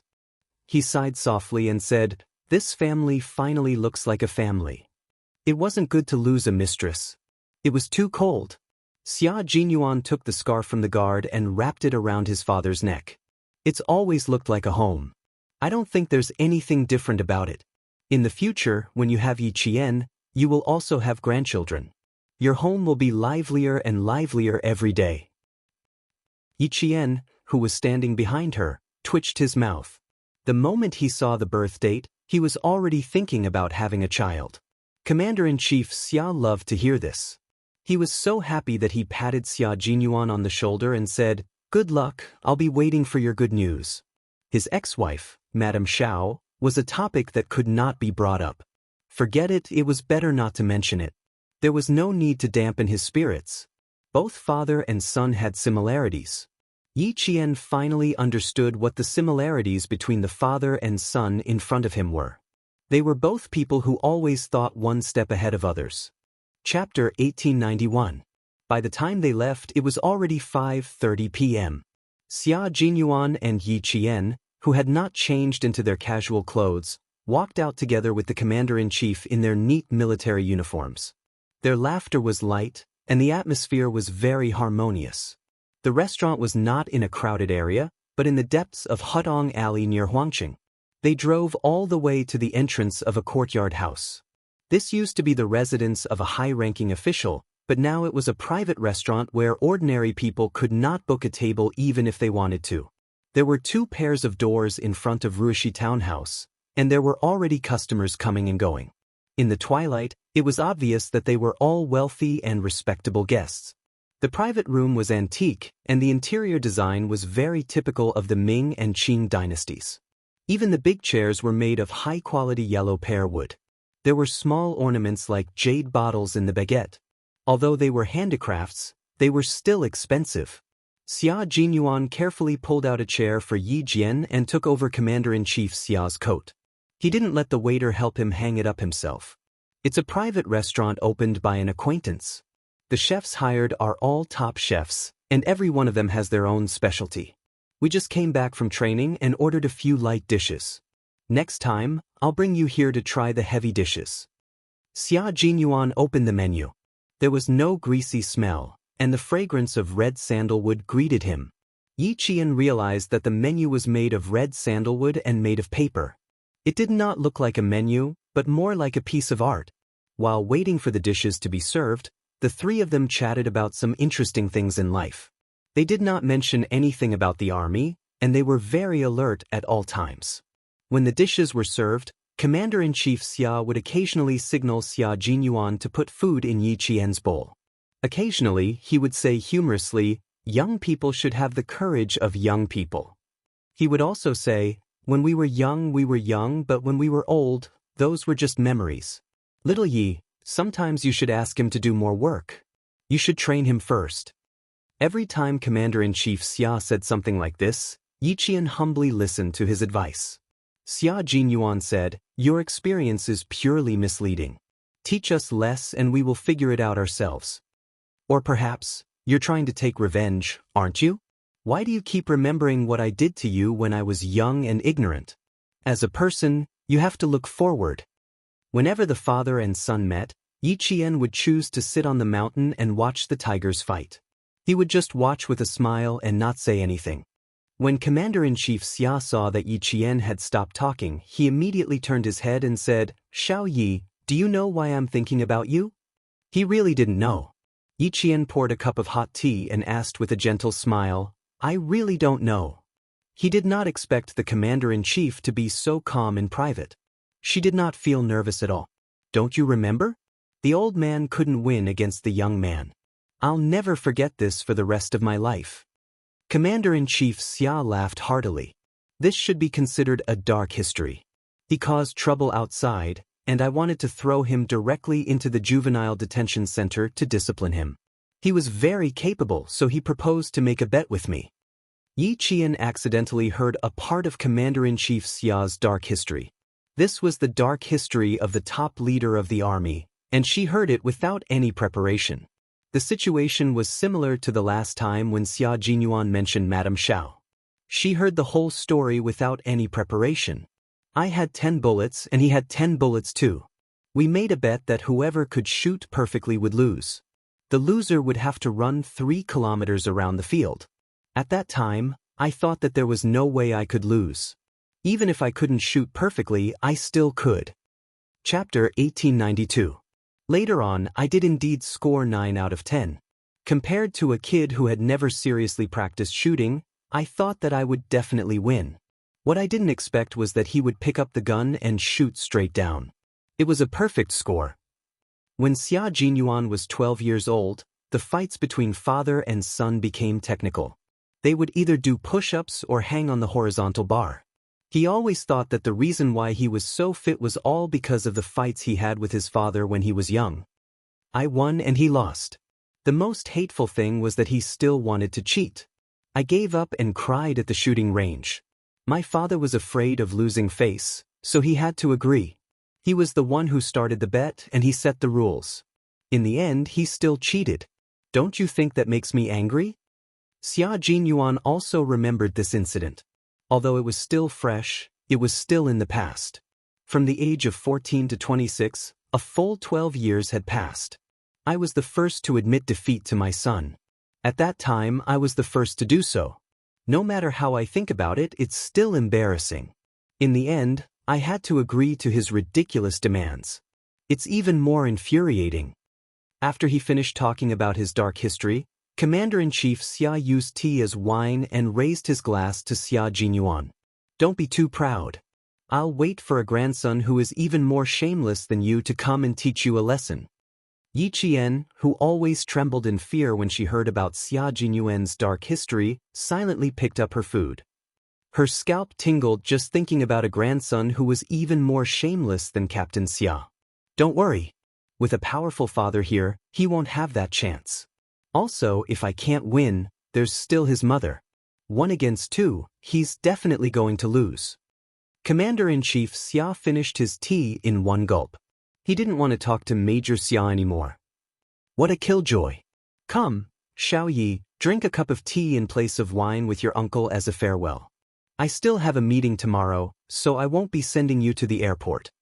After changing out of his military uniform and into casual clothes, Commander Xia, who had returned to his normal life, was no longer the commander-in-chief who was respected by the generals of the 3 armies. Instead, he was a kind and humorous elder. One could feel his care and concern in every word he said.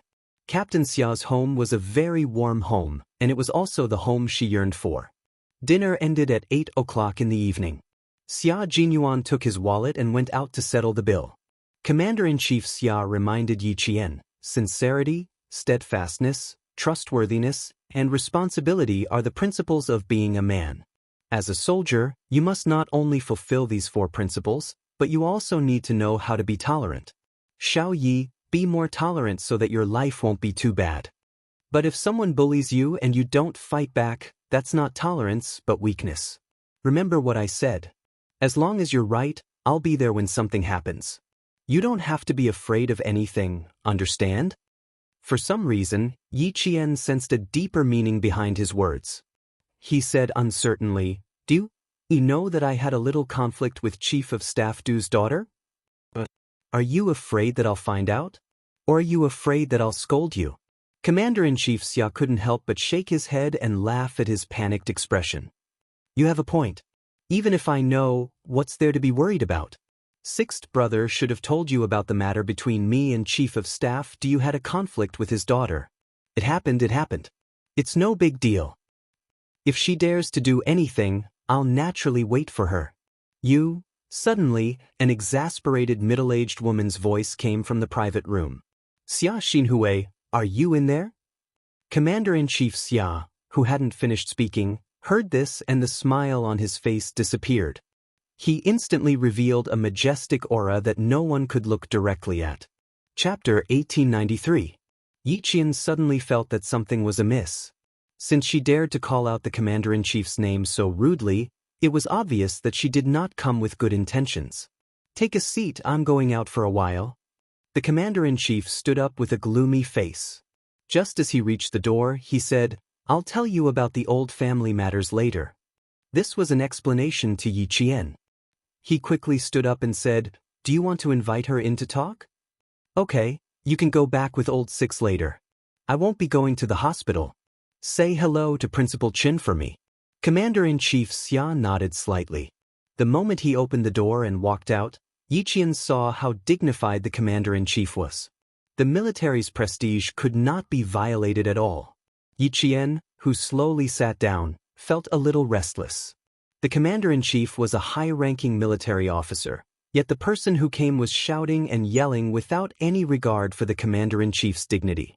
She even said that it was an old family matter. Could it be? Could it be? Could it be? When she thought of Yi Qian on someone, she could not sit still for a moment. Madame Xiao, the commander-in-chief's ex-wife. She suddenly wondered if it was her. If it was Madame Xiao, it would be inappropriate for her to wait for Commander-in-Chief Xia to return to the private room before leaving. No, she could not stay. She had to leave immediately. She could not meet the Commander-in-Chief's private matters. A cold and deep voice came from outside. It was Commander-in-Chief Xia's voice. "Xiao Shuman, you're getting worse and worse." He did not hide his anger, and it was like a sudden clap of thunder. Yi Qian, who could no longer sit still, stood up. She had to leave. The door was pushed open again. The elegant and handsome Xia Jinyuan walked over with a gloomy expression. "Little fox, you can go back first. I need to help my father with something." Xia Jinyuan was in a bad mood. He didn't pay attention when he was paying the bill. He bumped into the person he didn't want to see the most. There was no trace of the smile on his handsome face. Only coldness could be seen on his face. "All right, don't lose your composure and don't make a ruckus outside. If you have anything to say it behind closed doors. Don't let others see you as a joke." Yi Qian didn't say it out loud, but Xia Jinyuan knew what she wanted to say. Xia Jinyuan nodded. "Don't worry, I won't give her a chance to make a scene. Let's go. I don't want you to get angry too." His biological mother, Madame Xiao, was definitely a weirdo. More than once, he had ridiculed Commander-in-Chief Xia for finding such a so-called talented woman back then. What talented woman? She was clearly a dull woman. He had a belly full of firewood, but none of it was real. Even if he chopped it up and burned it, it wouldn't make a fire. Madame Zhao's name was Shu Man. She was in her early 50s this year, 5 years younger than Commander-in-Chief Xia. She took good care of herself. From the back, it was easy to believe that she was in her early 30s. From the front, she looked like she was in her 40s. She had delicate eyebrows, cherry red lips, and a noble and elegant temperament. Yi Qian only took a glance at her before hurriedly leaving. Although she was Captain Xia's girlfriend, this was not an ordinary family matter. It was better for her not to know or hear about it. "Xia Xinhui, I'm a Yuan's mother. How can you not allow me to see him? As a soldier, how can you be so overbearing?" As he walked over, Yi Qian heard her complain. It was as if she had suffered 1,000 grievances. It was very moving. Then, another lady said softly, "Old Xia, why haven't you changed your temper after so many years? You have to understand that Shu Man misses her son very much. No matter what, you can't stop a Yuan from seeing his biological mother. Do some calculations. How many times has Shuman seen a Yuan since she divorced you? I'm afraid that a Yuan doesn't even know who his biological mother is." Yi Qian couldn't listen to it anymore. He suddenly stopped and said to Xia Jinyuan, "Captain Xia, I'll go back to the car myself. Go and talk to this lady. Don't think that they're in the right." Chapter 1894. Yi Qian was also a protective person. She did not dislike Madame Zhao's words. After all, they were husband and wife. Even if they were divorced, their relationship was not something outsiders could casually comment on. When it came to matters between husband and wife, both sides had their own say. Since they couldn't live together anymore, it was better for them to get a quick divorce so that they wouldn't drag it out and become enemies. Even their children would be implicated. The reason why she avoided the matter between Commander-in-Chief Xia and Madame Xiao was because she felt that it was enough for the two of them to solve their problems. There was no need for others to interfere. However, this madam's advice was interesting. Her words were pleasant to hear, but the meaning behind her words. She was clearly trying to drive a wedge between them. It was said that a good man did not fight with a woman. With Commander-in-Chief Xia's current status, it was even more impossible for him to fight with her. That madam had already convicted the Commander-in-Chief. Wasn't she just bullying the Commander-in-Chief because he was a man and his status made it inconvenient for him to argue with her? It was a pity that her current status was not very convenient. Otherwise, she would definitely argue with this madam. She could not go forward to argue, but Captain Xia could. As a son, he did not need to worry about the fact that he was facing two women. He only needed to remember that he was a son and stand up for his father. I think this madam did not come with good intentions. Captain Xia, you should go and argue for the Commander-in-Chief. Solve your own family's problems behind closed doors. There is no need for those unrelated people to get involved. She was afraid that Xia Jinyuan did not understand what she meant. Yiqian, just make it clear. The Commander-in-Chief cannot argue with her, but you can. Yiqian said softly and even pushed the man beside her. Go quickly. Don't let the Commander-in-Chief be at a loss for words. If my father knew that his daughter-in-law was so protective of him, he would be happy again. Their nervous expressions were really cute. Their faces were tense, and they were worried that the old man would be taken advantage of. Xia Jinyuan directly held her face and kissed her forehead. He chuckled and said, "The old man will not be taken advantage of so easily. There are other reasons why he is not in a hurry to go in. Let's go. I'll send you back to the car first." Yiqian was worried. He wanted to insist on going back alone, but then he remembered that Xia Jinyuan had always insisted, so he nodded and quickened his pace as he walked out. Although he was angry, it wasn't the kind of anger that couldn't be restrained. Perhaps he was too nervous. With Captain Xia's methods, he would not let himself and the Commander-in-Chief suffer. Yiqian knew Xia Jinyuan very well. He had never been at a disadvantage in front of Madame Xiao. When he returned, he saw that Chief of Staff Du was also standing outside, basking in the limelight. His old man stood with his back straight and his hands behind his back. His cold and arrogant aura made Chief of Staff Du seem shorter. "Old Xia, you're being silly. Shu Man is your son's mother. As a father, can you stop her? Sometimes, it's better to give in. Don't always bring your work style home. It's too boring to make the house like an office. They really won't make you lose face if you let them. Shu Man is not an outsider. It's reasonable for you to let them win, right?" "Hello, Chief of Staff Du." In the light, Xia Jinyuan strode over and greeted them elegantly and politely. "Good evening, madams." When Chief of Staff Du, who was also dressed in casual clothes, heard the rather imposing voice of the young man behind him, he could not help but turn around. He then saw a tall and handsome young man who was obviously a soldier walking towards him. Chapter 1895. He sized him up and laughed. "Oh, it's Xianxia. I haven't seen you for a few years. Ha, you've changed so much that I almost couldn't recognize you." "You haven't changed at all. You're still as elegant as ever." Xia Jinyuan walked over and extended his hand. He wasn't wearing a military uniform, and it was a private meeting, so there was no need for a military salute.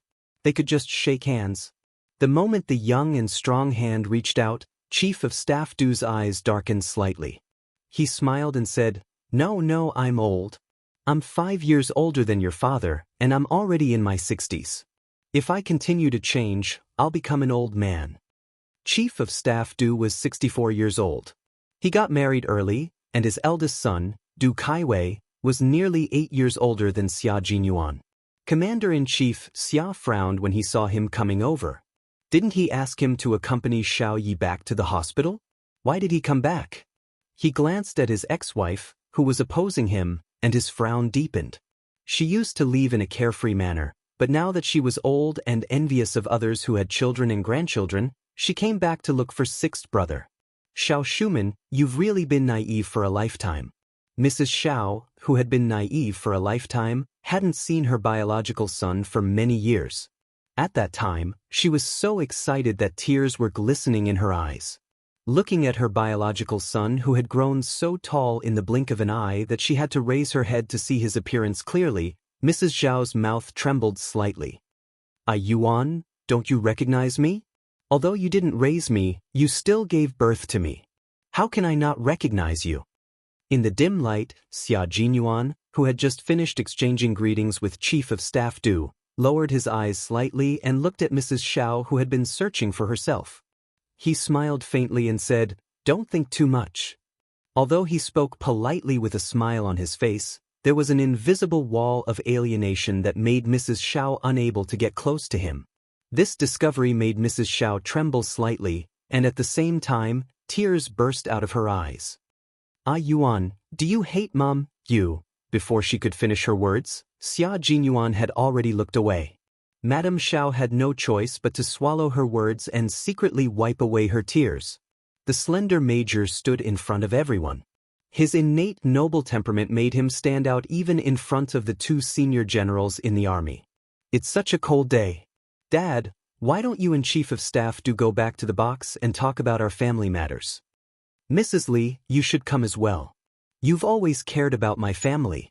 With you around, Mrs. Xiao will feel more at ease. Before Chief of Staff Du could understand the meaning of his words, Mrs. Li's expression had turned cold. She said lightly, "Shu man, your son is blaming me for being nosy. Yes, I'm just an outsider. How can I intervene in the family affairs of Commander-in-Chief Xia? I'm meddling in other people's business. She's blaming me. It has nothing to do with you." Madame Xiao raised her hand and gently wiped away the tears that flowed out. She said to Madame Li, "I'll chat with the father and son. I won't eat with you and old Du. I'll thank you when I have time." Madame Li first looked at her husband, who shook his head slightly. She sighed and held Madame Zhao's well-maintained hand. "You don't have to be so polite with me. I'm really worried about old Xia's temper. Let me and old Du accompany you. If anything happens, you still have us. I won't trouble you and old Du Cheng'en. You go eat first. I'll talk to old Xia." Madame Xiao was not moved. She refused Madame Li's company and said to Chief of Staff Du, "Old Du, I'll leave you." Chapter 1896. Since she had already said so, what else could Chief of Staff Du say? He could only say, "Okay, I'll eat with Chenglan first. It won't be too late for you to come over if you're early." He then said to Commander-in-Chief Xia, "Old Xia, you two have a good chat. It's not a big deal. Since little Xia is also here, the family of three can sit down and have a good chat. There's nothing that can't be solved. We have to be meticulous in our work, but we can't do that to our family. We have to give in. We can't have a dictatorship." He had said a lot, but the main point was the last sentence, "We can't have a dictatorship." Xia Jinyuan was neither servile nor overbearing. He smiled elegantly and said, "Thank you for your reminder, Chief of Staff Du. In fact, whether it's at home or outside, we can't be a dictatorship or be special."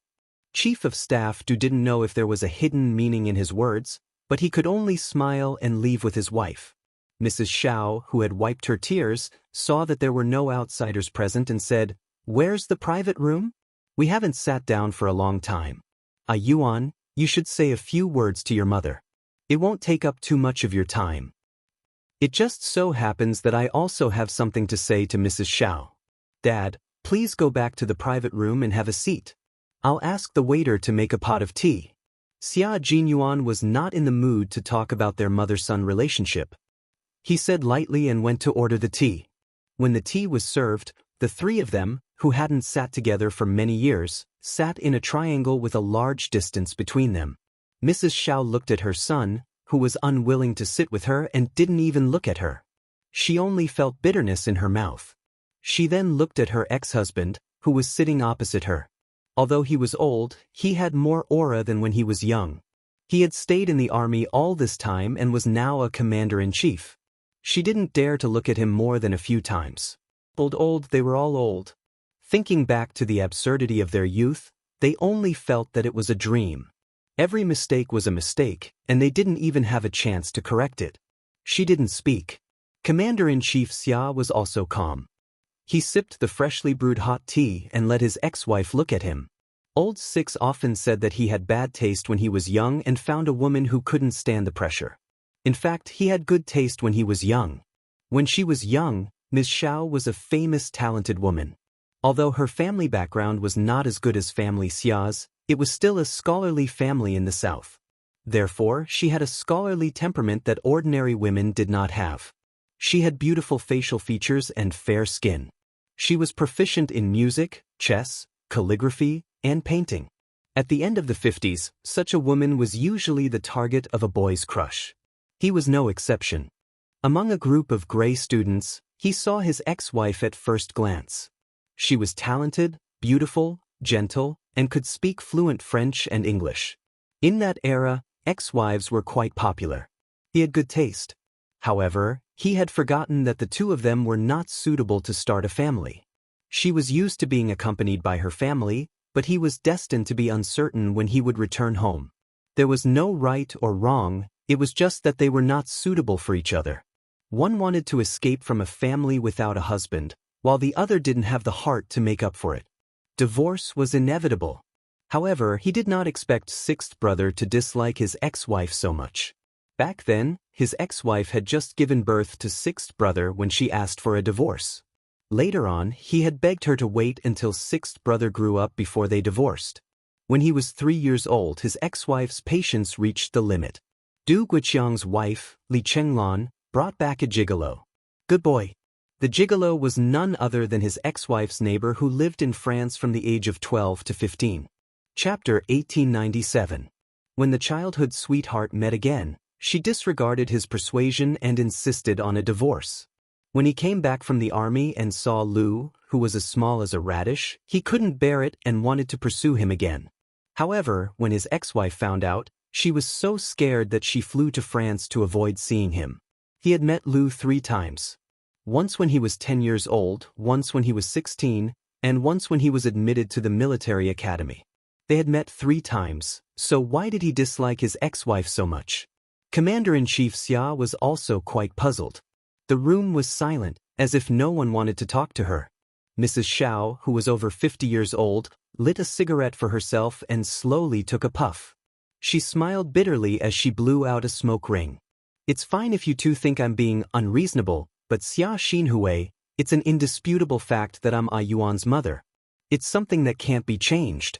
Even if you don't want A Yuan to acknowledge me, the blood relationship between A Yuan and me cannot be changed. It's my fault for going to the old house today to disturb the old lady's peace. Xinhui, how many years has it been since I last saw my son? It's been 10 years since he was 16 and now he's 26. When I contacted you, you avoided talking to me. When I introduced my friend's daughter to A Yuan, you didn't even mention it to A Yuan. You didn't want A Yuan to meet me, so I could only go to the old house to find the old lady and beg her to let me see A Yuan. Xia Jinyuan originally wanted to accompany the guests, but now that he saw that they were obviously here for him, he had to stand up and say a few words. He was elegant and indifferent, and even his voice was flat and monotonous. Sorry to interrupt. Mrs. Xiao, who was smoking, saw Xia Jinyuan talking to her and immediately showed joy on her face. However, as soon as she showed her joy, she froze in an instant. Xia Jinyuan said calmly, I have to say something fair for my old man. Mrs. Xiao, all your thoughts are just self-righteous. First of all, my old man has never stopped me from meeting Ms. Xiao. On the contrary, back then, Ms. Xiao abandoned her husband and children for love and happiness. My old man often said that he had let Ms. Xiao down and couldn't blame you for leaving. He also told me to look at the photos of Ms. Xiao hugging me when I was free so that I would know that you actually loved me very much. I'm sorry, but I didn't manage to do it. From what I can remember, Ms. Xiao always told me that if it weren't for me, you would have left the cage long ago. Mrs. Xiao, who was holding a cigarette between her fingers, turned pale when she heard this. The cigarette between her fingers fell onto the table in shock. She widened her eyes and looked at her son in disbelief. Impossible? Secondly, when the old man knew that you were back, he called me and asked me to go and see you. When I was 10 and 16, the old man forced me to go and see you. If it weren't for the old man, Miss Xiao, even if you were kneeling in front of me, I wouldn't have lowered my head to look at you. At this moment, Madame Zhao's face was so pale that it was covered with a layer of white dust. Even her lips had lost their color. Thirdly, why do you think that you have the right to find a girlfriend for me?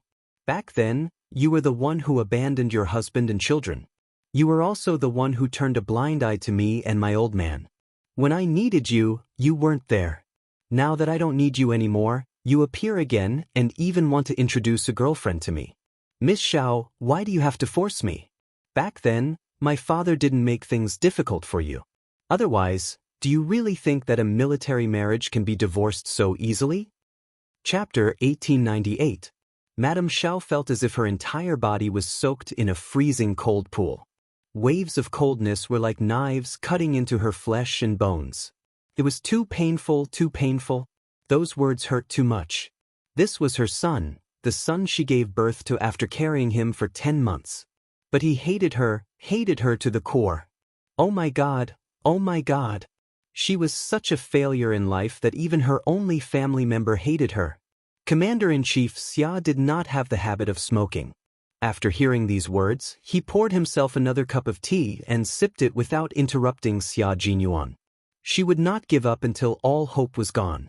He wanted to save some face for her, but she insisted on falling out with him. She was already in her 50s. If she continued to lose face like this, who knew how she would live in the future? Xia Jinyuan was a decisive person, especially when he saw that Madame Xiao had a good relationship with family Xia's political enemy. He knew that if he did not cut off the relationship, there would be trouble in the future. Madame Li was not a kind person. Some people became kinder as they got older, while some people became colder as they got older. Madame Li was the latter. In her eyes, only the Du family was the best. Family Xia had long been a thorn in her side. Who asked old man Xia to always be better than her husband? Since we've met today, I'll make things clear so that you won't blame the wrong person and think that old man Xia stopped me from letting you see me. You're wrong, Madame Xiao. You're really wrong. My father is a responsible man. He's a good old man who doesn't want his son to hate him. I'm the one who doesn't want to see you, not old man Xia. I don't dare to accept the women you introduced to me. I have to avoid all the things that you think are good in your eyes. I don't dare to accept them, and I'm also afraid of accepting them. I'm afraid that I'll accept your kindness. When I get married and have a child, I'll follow in old man Xia's footsteps and become both a father and a mother. I'll become an old man that no one wants. Don't say any more. It's Mom's fault. It's Mom's fault. Madame Xiao was sobbing uncontrollably. Mom was selfish. I only thought about myself and didn't think about you. Don't say any more. Mom was wrong. Mom was wrong. She cried sadly, but Xia Jinyuan was not moved at all. I don't have a mother. I only have an old man who is both a father and a mother. Don't keep calling me mother. I, Xia Jinyuan, have never called you that before, and I won't in the future. It's too late for you to blame yourself now. I've already grown up.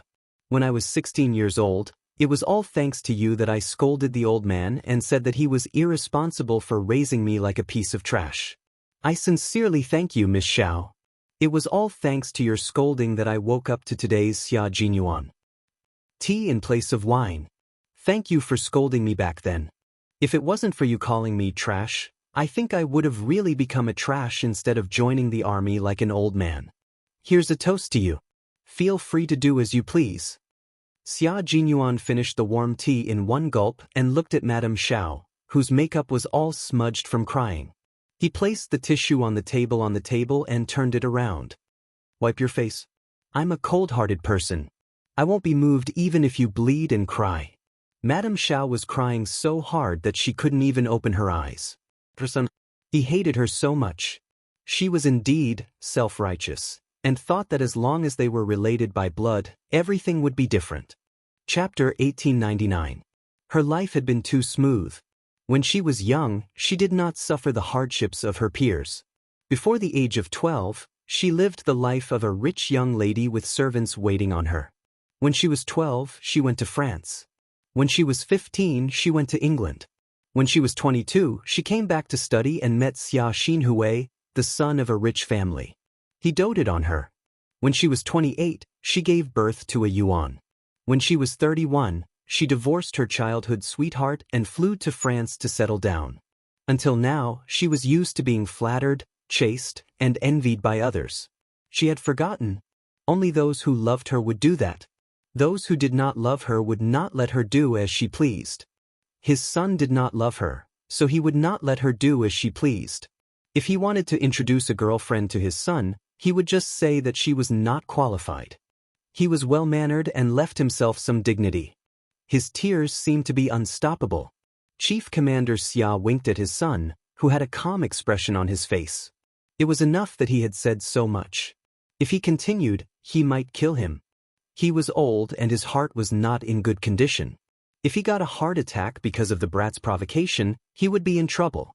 Xia Jinyuan, who still had a lot to say, saw that the old man kept winking at him. He even reminded Yi Jian, in the end. Only then did he swallow back the words he had yet to say. Seeing that it was getting late, Major Xia, who thought that he had made himself clear, got up gracefully and politely said goodbye. It's getting late. I have something to do. Excuse me, Miss Xiao. Have a good night. Goodbye. The old man had already given him a look. Fine, for the old man's sake, he would not say anything. He would leave Miss Xiao, who was over 50 years old, with some dignity. However, if she was still stubborn, she could not blame him for being ruthless. Yi Qian, who had been waiting in the car for half an hour, saw a familiar figure walking out of the courtyard with high walls. His hands were in his trouser pockets, and his slender legs were walking step by step. His posture was relaxed, as if he was taking a leisurely stroll after a meal. There was not a trace of gloominess on his face. Yi Qian, who had his hand on the door handle, retracted it.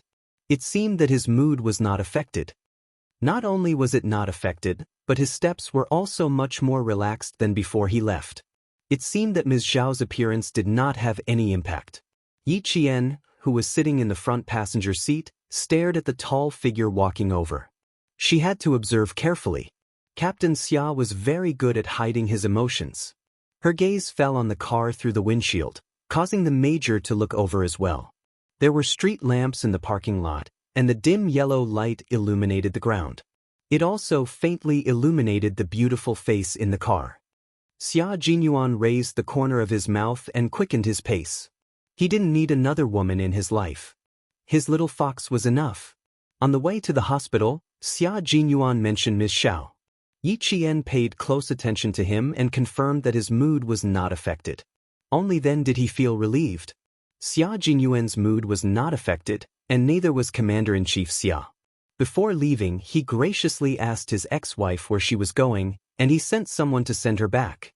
Ms. Xiao had a villa in Beijing. Every time she returned to China, she would stay there. She had just been hurt by her own son, so she did not plan to go back early.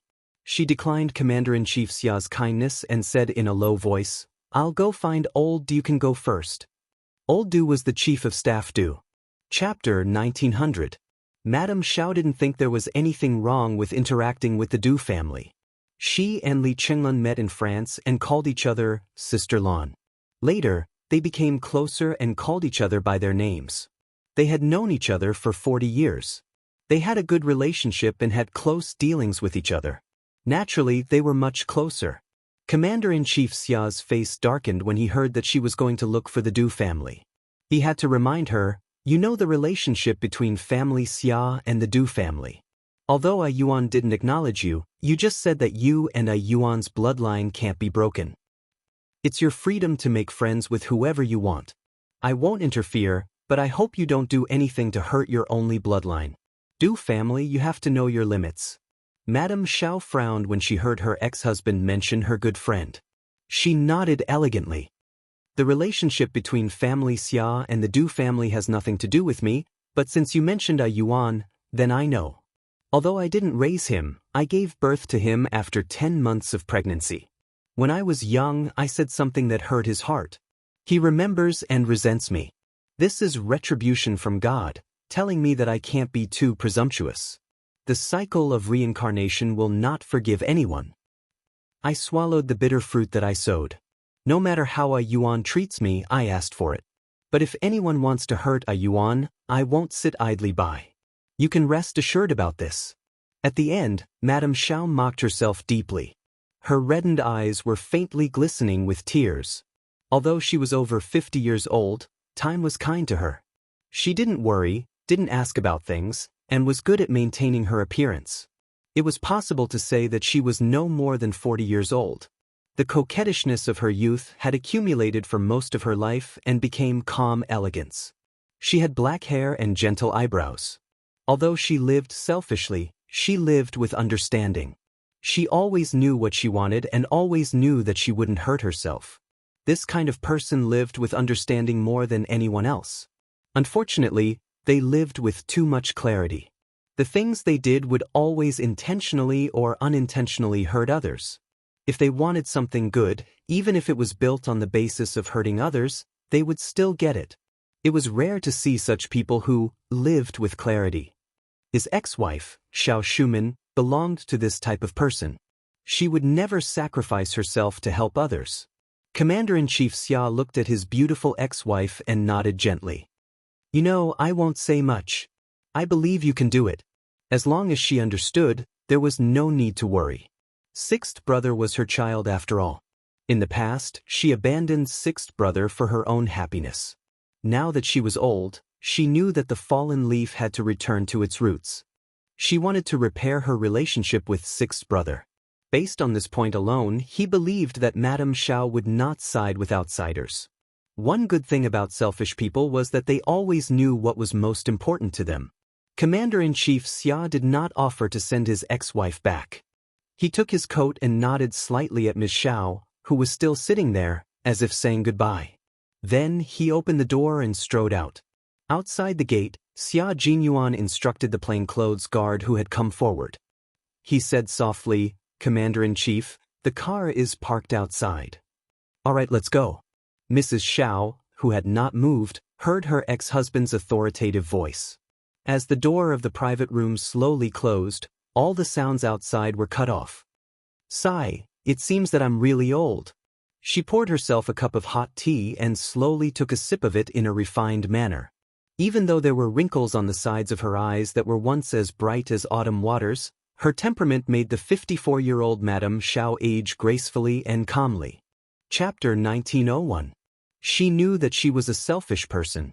Abandoning her husband and son was a treacherous thing in the past, but she never regretted it. It was useless to regret it now. After all, it was her own path. The only regret in her life was that she didn't expect that when she was old, she would want to talk to her son about life and listen to him talk to her. Unfortunately, her son was like her. He let go of things that he didn't want. She, as his mother, had been put down by him. He didn't need a mother's care in his world anymore. This was something she didn't expect. Shuman, why are you alone? Where's Xia? The closed door of the private room opened. Mrs. Li pushed the door open and entered. She saw Madame Xiao drinking tea alone. She was still as quiet as ever, as if she had never cried just now. She had a good life. No matter what, someone would stand up for her. This was where Li Chenglan couldn't compare to her. However, it was very different now. She had a son, but she didn't have one. Li Chenglan had 2 sons and 2 daughters. She had a prosperous family. She had a son to protect her family and a daughter to please her. Xiao Shuman could never compare to her in this aspect. Chenglan, come and sit with me. A Yuan ordered black tea. It's quite to my liking. Madame Xiao smiled. She raised her hand elegantly and motioned for her friend to sit down and drink tea with her. Li Chenglan's eyes moved slightly. She sat beside her and said, Did Xia do anything to you just now? Did he agree to let you meet a Yuan? Although Xia has a bad temper and we can only let him do whatever he wants, he's still reasonable. If you communicate with him well, he'll definitely agree. If he doesn't agree, you can tell old Du and me. We'll go and find him. I'll look for Xia outside, and old Du will look for him in the military. Let's see if he dares to avoid you. In my opinion, you're too soft and don't know how to fight.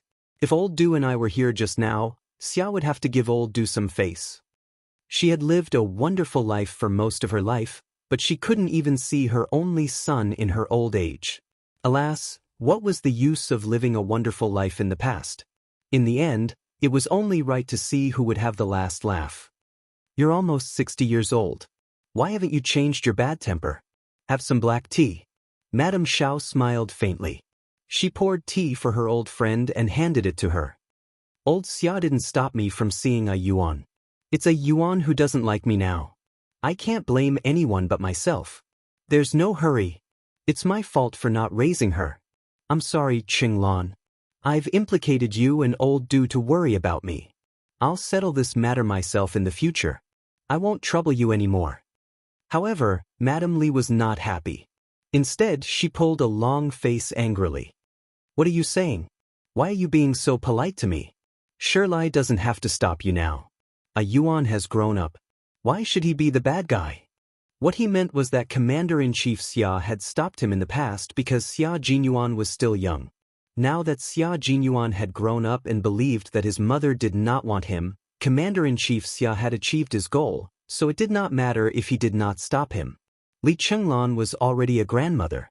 She would not lower herself to get involved in other people's affairs. However, she had to get involved in family Xia matters. When she was young, she could stir up a family Xia. Now that she was old, she still had the ability to cause trouble for the younger generation of family Xia. Chapter 1902. He sighed again. Your business is my business. We've known each other for more than 40 years. You don't have any siblings, and you've also lost contact with your hometown. Seeing you all alone, my heart aches. Why don't I help you? Old Xia is a stubborn donkey. Old Du and I have experienced it. We should talk about this matter together. With your strength alone, you won't be able to do it. Old Xia is no longer a small regiment commander. He is now the commander-in-chief. If he wants to, Schumann, you won't be able to win against him. These words were nothing after hearing them too much. She might be influenced when she was young, but it would be difficult when she was old. Madame Xiao, who was listening quietly, did not interrupt her. She sat there gracefully with a gentle smile on her lips. She was as silent as a painting. After her friend finished speaking, she smiled and said, Old Xia has never been a bad person. You are still biased against him. All right, let's not talk about the father and son. Is Joy here yet? I miss her so much. She changed the topic lightly. Madame Li's eyes dimmed before she smiled and said, She's here, she's here. When she didn't see you, she made a fuss. I was pushed out by her to look for you. Then why are we still sitting here? Let's go. We can't let her wait too long. Madame Xiao stood up happily and said, Daughters are still the best. Daughters are their mother's intimate little jackets. Tun, you are so blessed. Who didn't like their children being praised? Madame Li's greatest sense of accomplishment was that she had 2 sons and 2 daughters. She smiled and the crow's feet at the corner of her eyes deepened. I can't compare to you. You are someone who can take things and let them go. The 2 of them walked out of the private room while talking and laughing. Madame Xiao smiled and sighed. I was thinking about whether to make Jai and a Yuan together. What a pity. What was a pity? Madame Xiao didn't say it. Li Chenglan smiled and didn't say anything. It was a pity that family Xia and the Du family had different political views. They were destined not to be in-laws. When they returned home, Madame Li told them everything. Chief of Staff Du's face was solemn. After thinking for a long time, he said, Did Xiao Schumann understand something when she suddenly asked us not to interfere? What does she want to understand? Old Du, Schumann is not stupid. She knows best when she is alive. Mrs. Li, who was lying in the massage chair and relaxing, said lightly, I've known her for 40 years. I know her and she knows me. She knows what I've done. She doesn't expose me because those things have nothing to do with her. Shu Man never worries about things that have nothing to do with her. Chief of Staff Du didn't understand what his wife said. In his eyes, Xiao Schumann was a person who couldn't tell the difference between grain and grain. She had someone to do everything for her. She didn't have any opinions at all. You said that she knows how to live, but I think she's just a muddle-headed person. I don't understand the things between you women, and I'm too lazy to figure it out. As long as Xia Xinhui doesn't have a chance to be promoted in the next 2 years, I'll be at ease. Women sought the hearts of the people at home, while men sought power outside. What chief of staff needed was power and power. I'll do my business and you do yours. We're both grandparents. It's okay to be a little muddle-headed occasionally. Madame Li didn't say what she would do next. She closed her eyes as if she were sleeping. She was old and felt tired after a little effort. It was impossible for her not to worry about it. Chapter 1903. The mountain that blocked the Du family had not been dug out yet. She still had a son and a daughter who had not started a family yet. Even though her grandchildren had been born, she could not admit that she was old and had to continue to plan. As Madame Li was calculating in her mind, Xia Jinyuan and Yi Qian had returned to the hospital early and chatted with Principal Chen for a long time. They had not seen Principal Chen for several months, so they had a lot to say to him. Yi Qian mentioned what had happened in school, on the training ground, and with his classmates. As for the joint training of the two teams, he did not mention a word. Yi Qian knew what should be said and what should not be said. Fighting is actually a foreign thing to me. When I saw my classmate being bullied and forced into an alley, I rushed over. A group of motley crew thought that they were great. Seeing them made me angry, so I joined hands with a few boys to teach them a lesson. Yi Qian mentioned that before the joint training, Su Wen had been forced by several gangsters and then they had fought together. He mentioned Song Jiqiu. I didn't expect him to be Yang Heng's cousin. I met an acquaintance. Is he the son of Director Yang of the Transportation Bureau? Xia Jinyuan was no stranger to Yi Qian's high school life. He knew all the boys and girls around her. Do you still remember him? Yes, he is Director Yang's son. Song Jiqiu told me that he has gone to Australia to study, Yi Qian said in a low voice. Her voice was as clear as the water in the mountains, tinkling happily. When she smiled, her eyes curved like the crescent moon above the treetops. Looking at her, Xia Jinyuan felt a little warm in his heart. He liked her smile very much. It was bright, pure, and full of hope for life. Principal Chen listened to her. His face was still a little gloomy, but the smile on his thin face never disappeared. This girl seemed to be living a good life. She completed her studies and trained hard at the same time. She achieved excellent results again and again. As Commander-in-Chief Xia said, she could shine by herself without any support. Talents were hard to come by, and an all-round talent like little Yi was even harder to come by. The army had entered a period of reform, and the same was true for the grassroots companies. In the future, the soldiers would no longer have junior high school education as the main force. They would gradually develop towards high school and university education. Improving the quality of the entire army was part of the reform. Lassie had come at a good time, a good opportunity. The three of them had no choice but to stop when the doctor arrived at 11 o'clock. The two of them didn't stay at the hospital to accompany them. They were directly sent to the hotel by Principal Chen to rest. He said, "If the two of you sleep outside, you're clearly trying to make me lose sleep. Little Xia, bring little Yi to a hotel. She has an exam the day after tomorrow. How is she going to take the exam if she doesn't have the energy?" Yi Qian still had to take the exam the day after tomorrow, and her goal was to get the title of Outstanding Student directly after graduation. It wasn't easy to get this title. Her exam results and physical fitness scores had to be at the top. If she made a mistake, she would miss the opportunity. Xia Jinyuan moved 2 folding beds over and planned to stay with Yi Qian.